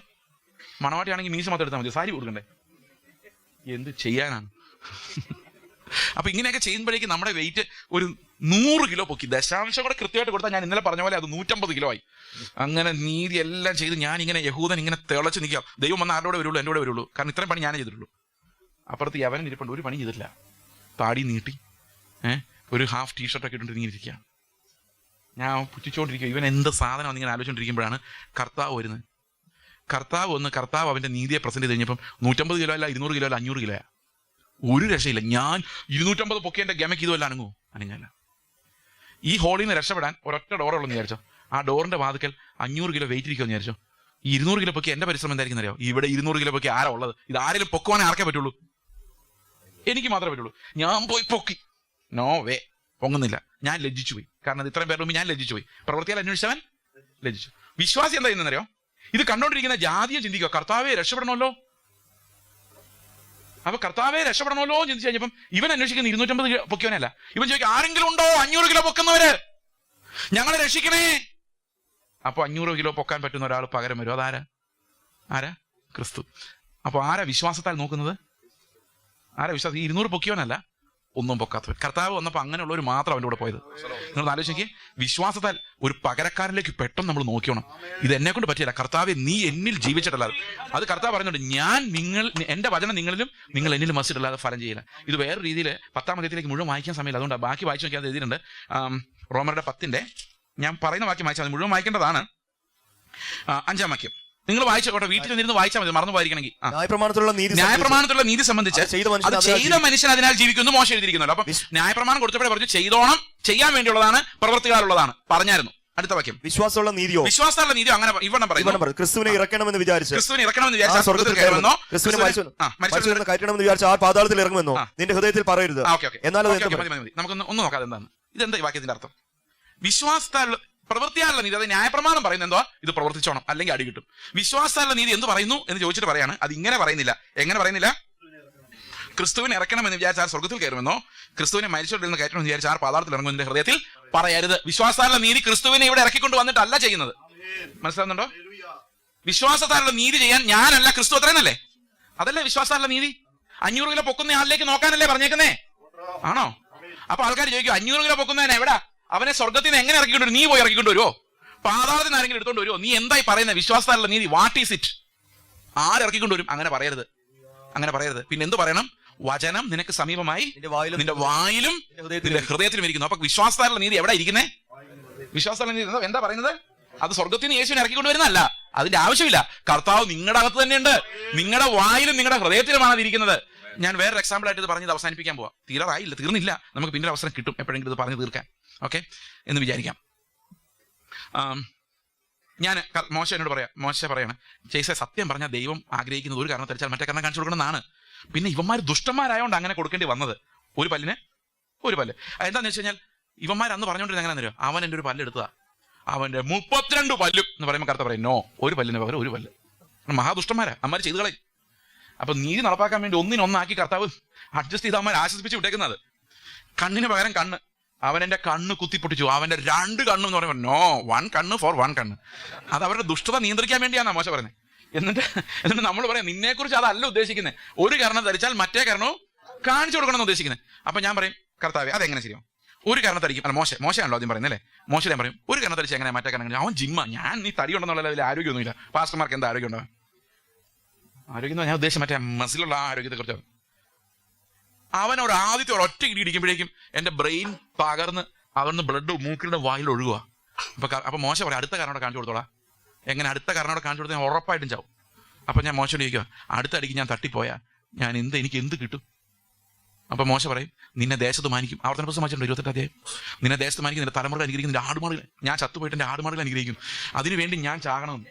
ഞാൻ പറയും എന്റെ മോശ ഒന്നും നടക്കുന്ന പരിപാടിയല്ല. ഞാൻ എന്റെ തലമുറ അനുഗ്രഹിക്കപ്പെടണേ, ദേശത്ത് മാനിക്കണം, ഞാൻ ജീവിച്ചിരിക്കണം, ഞാൻ ചത്തുപോയിട്ട് എന്റെ പ്രതിമോചനം എന്ത് കാര്യം? അപ്പൊ മോശം പറയും ശരിയാ, എനിക്ക് ഇത്രയും വാഗ്ദത്തം തരാനേ പറ്റുള്ളൂ. അതുകൊണ്ട് കരണം ധരിച്ചാൽ തിരിച്ചടിച്ചോ, ധൈര്യം ഇല്ലെങ്കിൽ ഓടിക്കോ. അതുകൊണ്ട് രണ്ടാമത്തെ കാരണം കാണിച്ചു കൊടുക്കാനൊന്നും നിൽക്കേണ്ട, എത്രയും പെട്ടെന്ന് ഹോസ്പിറ്റലിൽ അഡ്മിറ്റ് ആയിക്കോ. കാരണം ചത്തുപോയാൽ എനിക്ക് തരാൻ പ്രതിഫലം ഒന്നുമില്ല. അതുകൊണ്ട് കർത്താവിനോട് പറയാം മോനെ ഒരു കാരണം ധരിച്ചാൽ മറ്റേ കാരണം കാണിച്ചു കൊടുക്കും. അപ്പൊ ഞാൻ പറഞ്ഞു ഞാൻ ചത്തുപോയാൽ നീ എന്റെ കൂടെ പറുദീസയിലിരിക്കും. എന്നാ ഓക്കെ. മരിച്ചാൽ പുനരുത്ഥാനം ഉണ്ടോ? ഫൈൻ, എന്തിനും ഞാൻ തയ്യാറാ. കാരണം നീ മരിച്ചപ്പോൾ നിന്റെ കൂടെ മരിച്ച്, നീ പുനരുത്ഥാനം ചെയ്തപ്പോൾ നിന്റെ കൂടെ പുനരുത്ഥാനം ചെയ്ത ഞാൻ മരണത്തെ പേടിക്കുന്നില്ല. തല്ലിക്കോ എന്ന് പറഞ്ഞ് ഇത്രയും രക്തസാക്ഷികൾ നിന്ന് കൊടുത്ത് എന്തിനാണെന്നറിയോ? അവര് പുനരുത്ഥാനത്തിൽ വിശ്വസിച്ചുകൊണ്ട്. ഇനി വായിലും ഹൃദയത്തിലിരിക്കുന്ന എന്താണെന്ന് നോക്കിക്കേ. അതിന്റെ 9-ാം വാക്യം വായിച്ചേ. യേശുവിനെ കർത്താവെന്ന് വായ് കൊണ്ട് ഏറ്റുപറയും. വായിലിരിക്കുന്നത് യേശുവിനെ കർത്താവെന്ന് വായ് കൊണ്ട് ഏറ്റുപറയും. ഈ വാക്യം ഒരിക്കലും രക്ഷിക്കപ്പെടാത്തവനെ രക്ഷിക്കപ്പെടുത്താൻ ഉപയോഗിക്കുന്നത്. അത് അതിനുള്ള വാക്യമല്ല. വിശ്വാസത്താൽ നമ്മൾ ഓരോ നിമിഷവും നീതിയിലേക്ക് എങ്ങനെ കടക്കാം എന്നുള്ളതായി പറയുന്നത്. 2 കാര്യങ്ങളാണ്. ഒന്ന്, യേശുവാണ് എന്റെ രാജാവ് ഞാൻ വിശ്വസിക്കണം. അവൻ ചെയ്യുന്നതാണ് ശരി, ഞാനല്ല, ഞാൻ മരിച്ചു, കർത്താവാണ് എന്നെ നടത്തുന്നത്. Point number 1. പോയിന്റ് നമ്പർ 2, ദൈവം അവനെ മരിച്ചവരിൽ നിന്ന് ഉയർപ്പിച്ചു. അതായത് യേശു പുനരുത്ഥാനം ചെയ്തില്ലെങ്കിൽ എന്റെ സുവിശേഷം വ്യർത്ഥം. അപ്പൊ യേശുവിന്റെ ഒരു പുനരുത്ഥാനം ഉണ്ടായെന്നും പിതാവ് എഴുന്നേൽപ്പിച്ചെന്നും ഞാനും എഴുന്നേക്കുമെന്നും എനിക്കറിയാം. എന്നിട്ട് ഞാൻ പറയാണ് ഈ പുനരുത്ഥാനം പ്രാപിച്ച കർത്താവാണ് എന്റെ കർത്താവ് എന്ന് പറഞ്ഞാൽ ഒരു കാരണം ധരിച്ചാൽ മറ്റേ കാരണം കാണിച്ചു കൊടുക്കും. നീതി എനിക്ക് ഓട്ടോമാറ്റിക്കായിട്ട് വന്നു കഴിഞ്ഞു. എനിക്ക് മരിക്കാനുള്ള പേടി പോയി, എന്റെ മരണഭയം നീങ്ങിപ്പോയി. പുനരുത്ഥാനത്തിന്റെ പ്രോമിസിനാൽ എന്റെ മരണഭയം മാറിപ്പോയി. മനസ്സിലാകുന്നുണ്ടോ ഞാൻ പറയുന്നത്? ഇതിന്റെ ഏറ്റവും വലിയ എക്സാമ്പിൾ ആരാന്നറിയാമോ? ആ ക്രൂശിലെ കള്ളന്. ഞാൻ എല്ലാ സ്റ്റേജിലും പറയുന്ന ഒരു കഥയാണ് ക്രൂശിലെ കള്ളന്റെ കഥ. കാരണം ബൈബിളിൽ ഇതുപോലൊരു വിശ്വാസം വേറെ ആരിലും കണ്ടിട്ടില്ല. ആ കള്ളൻ പറയാണ് കർത്താവിനോട്, കർത്താവേ നീ രാജത്വം പ്രാപിച്ചു വരുമ്പോ എന്നെ ഓർക്കണേ. അവന് വേണേ ചോദിക്കായിരുന്നു, നീ ഇത്രയും അത്ഭുതങ്ങൾ ചെയ്തിട്ടുള്ളവനല്ലേ? ഞാനാണ് ചോദിച്ചത്, ഒന്ന് ഈ ക്രൂശിൽ നിന്ന് ഇറക്കി വിട്ടാ ഞാൻ ഈ ദേശം മുഴുവൻ നിന്റെ സാക്ഷി ആയിക്കോളാം. ഈ ഒരു രോഗത്തിൽ നിന്നെ രക്ഷിച്ചാൽ, ഈ ഒരു അവസ്ഥയിൽ നിന്നെ വിടുവിച്ചാൽ, എന്റെ മകനെ രക്ഷിച്ചാൽ ഞാൻ അവനെ നേർന്നിരിക്കുന്നു. എങ്ങനെയെങ്കിലും ഒന്ന് ഊരി കിട്ടിയാൽ മതി ആ ക്രൂശിനകത്തുനിന്ന്. പക്ഷെ ഈ കള്ളൻ എങ്ങനെ പറയുന്നറിയോ? ഞാൻ മരിച്ചോളാം, നീ രാജത്വം പ്രാപിച്ചു വരുമ്പോ എന്നെ ഓർത്താൽ മതി. 3 മണിക്കൂർ ക്രൂശിൽ കിടന്ന കള്ളന് മനസ്സിലായി യേശു രാജത്വം പ്രാപിച്ചു വരുന്നു. 3 വർഷം കൂടെ നടന്ന ശിഷ്യന്മാർക്ക് അത് മനസ്സിലായില്ല.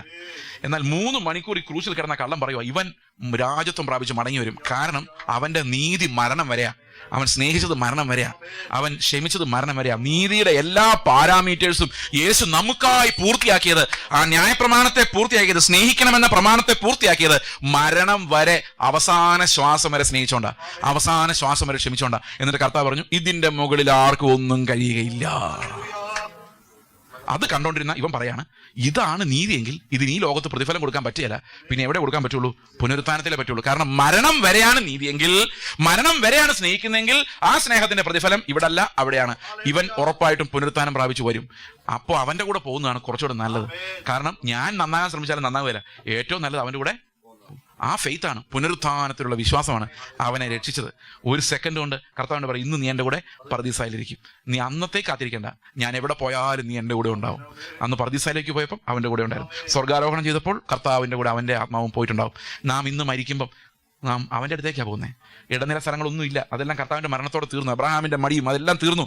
നമ്മുടെ ശരീരം ഈ മണ്ണിലേക്കും നമ്മുടെ ആത്മാവും പ്രാണനും കൂടെ ഒന്നായി ചേർന്ന് കർത്താവിനോടുകൂടെ. അതുകൊണ്ട് പൗലോസ് പറയുന്നത് വിട്ടുപിരിഞ്ഞ് ക്രിസ്തുവിനോട് കൂടെ ആയിരിക്കുന്നത് ഞാൻ ഏറ്റവും ഇഷ്ടപ്പെടുന്നു. വിട്ടുപിരിഞ്ഞ് ഞാൻ പറുദീസയിൽ ഏതെങ്കിലും അബ്രഹാമിൻ്റെ മടിയിൽ പോയിരിക്കുന്ന ഞാൻ ഏറ്റവും ഇഷ്ടപ്പെടുന്നു അല്ല പൗലോസ് പറഞ്ഞത്. വിട്ടുപിരിഞ്ഞ് ക്രിസ്തുവിൻ്റെ കൂടെ ആയിരിക്കുന്നത് ഞാൻ ഏറ്റവും ഇഷ്ടപ്പെടുന്നു. ഇനി നമ്മൾ എബ്രായർ 5 മടങ്ങി വരാൻ 1 മിനിറ്റ് ഉണ്ട്. എബ്രായർ 5 അവസാനത്തെ വാക്യം.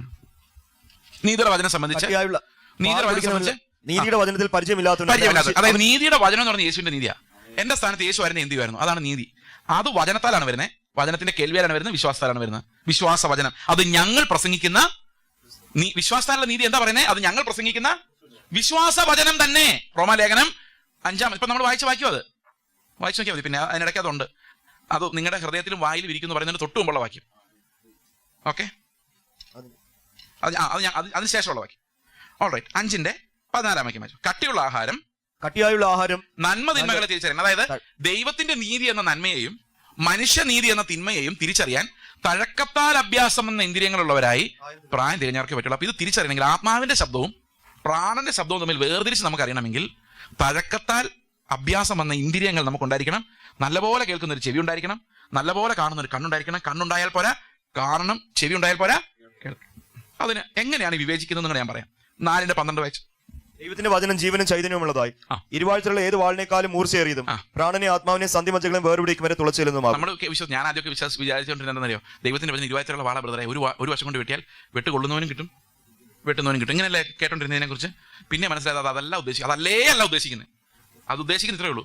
അവിടെ വെട്ടാൻ 2 സാധനങ്ങളുണ്ട്. എന്തൊക്കെയാ? ഇരുവാഴ്ചയുള്ള ഒരു വാളും അതിനേക്കാൾ മൂർച്ചയേറിയ ദൈവത്തിന്റെ വചനം. വെട്ടുകൊള്ളാനും 2 സാധനമുണ്ട്.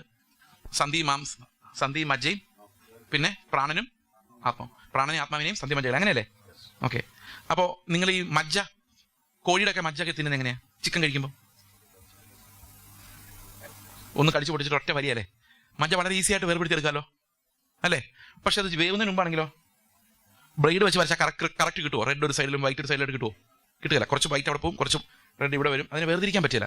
അപ്പോൾ അതിനെ കൃത്യമായിട്ട് ഷാർപ്പിലി ഡിവൈഡ് ചെയ്യുന്ന, ഈ ഷാർപ്പായിട്ട് ഡിവൈഡ് ചെയ്യണമെങ്കിൽ എത്ര മൂർച്ചയുള്ള വാൾ വേണമായിരിക്കും? അത് സർജിക്കൽ നൈഫിനേക്കാൾ ഷാർപ്പാണെങ്കിൽ അതിനെ രണ്ടിനെയും കറക്റ്റായിട്ട് വേർതിരിക്കാൻ പറ്റുള്ളൂ. മനസ്സിലാവുന്നുണ്ട് ഞാൻ പറയുന്നത്?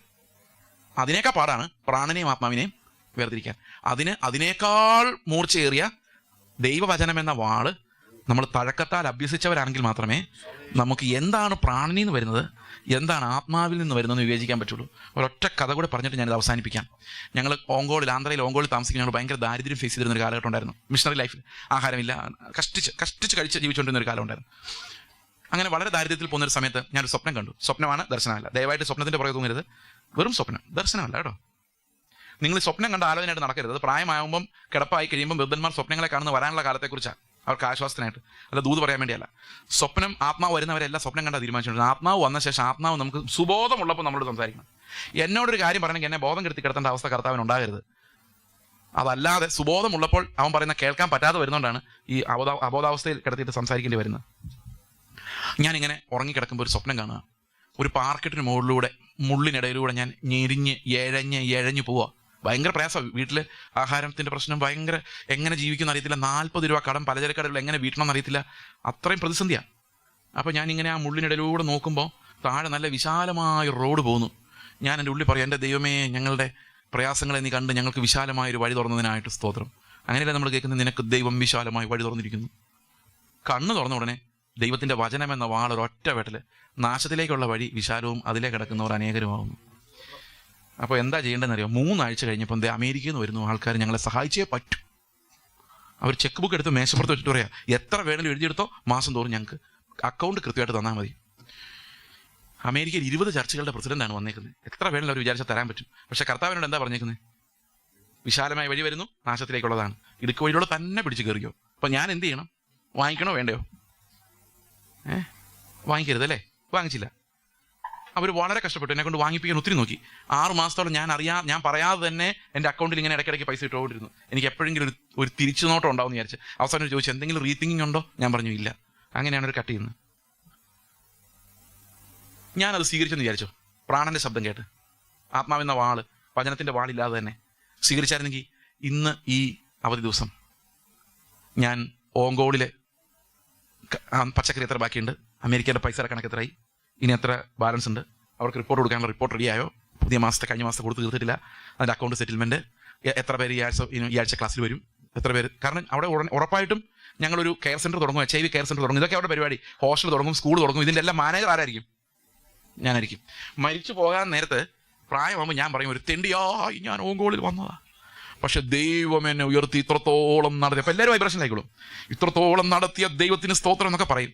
പക്ഷെ ഞാൻ ചത്ത് അവിടെ ചെല്ലുമ്പോഴേ മനസ്സിലാവുള്ളൂ അവൻ്റെ പരിജ്ഞാനത്തെക്കുറിച്ച് പ്രസംഗിക്കാനായിരുന്നു എൻ്റെ വിളി.